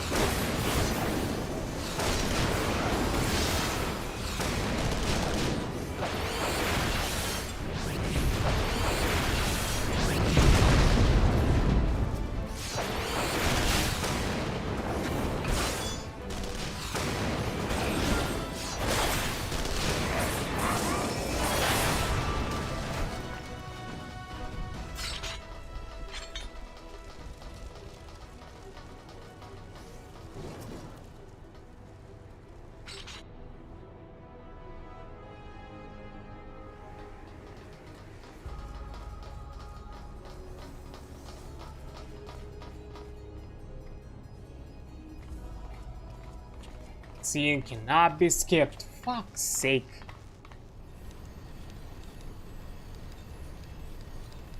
I guess we're just gonna keep with it. Oh. And now it makes sense why everybody was. Because nobody can skip this. Just endure to suffer the story for it.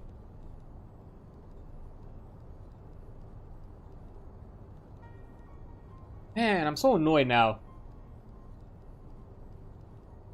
I skipped this. And I did this. From now on, I want a quality of life feature. When you go back into the dungeon queue, everything is deselected, so you have to reconfirm shit, because so you're not a dummy like me. Man. Like, don't get me wrong, it's a cool dungeon, but it's the fact that I have to go through, I have to wait for all the dialogue again. There's no way for me to like skip forward. Only the end parts we're gonna be able to skip if we still get them.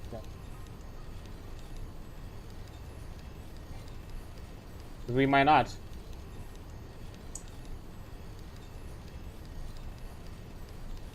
I'm slightly pissed.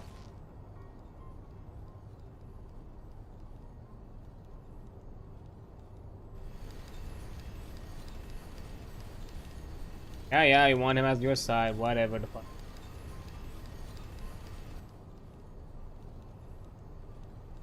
We're gonna be like, nuh-uh.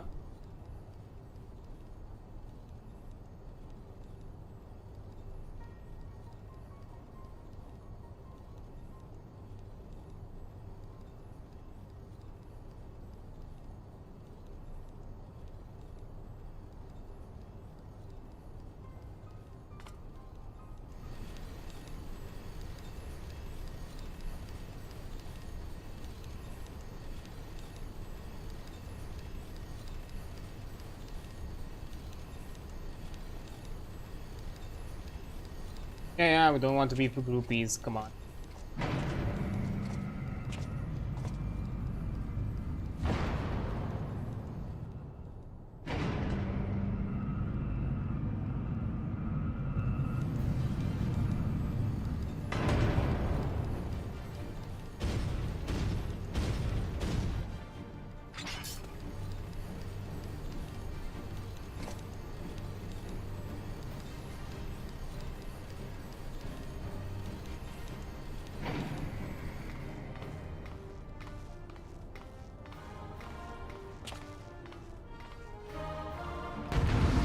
Actually, sealed off.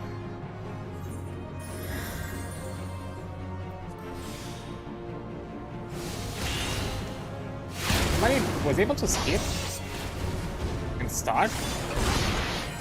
Ow.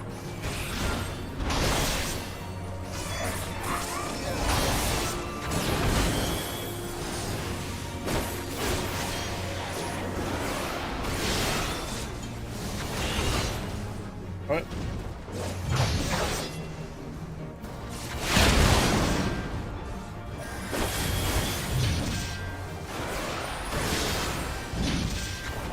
Thankfully this boss is not lengthy.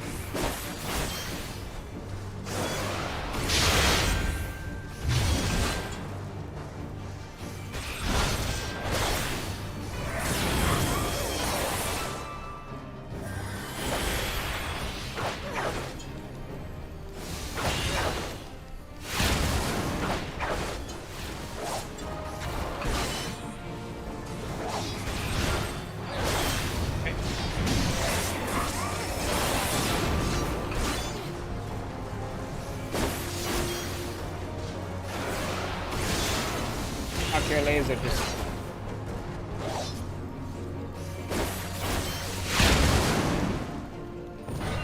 there we go.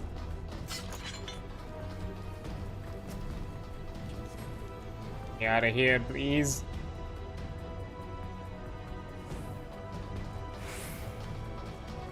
I think that we're gonna this.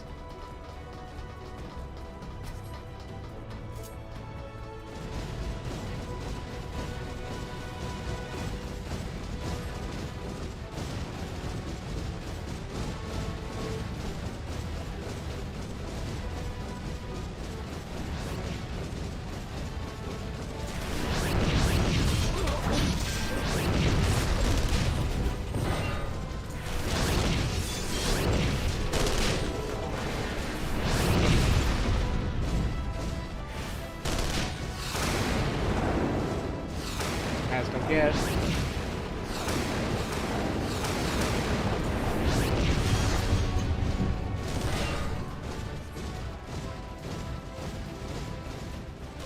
Oh.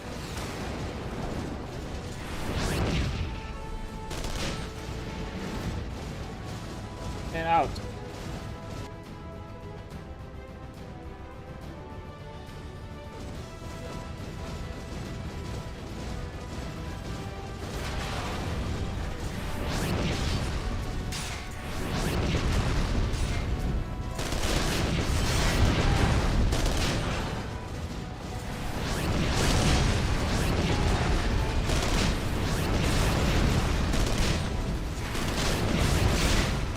Why me every time?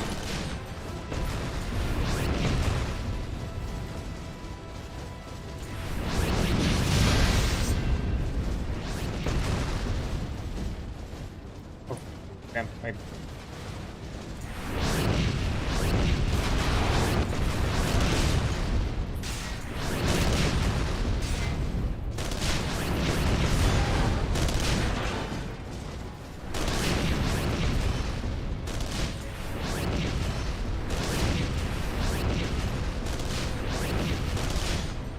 Okay. This cannot also be skip either. Come on.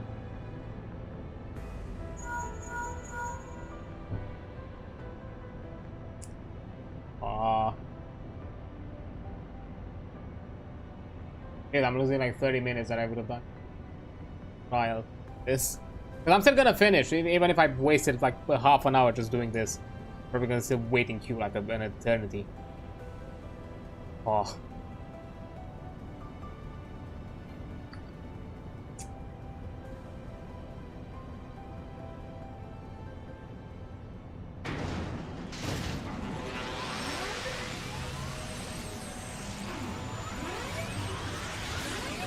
the fact that you cannot skip it.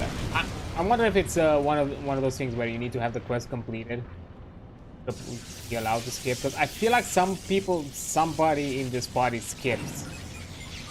Because they started a boss fight way in advance. And I don't think there's like a latency thing.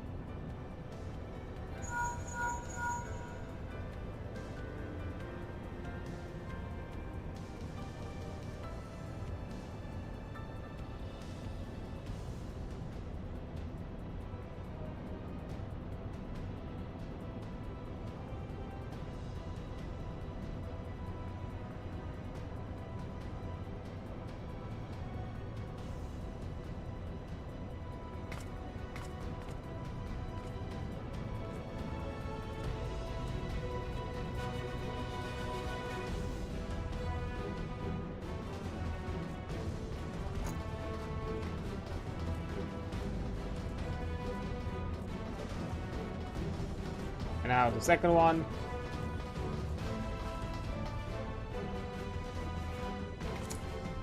Not skip either.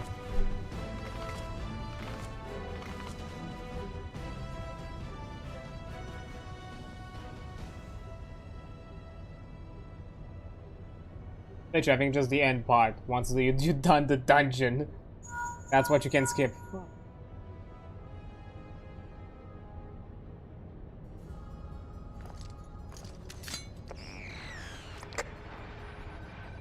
Honestly, the reason why I'm annoyed is because I would have ended at a perfect amount of time, as I usually run my streams, and now I have to extend it because I don't want to end it here. I want to be done with this, so yeah, nah, I'm just gonna push through a bit more. God damn it.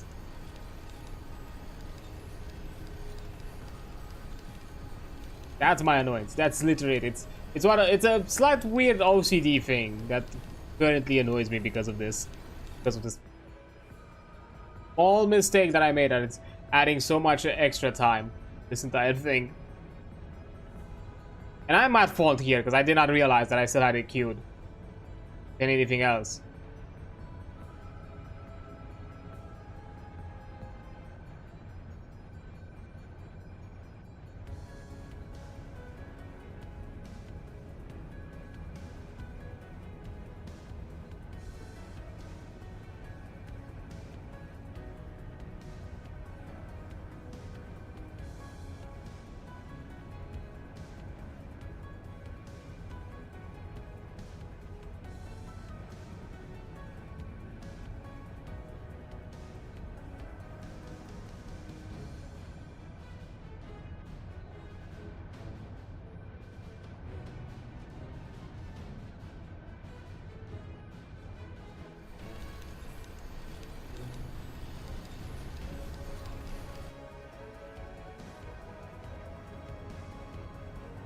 But I'm keeping also tabbing it. It has like set for 30 frames when all tabbed. I was like checking something.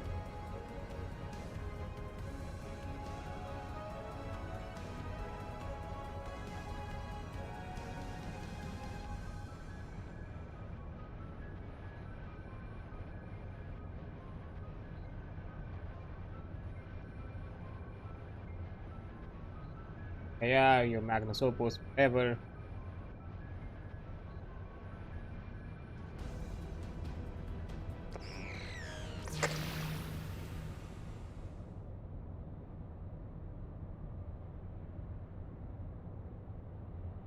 Come on, my guy, enough of the monologuing. Let's... Ready?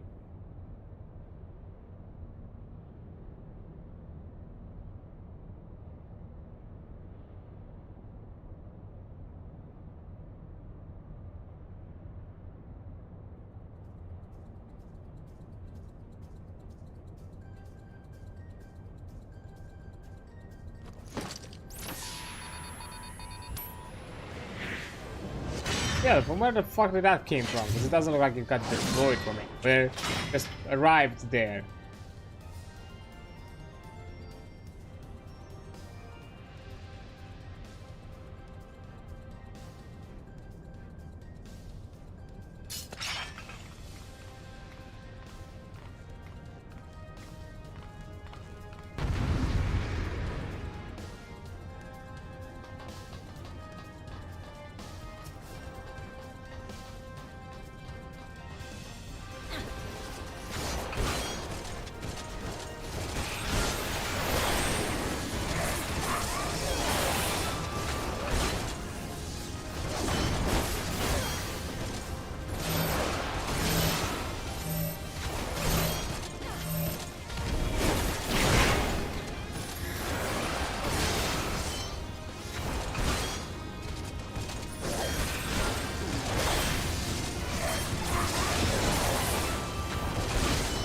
And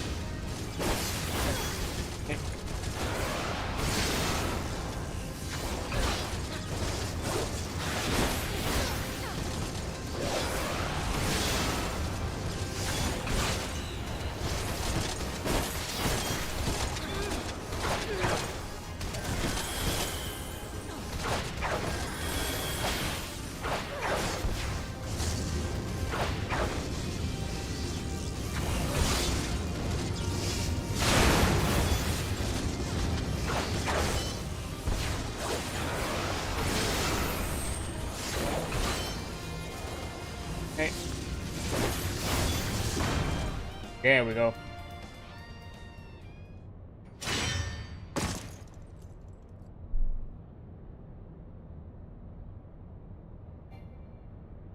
Yep, can't be skipped either.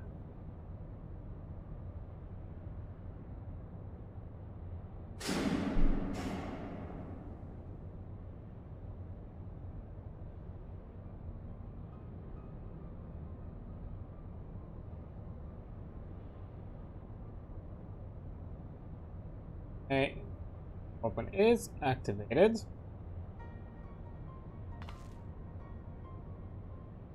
Are we like? We were almost an aura team.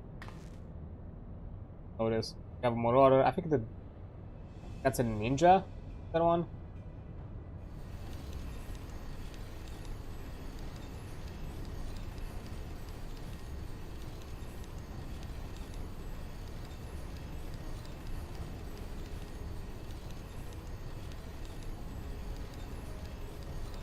Yeah, my friends did the good things.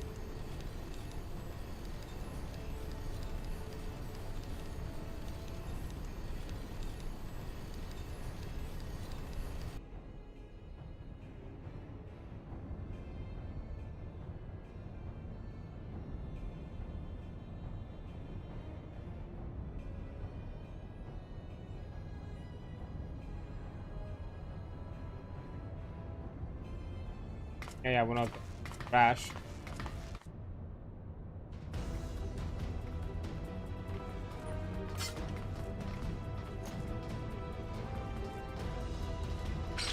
Okay.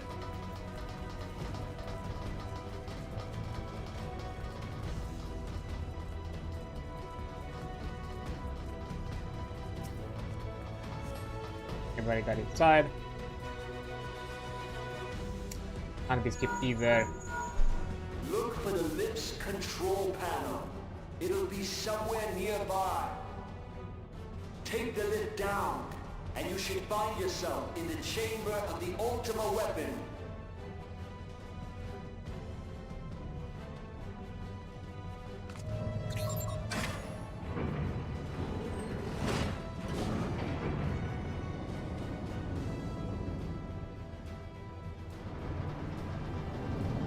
Oh. You're stuck here. Keep your eyes peeled. Guys could be waiting for you down there. Oh, and don't even think about dying. They're too bloody useful. The interference is getting worse. I don't think the connection will last much.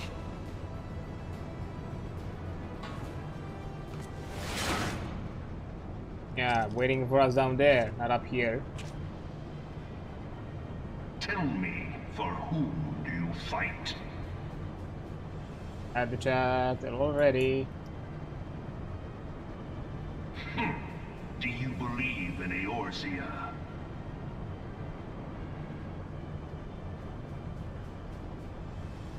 Eorzea's unity is forged of falsehoods. Its city-states are built on deceit, and its faith is an instrument of deception. It is not but a cobweb of lies. To believe in Eorzea is to believe in nothing.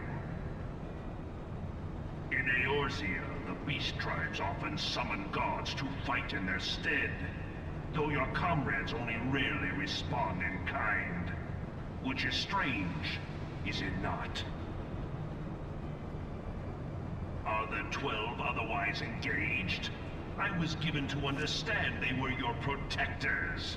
If you truly believe them your guardians, why do you not repeat the trick that served you so well in Cartano and call them down?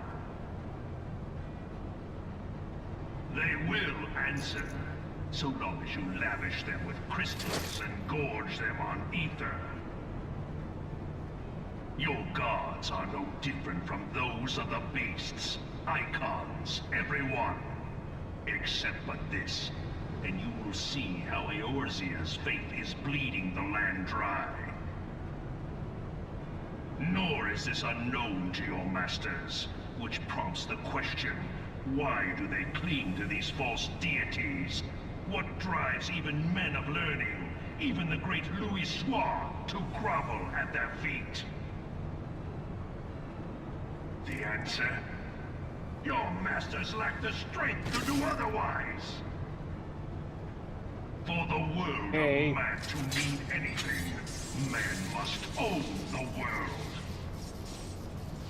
To this end, he hath fought ever to raise himself through conflict, to grow rich through conquest.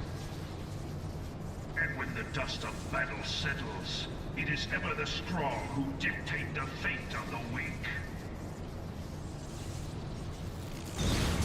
Great dialogue, it's annoying that I have to do it twice though.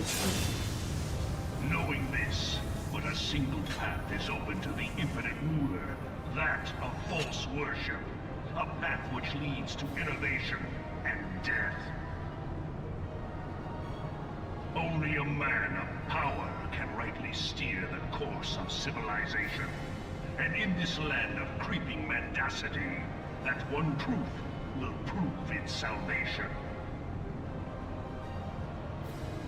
Come, champion of Eorzea, face me.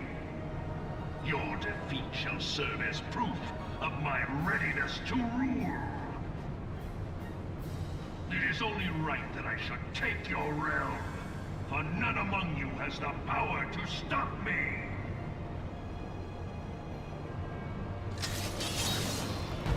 See, somebody, I think I already skipped. Got there, and I'm like so confused how.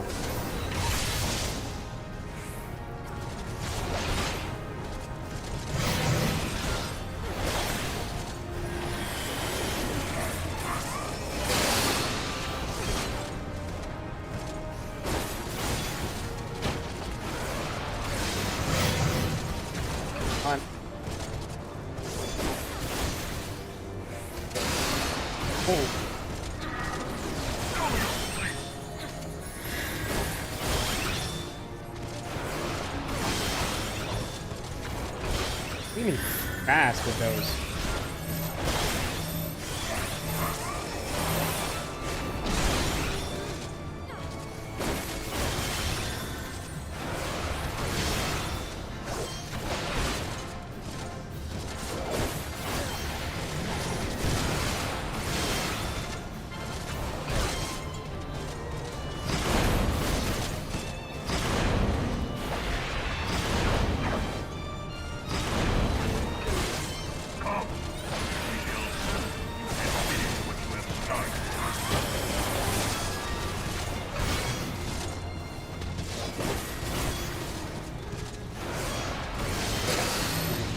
Properly this time.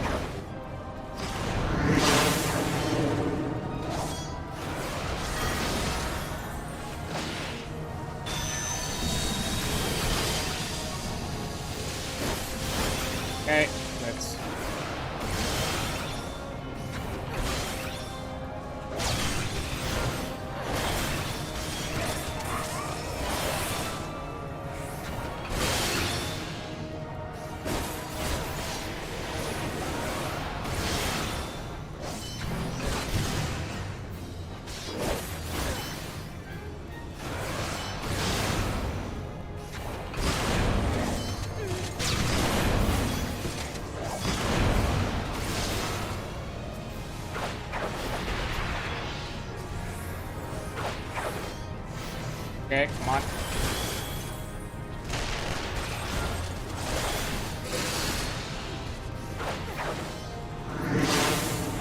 The Eorzea is mine by right.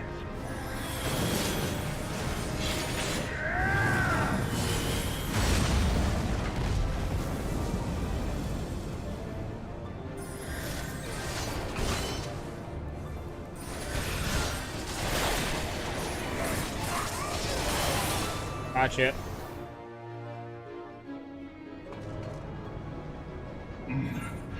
Yes, skip. I had not thought. I'm done.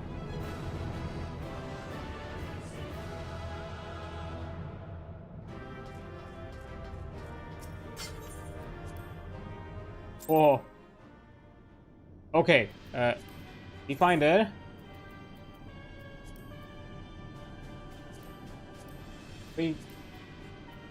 Okay, there we go. Okay, I'm gonna do a quick thing.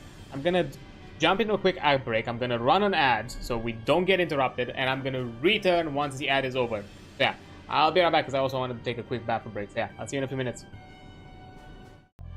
Okay, I returned quicker just because, you know, I just did my quick bathroom thing, and I came back just in case we get a queue pop whilst the ad is happening. If not, that's completely fine. So, you know, anybody who's joining is not gonna lose it. But, you know, I ran an ad break for two reasons. One, so we can do this uninterrupted and be done. And secondly, I needed to take a bathroom break, so, but that's also like another reason. This way, we have everything covered.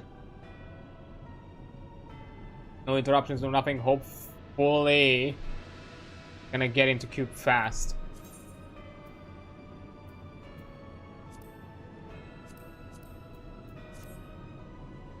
So annoyed that I did not realize that I also had Praetorian queued.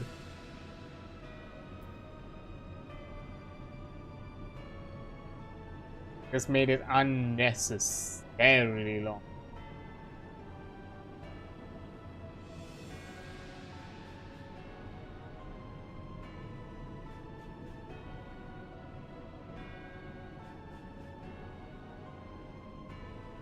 But yeah. Also, welcome back for anybody from Cat Braid. I came back a bit early and already jumped in here because, you know, I did my quick bathroom thing and returned just in case the queue pops while I was out. So at least I joined quickly and, you know, but yeah, you know, if not lost anything. Just standing here, still waiting for the queue. Yeah, we need to be done with this. I think that's a good chunk of, I think, extra XP I'm too. Yeah, it's a pretty good chunk.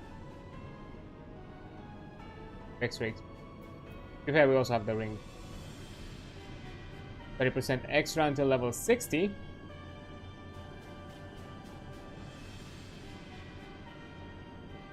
Oh, and I'm guessing this scale. To be fair, it has like pretty high stats, even. Almost.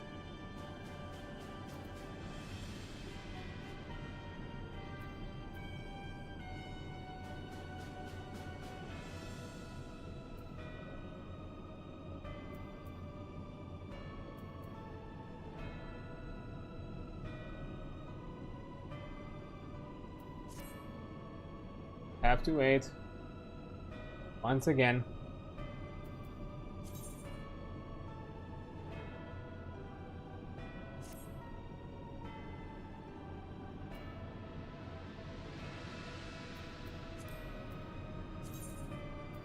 Because now I'm just fucking paranoid. Check. Yeah, nope.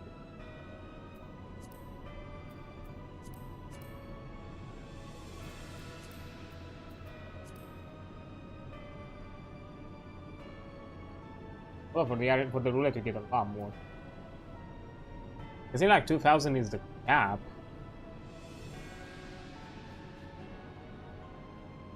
I think 6 rounds in your run? Yeah, around 6 rounds in you. Isn't bad, like you can even do like a roulette daily and even miss a day and you'll get the cap.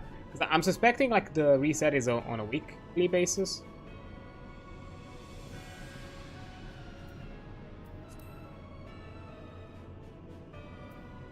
My fear now is that because I jumped, because of the extra time waited, you know, lost by doing the Praetorium again. It might be a bit too late in the hour. That would be a possibility that some people might not join till the middle of the week. And I might be as many queues. It's gonna be fucking. That's the.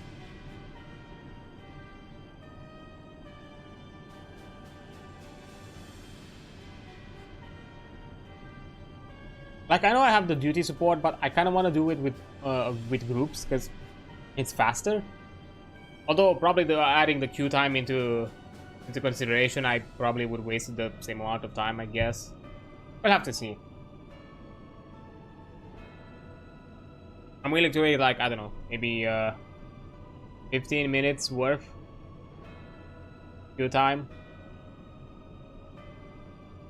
Because I think that will cover it. Then return. Yeah, man, fucking rough for me now. Absolutely. Man, I would have probably noticed. I just didn't look closely because, you know, when you open this, you'll have. I would have had this page, and I would have. Oh, I think it's because I would like scroll this. Not see. Oh, they're queued. Maybe that's why.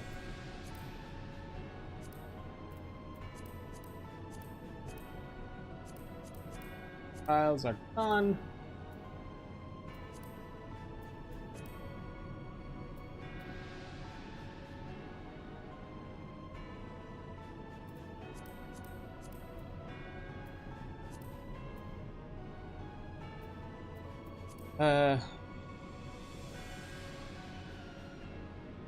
I'm hopeful.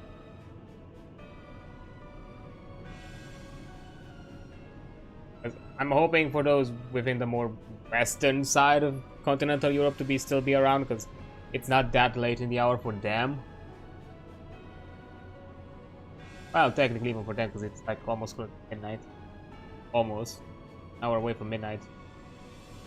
Central Europe and western side of Europe, it's 10 o'clock, so it might be a bit too late. And I'd be lucky. Or I am. Fuck yeah. Let's do this. Alright.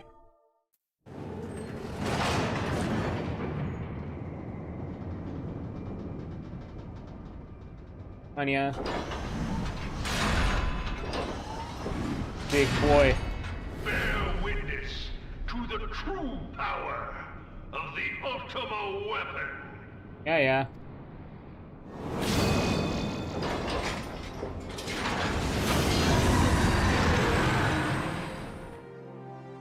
Cheers, the Ultima weapon. There we go.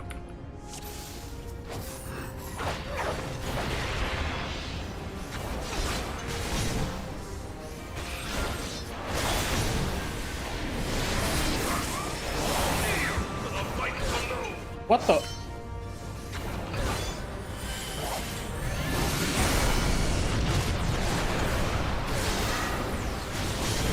Exactly what supposed to do.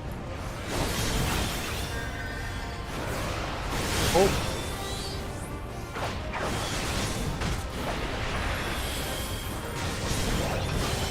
I see. All that we've learned.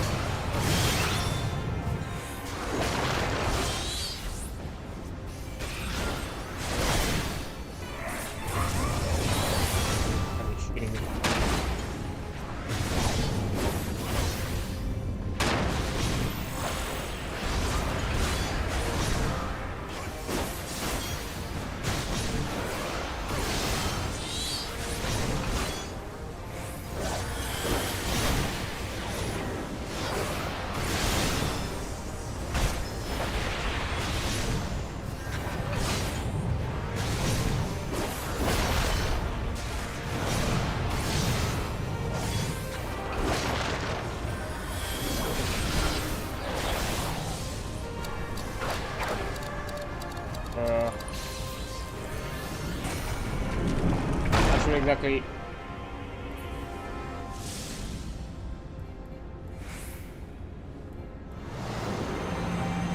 Hear, feel, think. This thy foe is darkness clad in sail. Thou wouldst triumph, thou must look to the light. Oh!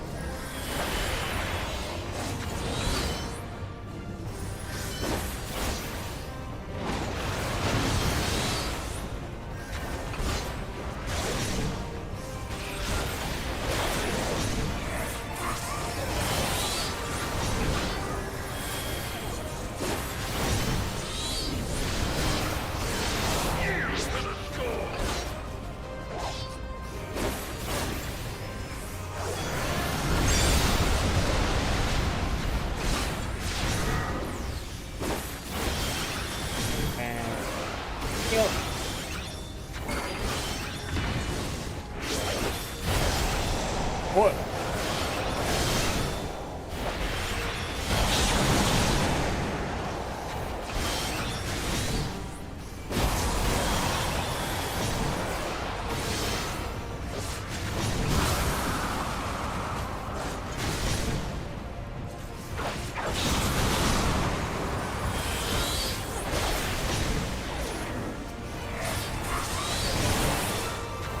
Quick.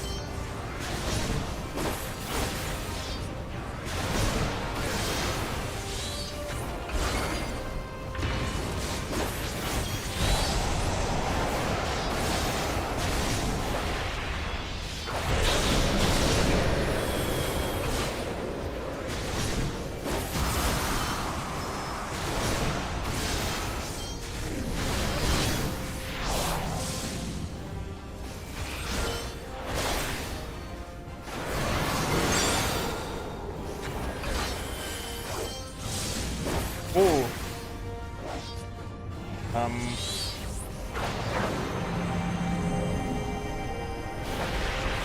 Once more, Crystal Bearer, look to the light to vanquish the darkness.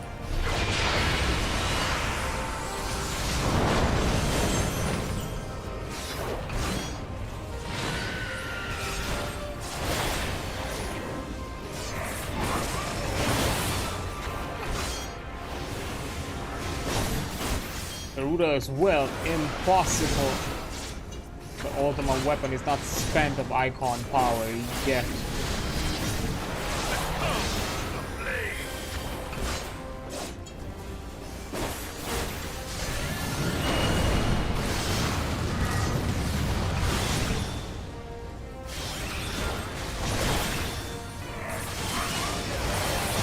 Wait.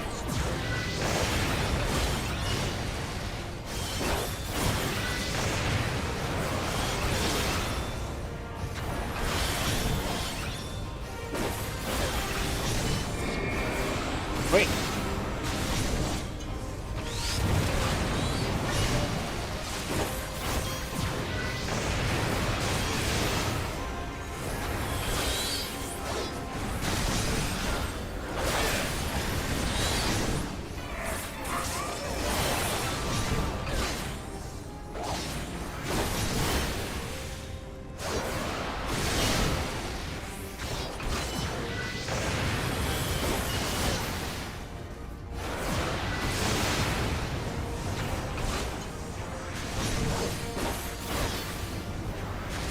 Strength of the icons there. Hey, don't look at me. Okay. Very well, let's see how far you can see. Ultimate weapon is inhibitor. Is disengaged. No, I don't care about your cringe inhibitors. Yield not to the darkness, my child. Pray to the crystal, all thy being.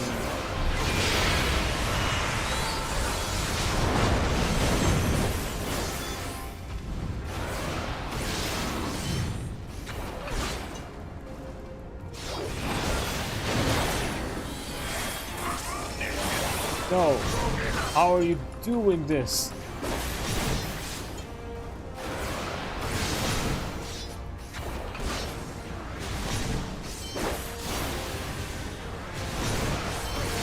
Yes, now it's just the mech.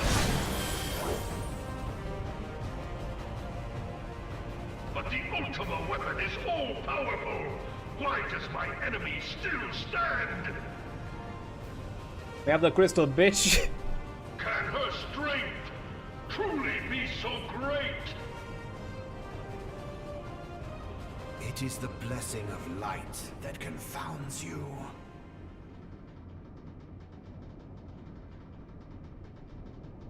Eorzea. Oh, friend. Your foe acts under the protection of the crystal she bears. So, this is what empowers her. Beyond mortal limits. If you are to prevail, the hammer of darkness must needs be brought to bear upon the shield of light. Hey, And devil so my it shoulder. shall, for the Ultima weapon is host to a power of which you are as yet ignorant. Speak plainly, Ascian. The heart of Sabik. It is the weapon's core, an enigma whose surface even the vaunted scholars of ancient Alec failed to scratch. The magic within has lain dormant for eons. Only now you're unlocking it? Thanks. Thanks for ruining our boss fight. What magic do you speak? A spell without parallel. Ultima. I sought the life force of the primals for no other reason but to quicken the core. For the true power of the Ultima weapon lies within its now beating heart. Eorzea, what have you done? No more than was necessary for my god to be reborn. You got tricked. Damn you, Ascian. The hour is at hand. Behold but a sliver of my god's power. Oh. Uh-oh. And from the deepest pit of the seven hells to the very pinnacle of the heavens, the world shall tremble. Unleash Ultima!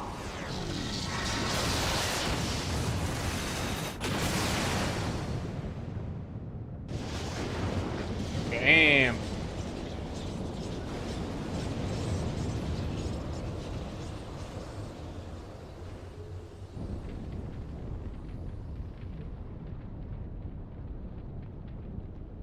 Holy.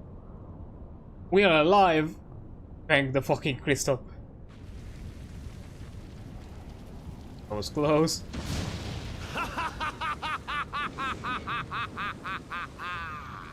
Such devastation!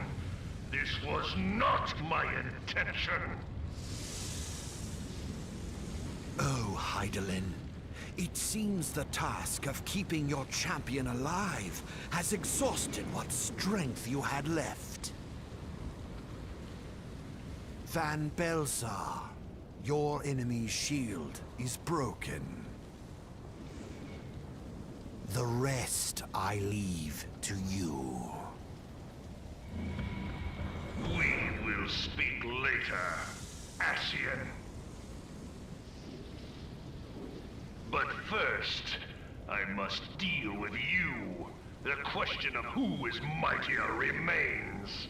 Well, fuck. Come, adventurer. Let us find the answer together.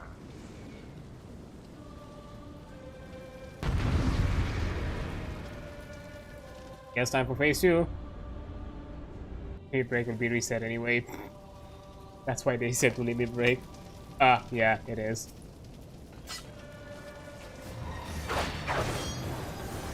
Ah, unfortunate.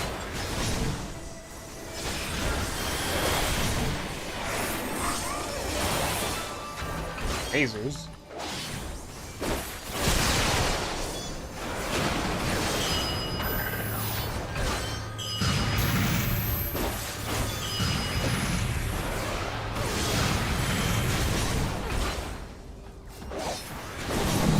Oh.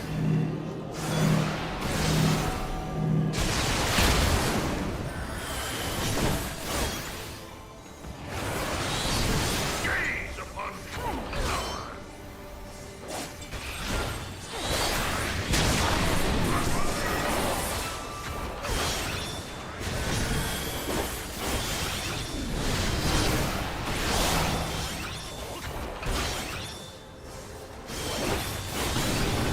Oi.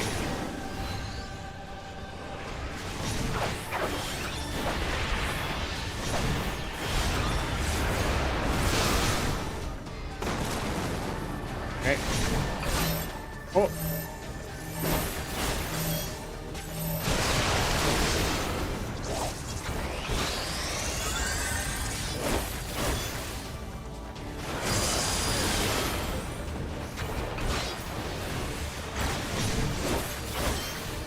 Oi, ay, ay.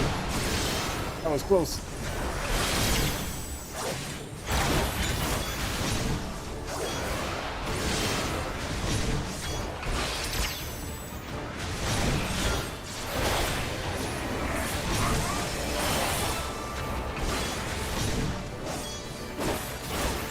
Not whatever unexpected power you're hoping.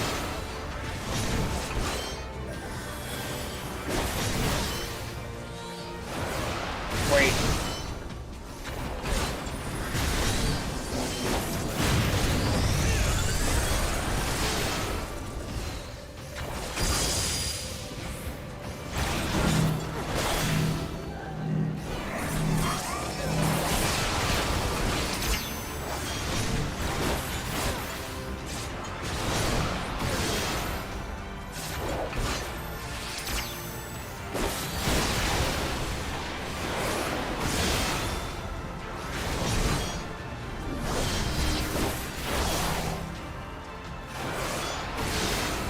And push.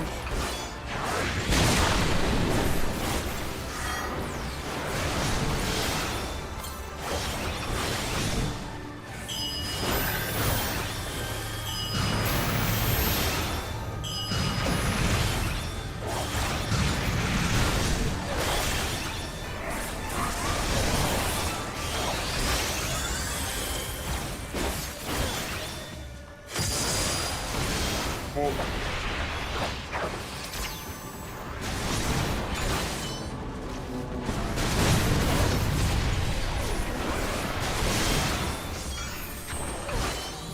Ooh.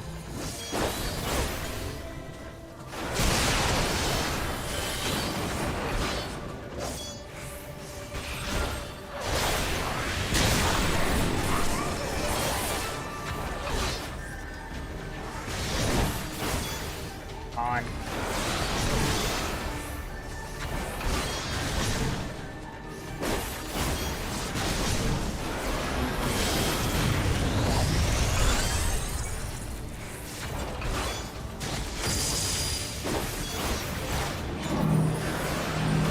Wait.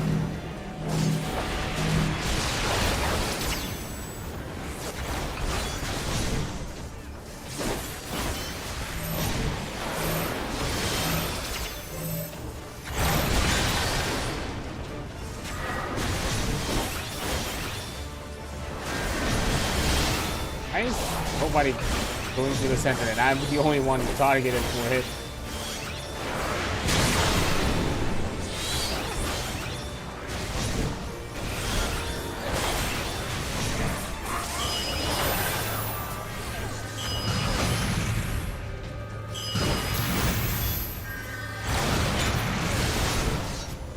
Fires again.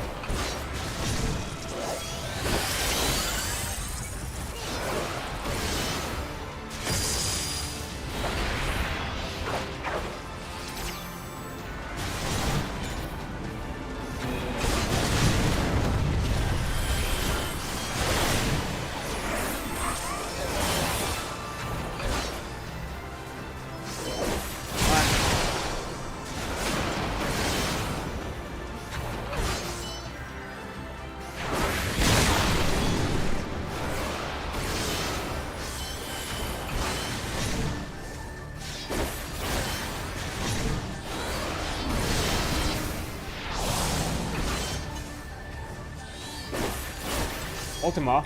Burst to action. Oh, don't tell me this is a DPS check.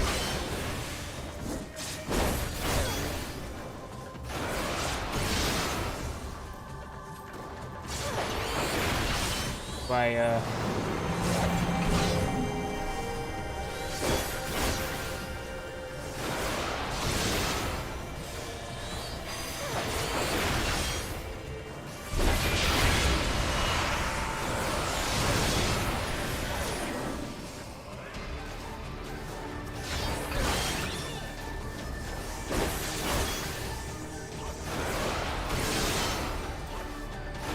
I forgot how you do the limit break because I've never used it.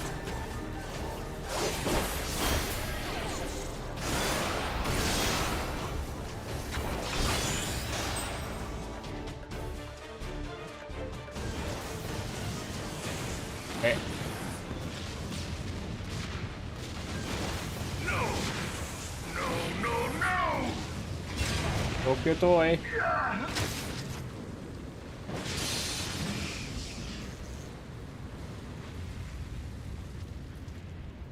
Heed me.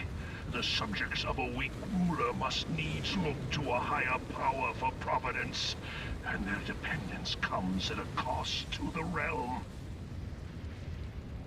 The misguided elevate the frail, and the frail lead the people astray. Unless a man of power wrests control, the cycle will never be broken.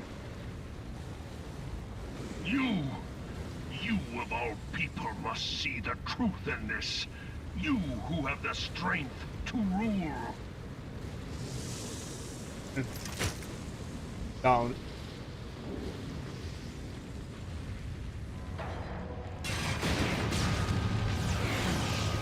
Uh-oh. Uh-oh. Okay, it was like a big ass nuke. That's nice.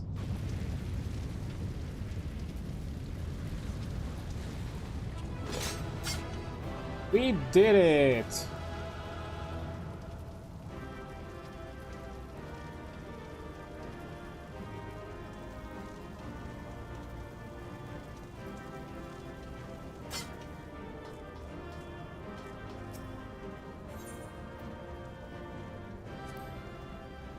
Again, I have to double check. How the fuck do you do limit breaks? I don't remember. So I'm expecting still, yeah, cinematic. Oh. Hi, friend.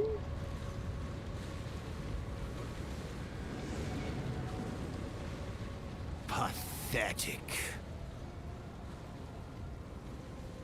You boasted of unrivaled power. You were entrusted with the ultimate weapon. The ultimate magic. And? And still, you failed. So much for the glory of man. Oi, come back. Oh.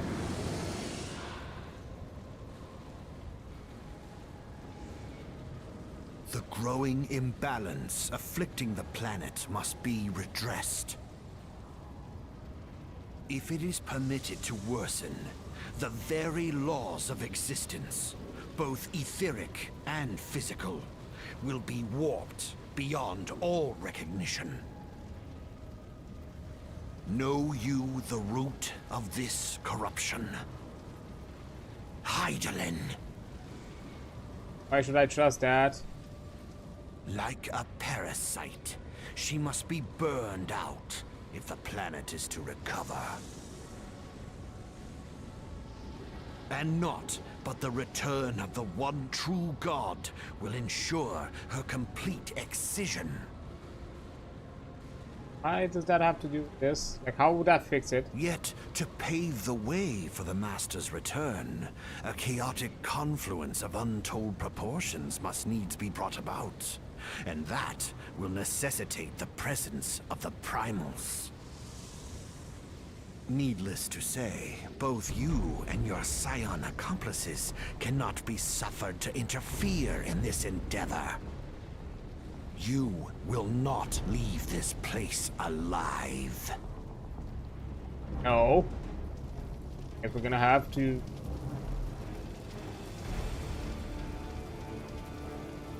Oh!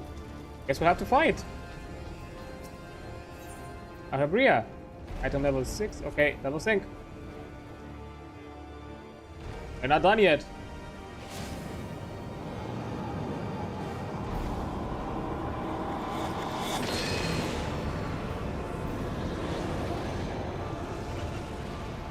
It is past time your flame was extinguished, bringer of light.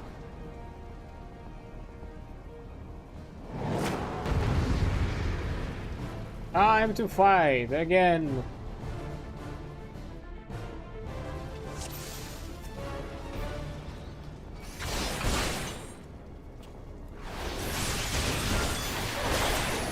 Pick up the stars, I will be able to personally.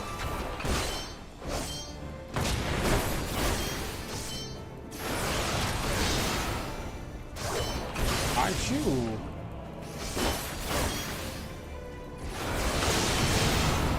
Wait.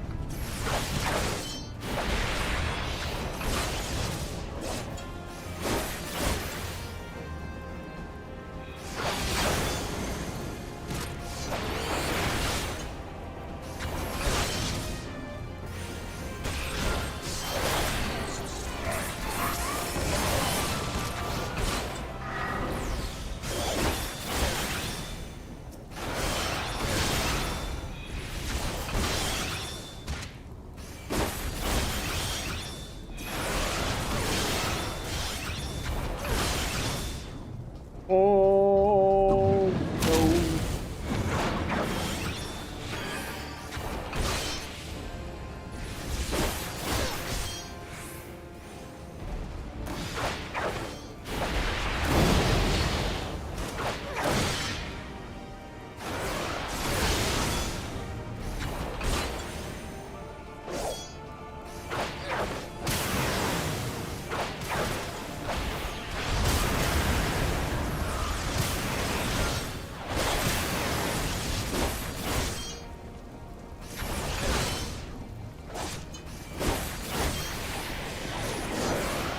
What a tough one.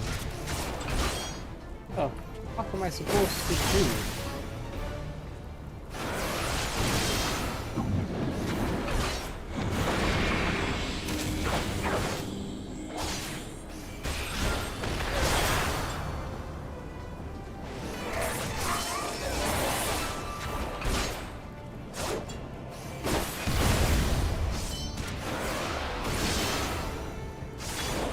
Maybe I can ask me someone to go.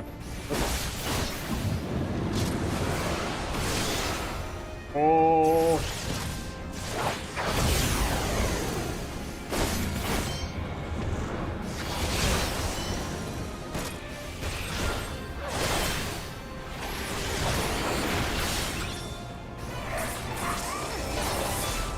I messed up my rotation.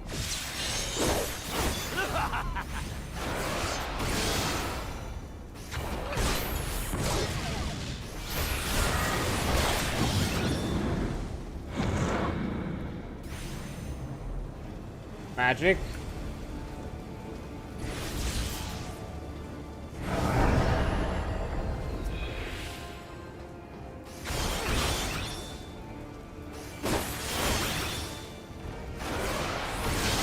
Oh.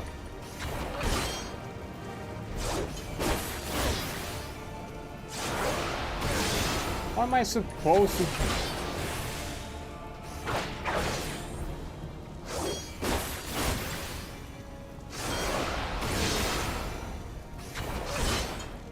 I'm sorry, how are you supposed to get rid of all of them? You have met enough.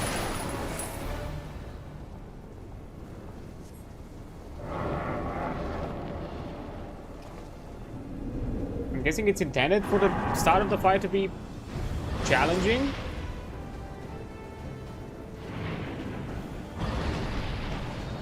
Not be able to, like, quickly remove him. Oh my fucking god. Isn't that a bit extra I'm just one little guy. Like, oh.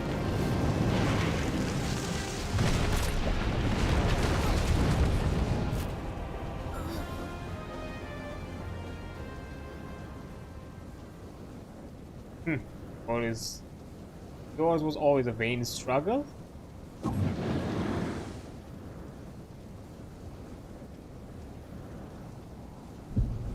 Oh. Crystals.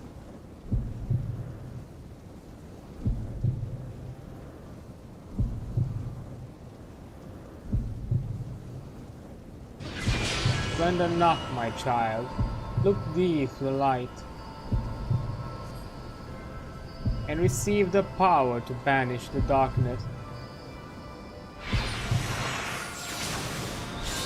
Where when hope shines forth the light.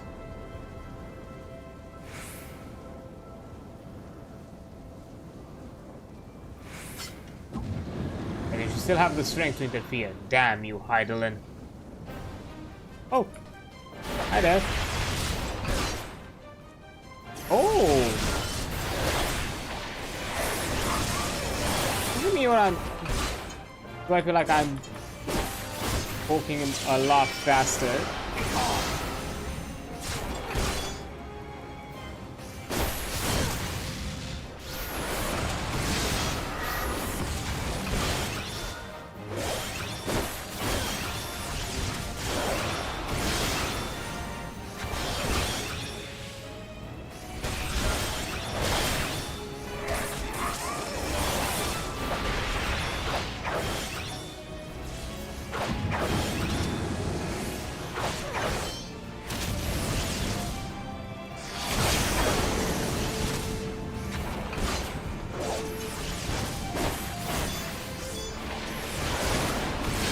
Strong, I can see.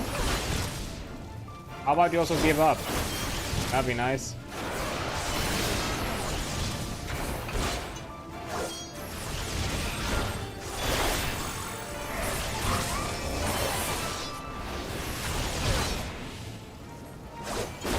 Not the dark media subtle words. Light banishes darkness.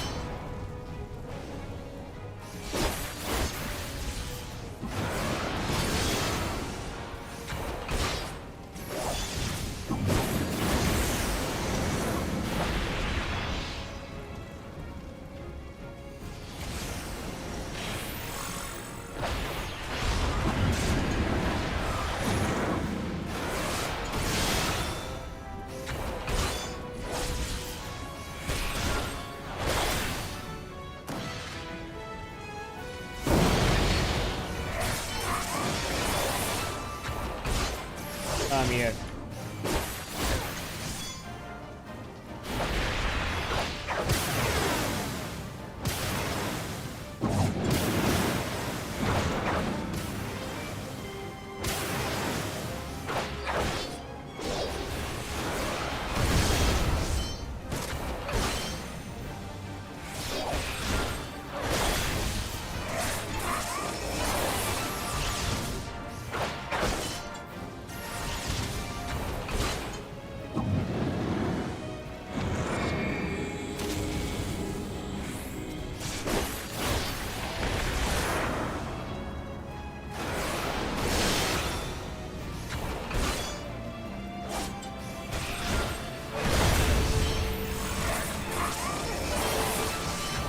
Here.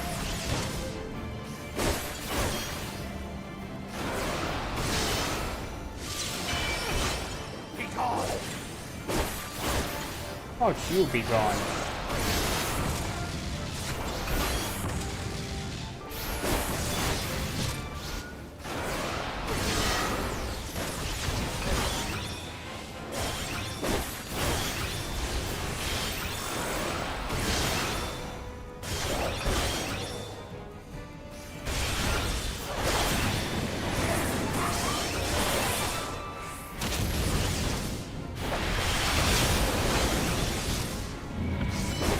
You're done, my guy. There you go. Down and out.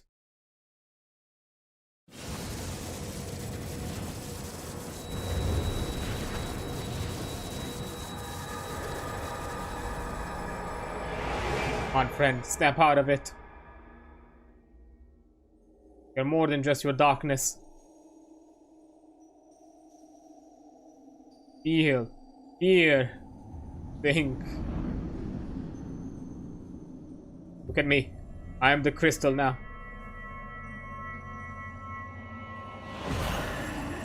If thou wouldst pierce the shadows, make thee a blade of light.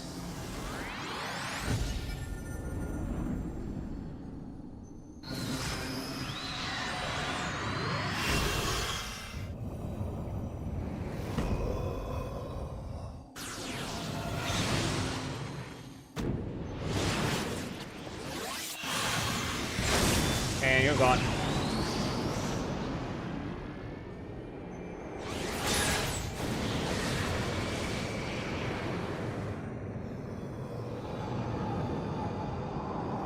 Leave my friend alone, ghost. What?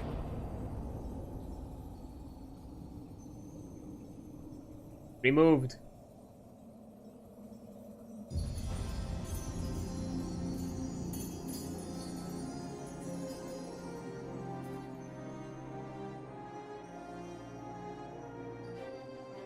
Hi.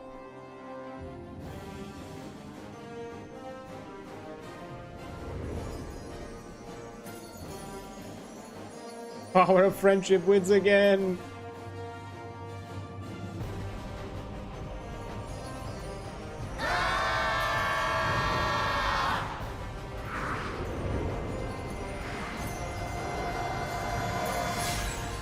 The light, it binds them.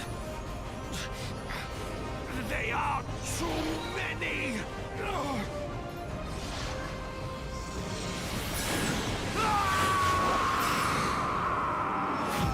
And you're gone.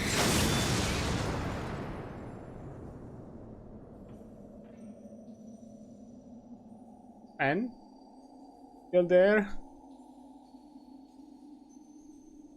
Look at those garish clothes. They're not for you. Ugh.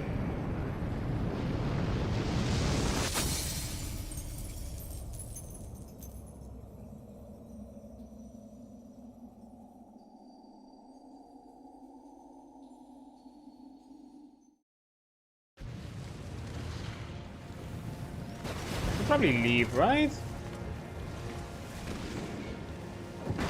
Yeah, we should probably leave.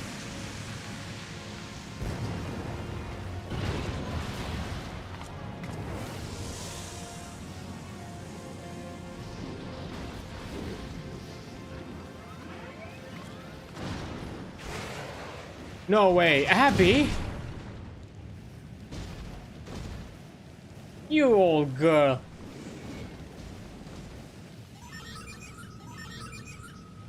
Let's get out of here.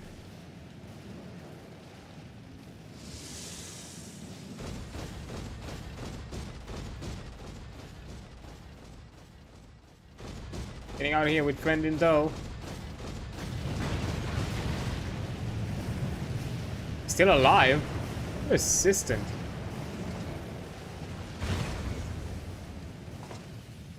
And so my conquest ends, Cid.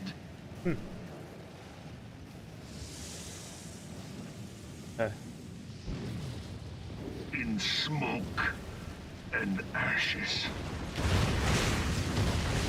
Gee.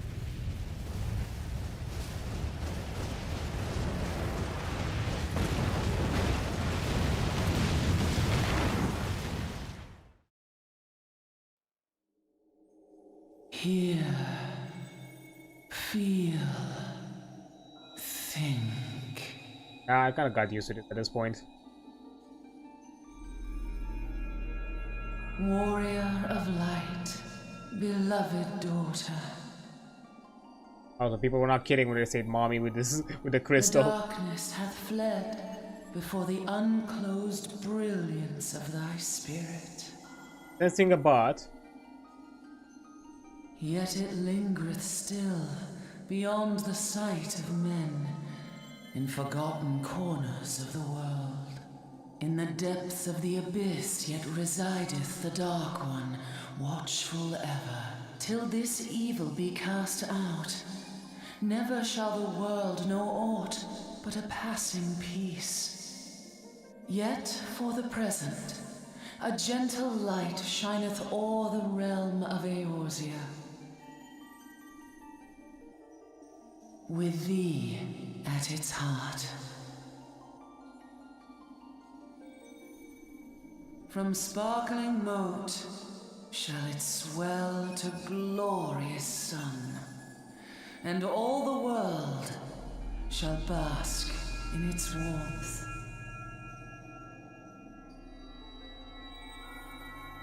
Wait, mother, no, don't go for milk. Blessings and joy be upon thee. Go forth, my child, and be as a beacon of hope for Eorzea and the lands beyond through all the days of thy life.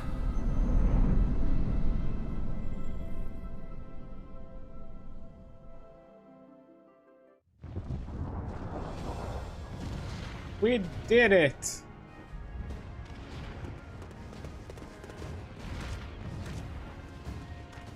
My lady, all Twin Adder units have fallen back to the outer perimeter. The Flames have completed their withdrawal, General. Admiral, all hands accounted for. Nice.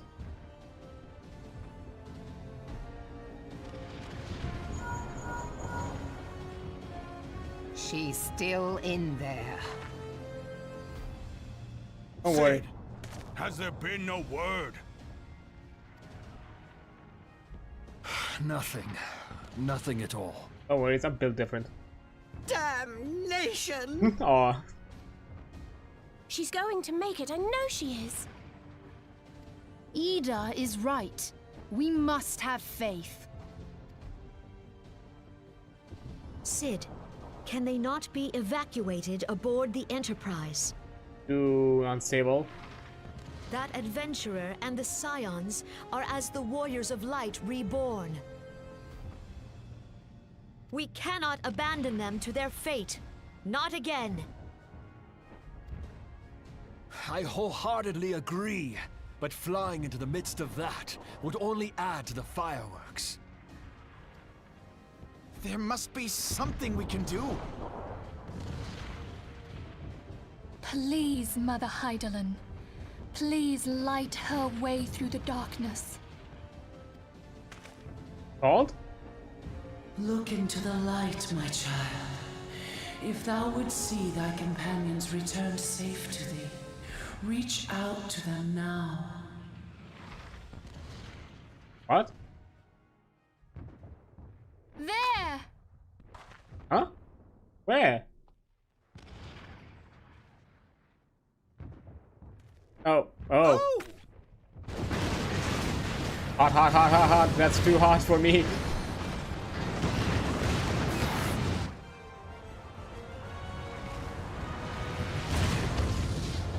Okay, fine. I guess I had to do a bit of an entrance. Yay! Our Warrior of Light. Yes! The hero returns! I got a present. Look! Thancred is with her! Thank the 12! Hey, look at him. Thank Hydaelyn. Welcome home.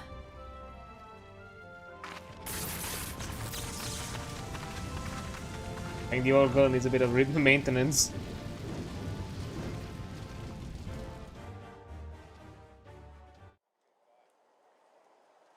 And a metal. Dragon. You almost got us killed that one time, remember? Bit of more of a celebration. We both know that was your fault. Thank the 12, we're safe. Ah! Mind your horns, We're getting credits. Mayhap when you mind your manners. It's actually kind of sweet. Though the crystal that bound Thancred is no more, I doubt we can say the same of La Habrea. And even if we could, we know that he is not alone. Confounded Ascians. Their god may be unknown to us, but their zeal is unquestionable. Suffice it to say, it would be folly to assume that they no longer pose a threat. Nevertheless...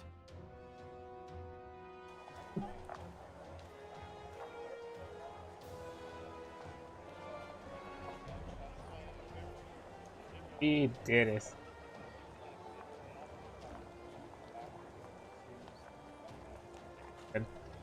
Getting awful. For now, we must savor what peace we have won, however ephemeral. Do you see, Grandfather? Our first step towards realizing the dream for which you gave your life. Let's notice the credits now. The it's gas credits. It's just like Abria mentioned. I didn't pick up.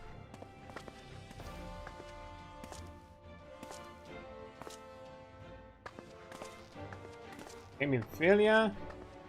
So did untold. I'm guessing some of them are for like different Friends, languages. the dread night of imperial tyranny and Ascian machination is ended. A new day now begins in Eorzea. And True to their name, on. the Scions of the Seventh Dawn, along with our champion, have delivered us from darkness. Let their shared victory serve to remind us of our shared history. And let their bravery in the face of adversity inspire future generations. Doubt not, the realm will need bravery in the days to come. Old rifts threaten to divide us within our walls, while hordes of beastmen claw at our gates. And though the Black Wolf be slain, the rest of the pack remains. Yet no foe need we fear, so long as we stand as one. Axelrod. So long as the Scions stand for peace. So long as our champion stands fast, for there exists no adversity over which we may not jointly prevail. No longer can we turn a blind eye to the suffering of our allies. No nation stands alone. If one should fall, is this the credit cast for the newer voice? Eorzea is our shared home. For any one of us to know peace, so too must our neighbor. Oh, look, Sam Riegel. Just as we join in solidarity before you this day, so too shall our grand companies be joined henceforth to strive not only for the good of mere nations, but for the good of all the realm. Change will not come overnight. Yet I foresee a day, not so very far from now, when the lines that divide our lands fade, and all of Eorzea is one. It has been but 5 short years since the Battle of Cartano. 5 years since the advent of the 7th Umbral Era. No victory, however sweet, can wash away our bitter sorrows. No triumph can reclaim those we lost. Yet do not presume you honor them by dwelling on the past. It was not the past they fought for. You would repay their sacrifice by looking to the future. A future united, as the warriors of light united in the champion. Now is the time for us to rise as one, bearing all of Eorzea on our shoulders. 5 years ago, Eorzea bore witness to the end of the 6th Astral Era. Now, the 7th Umbral Era draws to a close, yet we come together not to glory in its end, but to mark a new beginning.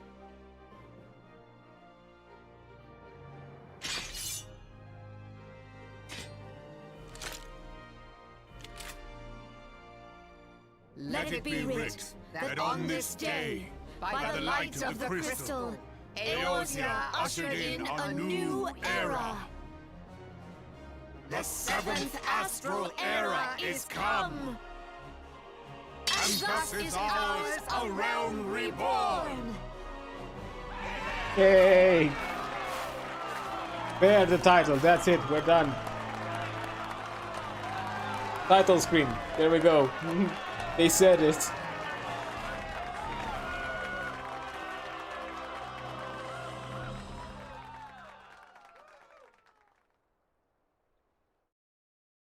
Any more credits or... We're getting more credits. I'm gonna leave it. Just because, you know, this is a fitting end.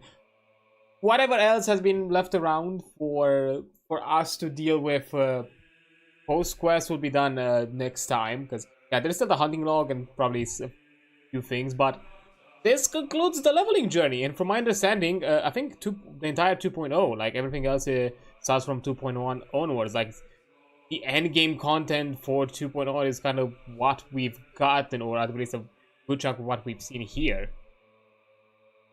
Yeah, overall, from at least the leveling journey, again, this is not an overall conclusion of the expansion, because we're still at the beginning, not necessarily beginning, but we're like 2/3 in officially with this.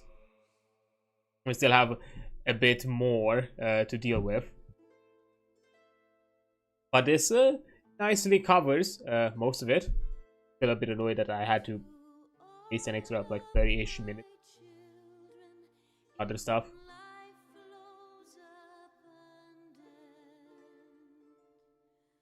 I think I can. And I don't think I hear it that well, but the orchestral, like the soundtrack, is really good in this game. I really like the song. I'm pretty sure like they're a lot better than the upcoming ones. But yeah, like even just taking account the leveling experience and quest line, which to be fair like took us quite a chunk. Let's put it on average 5 hours. That for my streams might be a bit over, might be a bit under estimated, but you know this is the 15 one I'm doing with Realm Reborn, because I did like a few 6 hours long ones. There were a few like 4 hour-ish longs and slightly longer than that, so makes sense. I guess like let's put it on 5. So yeah, we're like what, 15, like 75 hours, almost 100 hours, close to like the 100-hour mark. It, you know, still an enjoyable experience. Start and end, like it closed off really nicely. Here to see kind of where it leads. Like I'm sure, from my understanding, it has to do a lot with Ishgard, so that's kind of like the big thing next. We have to kind of deal with, and most of that is going to be handled there, starting I think from patch 2.01. That's all I know, at least when I was looking to see where exactly it ends. I saw like the last quest, the last MSQ for Realm Reborn, it ends somewhere in Ishgard, as that name. That Odin? That Odin? Like, how am I seeing Odin? This is like a foreshadowing ship? Like, why are you showing me Odin?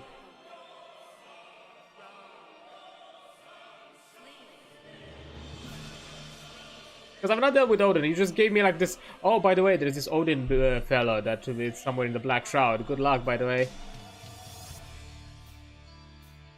Like, yeah, thanks a lot.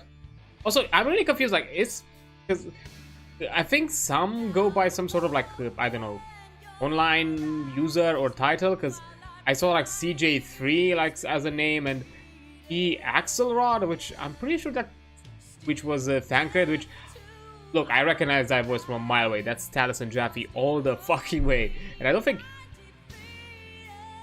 They have a name change? I don't think so. I don't want to alt-tab because it's going to mess around with the frame rate. Or the credits. Glowstone and Companion Application Team Leader. Oh yeah, because there's also a Companion app. to kind of manage the character, which is I think which obviously is a separate teammate. Yes, nice that I also credit them.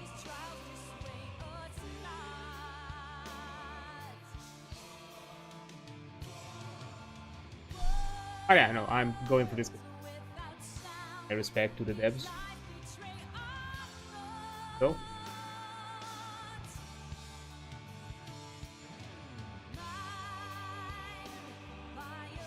But yeah, that's kind of like my confusion, because I'm pretty sure it has to be the voice cast of this expansion. Cause I think like Alfinod is no longer voiced by Sam Riegel, starting from Heaven's Ward. Like a lot of the voice cast has been there's been a lot of recasting done from Heaven's Ward, and that recasting has been kept since from that point on. So not a lot of the voices that you're gonna hear is gonna be permanent.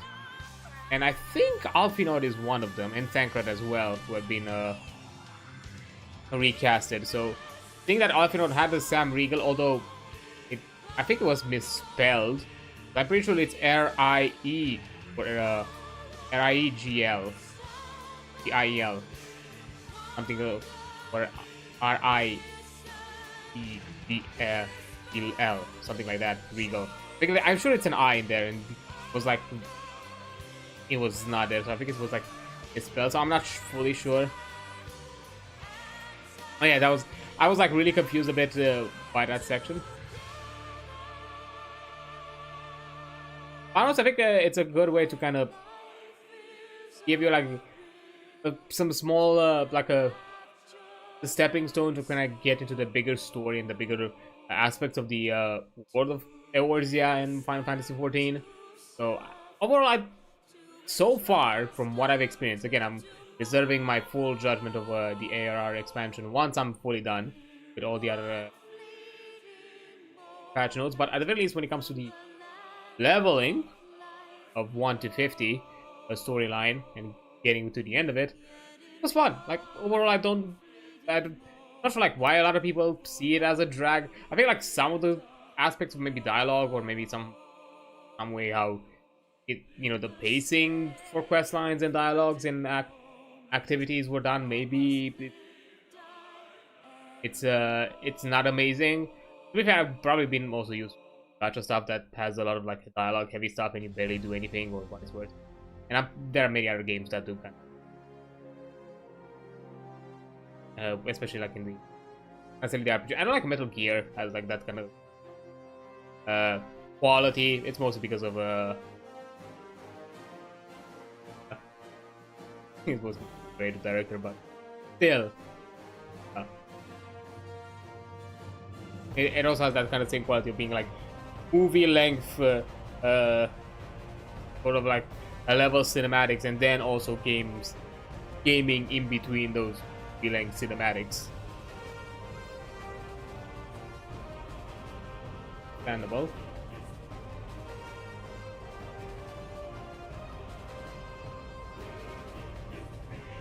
Yeah, good point to end it. But I'm not sure if there is. I think we still have to turn in the quest. That's the last thing we're gonna. Then we leave the rest next time. Because yeah, the hunting log will kind of cover.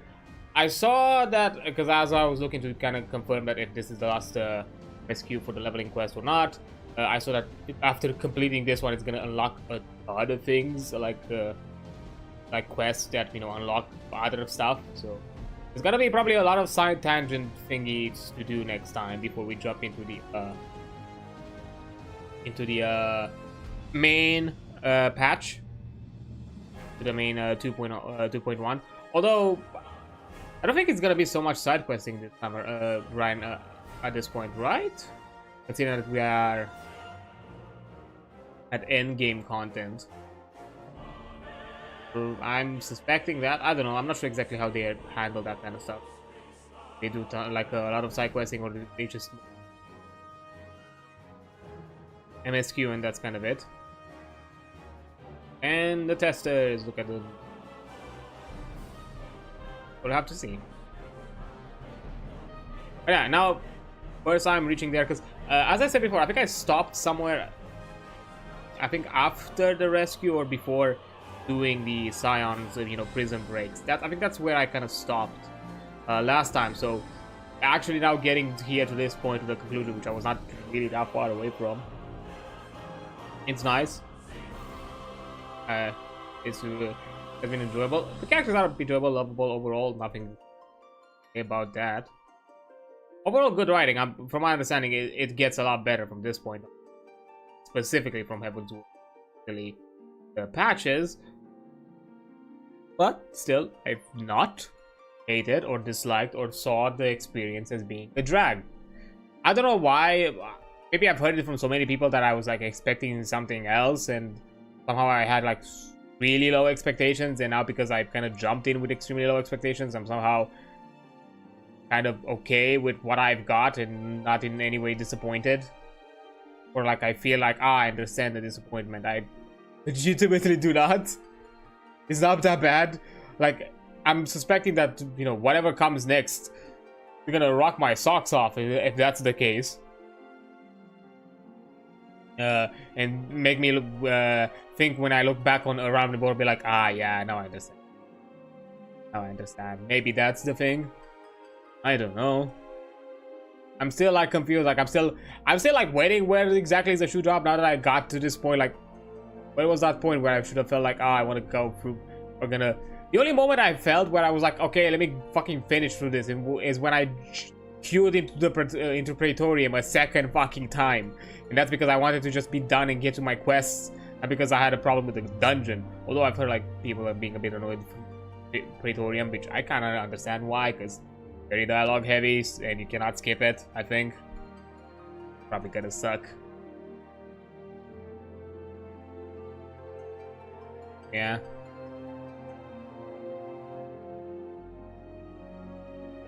Not sure how long this is gonna be. I'm still gonna keep at it until the critics are done. I want to show my respects to the devs, because it's especially because, as I kind of mentioned beforehand, I'm really impressed of the approach the developers and, you know, kind of Yoshi P taking the reins of this game and be like, we fucked up. We apologize. Let's wrap the bow on this first attempt of a game, close it off, and then let's redo it again and make it better. Also, hey, respect to the game masters. Nice. There are only only 8 game masters? Really? That can't be it. That can't be it. Oh, also, I wonder, are we gonna get in the credits to what I think we're gonna get in these credits specifically? We're gonna have to wait, because if that's the case, then these credits are gonna be really lengthy. We'll have to see, though. Not gonna say what. For those who know. I was about to mention it before, as I was talking about like the FF14 doing its rework and all of that, but I kind of forgot to do it. So I was kind of like wrapped into other discussions, but I'm gonna leave it to you know, do it here. Oh, now it's gonna cover all the other regions. God damn, it's gonna be a lot. A lot. What a drink.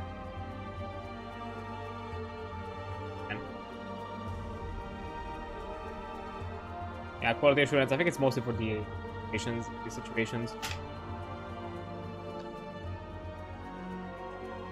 Well, from the looks of it, they are putting it more like generalizing on a continental level. Okay. Marketing, PR.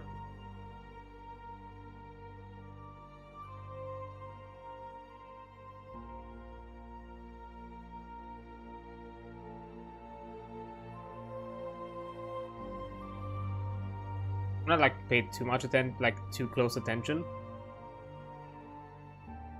There, but okay, there are more game masters than I expected, because I was like, okay, there's still not a lot, like 1, 2, 12 maybe. I think it was. Although I think there were like less worlds back then. I'm not sure like how many game had before.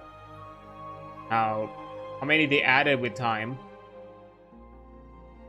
It's not something that they do too quickly or too easily. Even when the big, like, you know,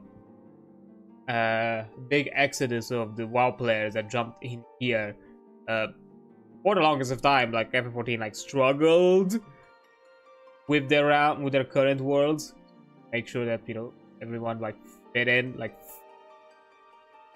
because they were getting quickly overpopulated. Okay, voice recording, voice actors. Okay, no more. Are we no more names under them? Just the names of the actors. Okay.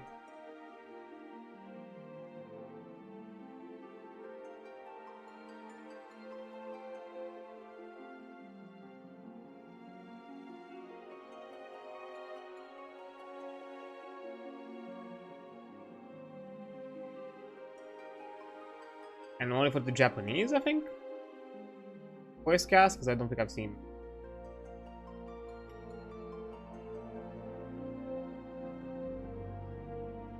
Party contractors, directors, artists. Okay, guessing like freelance.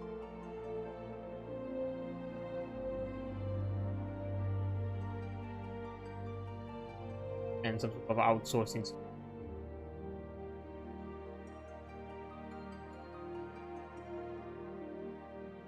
Buzz Inc.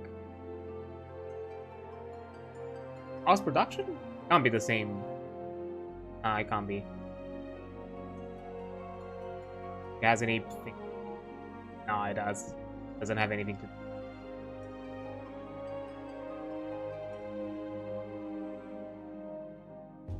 Like outsourcing.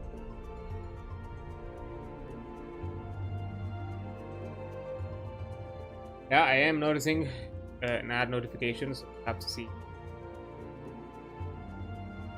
Oh, Virtuos. Okay. I know Virtuos. I looked through them a while back. You know. I think they're a big outsourcing like firm that are like globally, like they have studios across the globe here in Europe. Yeah, I'm guessing they use or in some cases there are some like local studios that have been then acquired under Virtuos, but they still kept their names. But they're also like clearly identified as they are a Virtuos studio, if they don't necessarily are under the name Virtuos.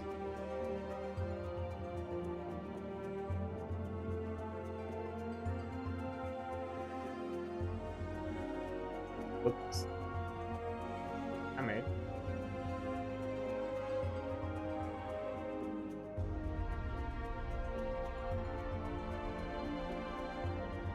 I think we got to a point where even the collage is gone. Like, that's it, no more, just, yeah, black screen names. Deal with it.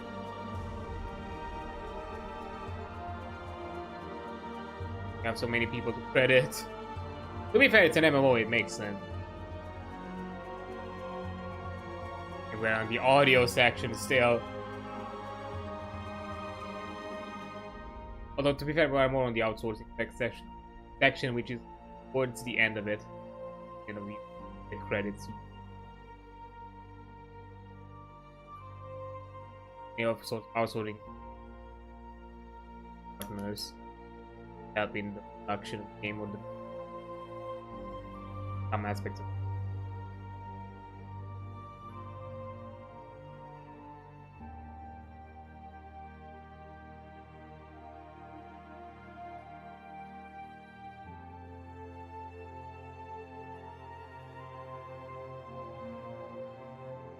Man, it's still quite a lot of them, though.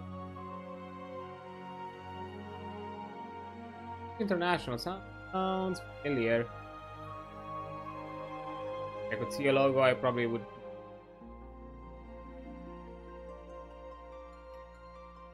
I'm gonna snooze the ad just because.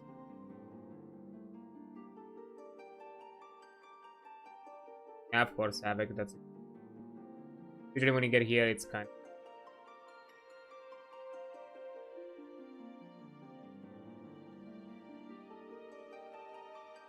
Oh, you can make faster scroll speed. Oh, L2. Okay, now to do it, because I'm pretty sure I'm at the end.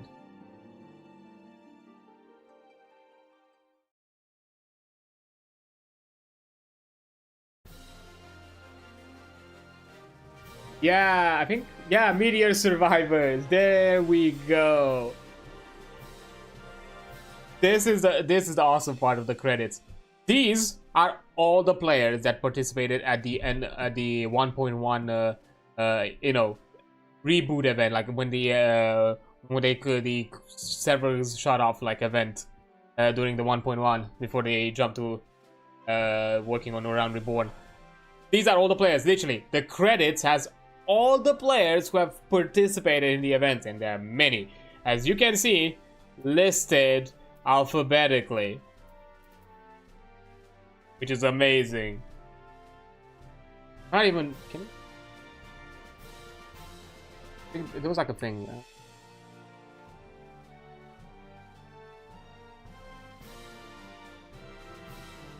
Problem is I don't have a numpad. Because I think it said like numpad 2 to speed up, but problem is this is a small form factor keyboard. I don't have a numpad. So I don't have a way to fast forward.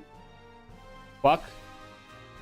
I no longer see that prompt. It doesn't appear anymore, fuck.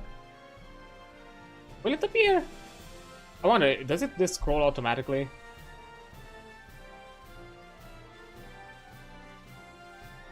Okay, I'm sorry, how the fuck did you got this thing? Because that's like 4 names in one. Because everybody goes under the somewhat okay-ish, like, you know, the format of one surname and first name kind of thing. I want to see if it auto scrolls out of curiosity. At L, so it's a bit of ways.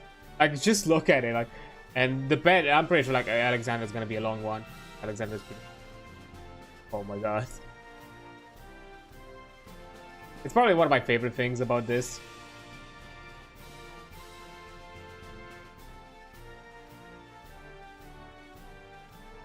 I do wonder if there are like some weird funny names or odd names around here or anything of the sorts that might have slipped through. 'Cause I don't know, looking at it, all of them sound like normal, mostly normal names. Alpha Hunk, there we go, Alpha Omega. Alt Clip, okay, there's some... But I'm guessing they might have edited out a few names that might have been... But you know, imagine being one of those players and just be out here looking for your name, like, look, there I am, I'm in the in-game credits. I don't think it was such a common thing back then.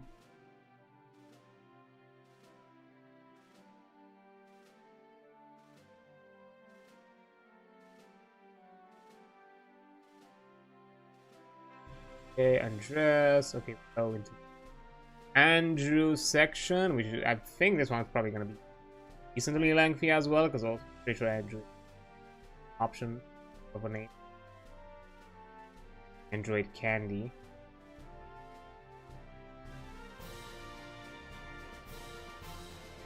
I'm not sure if it has anything to do with the A being just doesn't offering yielding a lot of like meme-worthy names.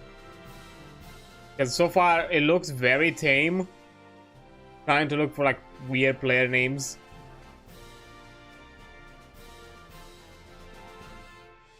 It's still just at N.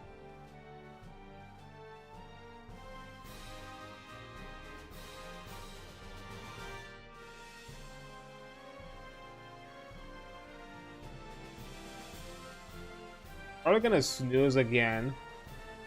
Not sure if we're gonna scroll through this entire thing. I think we're gonna get it again anyways at the end of Around Reborn. So we can re-experience it then as well if need be. Because there's gonna be a bit of a lengthy talk then. So I just wanted to go through A. I'm out of curiosity to see if it actually auto scrolls or not.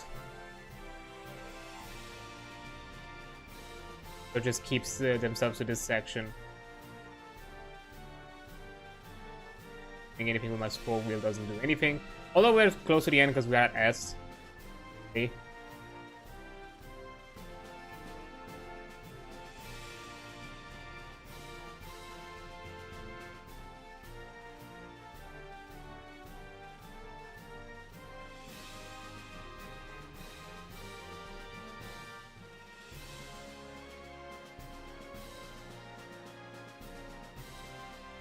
Okay.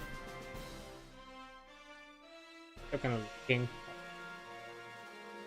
Oh, really? Orlink. Not very gamer sounding names. Too, I don't know. Too proper. Too, I don't know, too simple.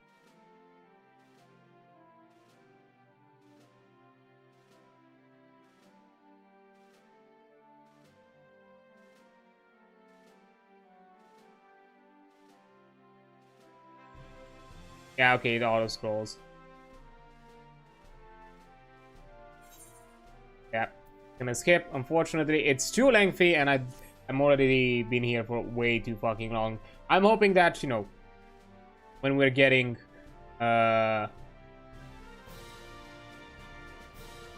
this credits again at the end of Around Reborn, we can do it properly. I think then it makes it kind of I think it wraps up a lot nicer. Okay, of course, we're at the end of the special tanks. Baller that we are the players are above the special tanks. Kind of baller. Credits released on, yeah. Okay, so yeah, these are the 2013 credits. So the voice casting should be appropriate to Yoshi Wada, Mr. Housing, Yosuke, the headshot. I feel like these might be some. Okay, Yoshida.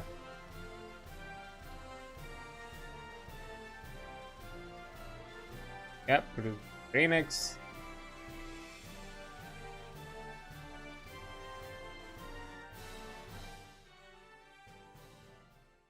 I think we're done.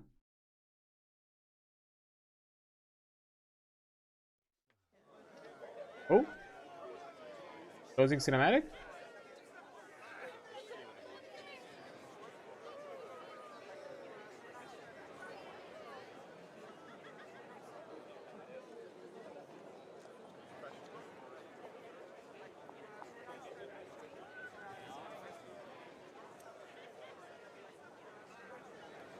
Shadowing something.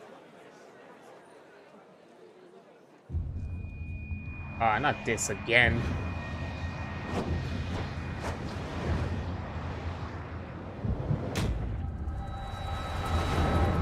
Man, can't I enjoy the party? Oh, evil crystal. Oh, mommy. For you.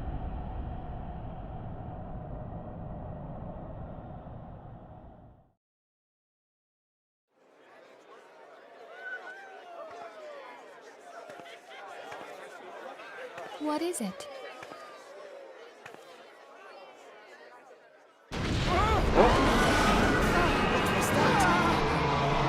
That roar. It can't be. Did you hear that? There's no time to spare. Where is it coming from?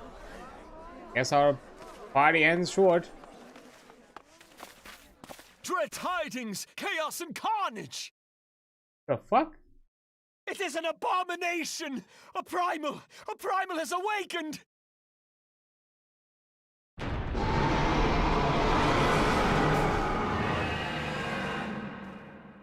Guess we're not done. Our job has only just begun.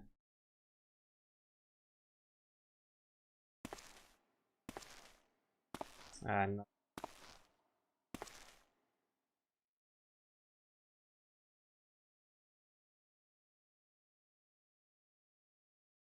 Still you, Eorzea, or somebody else?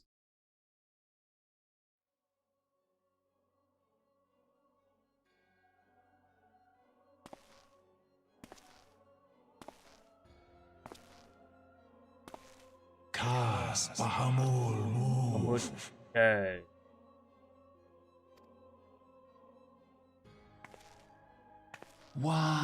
As will the others ere long.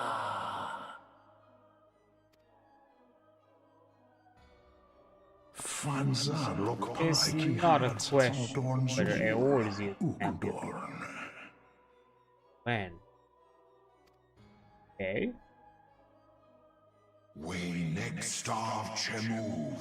Each passing moment comes closer to the reckoning.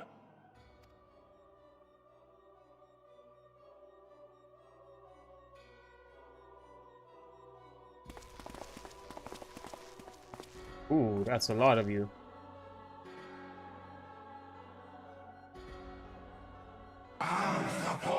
The one true God.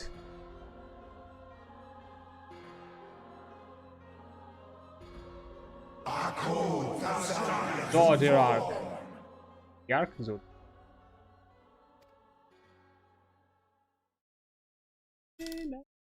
Includes it. Thus did dawn break. Realm reborn. Title screen. But where there is light, there is always shadow.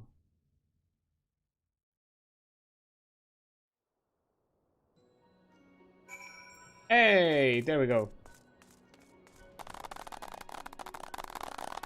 Thanks.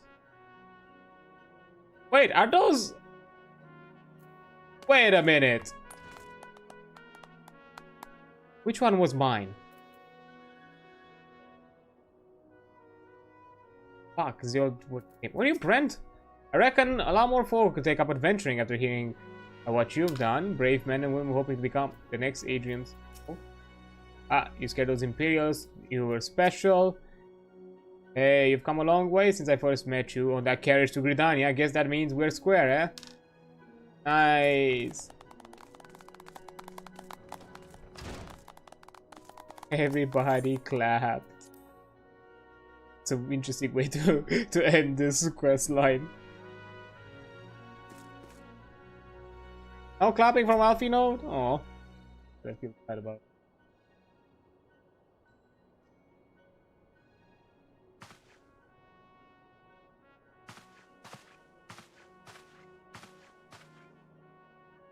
The Archons have conducted a preliminary investigation into the origin of the roar that rang during the celebration. Their findings strongly suggest that a new primal has appeared. The roar generated a distinctive wave pattern in the ether, a pattern observed only once before in history. 5 years ago, to be precise. I'd like to think it mere coincidence, yet we cannot discount that possibility. Well, I trust I need to say no more. At a great sacrifice, we have delivered Eorzea from the threat posed by the Empire and the Primals, thereby secured peace. We cannot well allow the realm to be plunged in chaos once again. You may have given your all for our cause, risking life and limb, for I know not how many occasions. Yet our struggle continues. Need you to know now no less than before. Please continue to stand with us. Together we shall safeguard the future of the realm of this very star. And there we go, completed. Flying unlocked. I can fucking fly. I can fly while mounting Lenosha, Thrawn, and Brack Shroud, Overfrost, Central Highlands, and Dona. Take 5, simply jump while mounted. Amazing. I'm a warrior of light.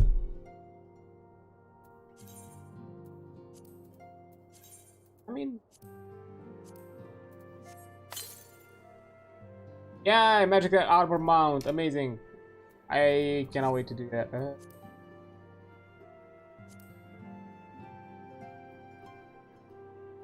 Canyons?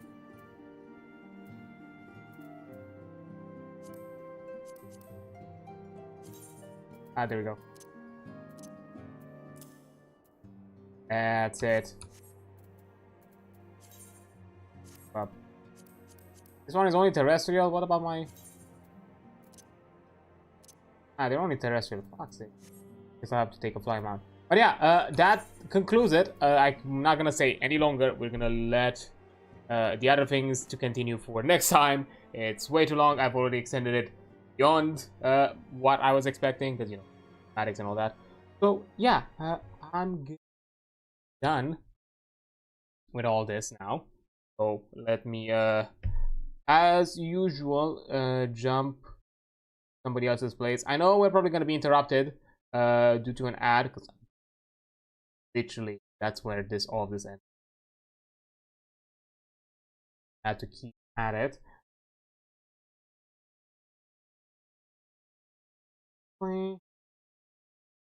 That.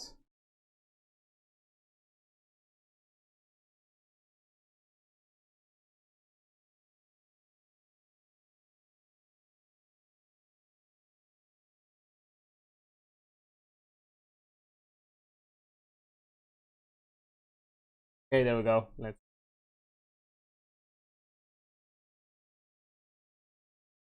looks a bit started, so correct.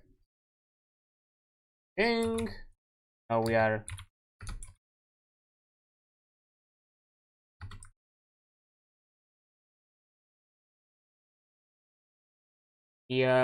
we're in the ad break. Is what it is. I can't do anything else about it, fortunately. So wait, channel Ray currently doing. The title is ADHD strikes. I'm guessing we're supposed to say strikes. I guess an intended error. Then currently just chatting away. So that and on with things. Yeah, when it comes to rating, these are the usual messages we send around. So yeah, that's gonna be it for today. Tomorrow we are jumping into some deadlock. Actually, we're checking out the some of the recent updates, new characters. There's a vampire character, of course. I want a vampire. Definitely, that's the reason. So that's another thing we're gonna check. Then a break as usual on Thursday. We're gonna be back on Friday with more TTRPG. This time we're checking out Bunkers and Badasses as kind of a honors to the Borderlands 4 release. We're finally checking that game that I said for so long that I'm gonna check out. And on then on Saturday we're gonna continue with 9 Souls, which I'm pretty sure we're pretty close to ending it. Hopefully we can defeat that boss. So yeah, that's gonna be it for today. Thank you so much for being here. You're amazing. Don't forget that. I'll see you on the flip side. Bye.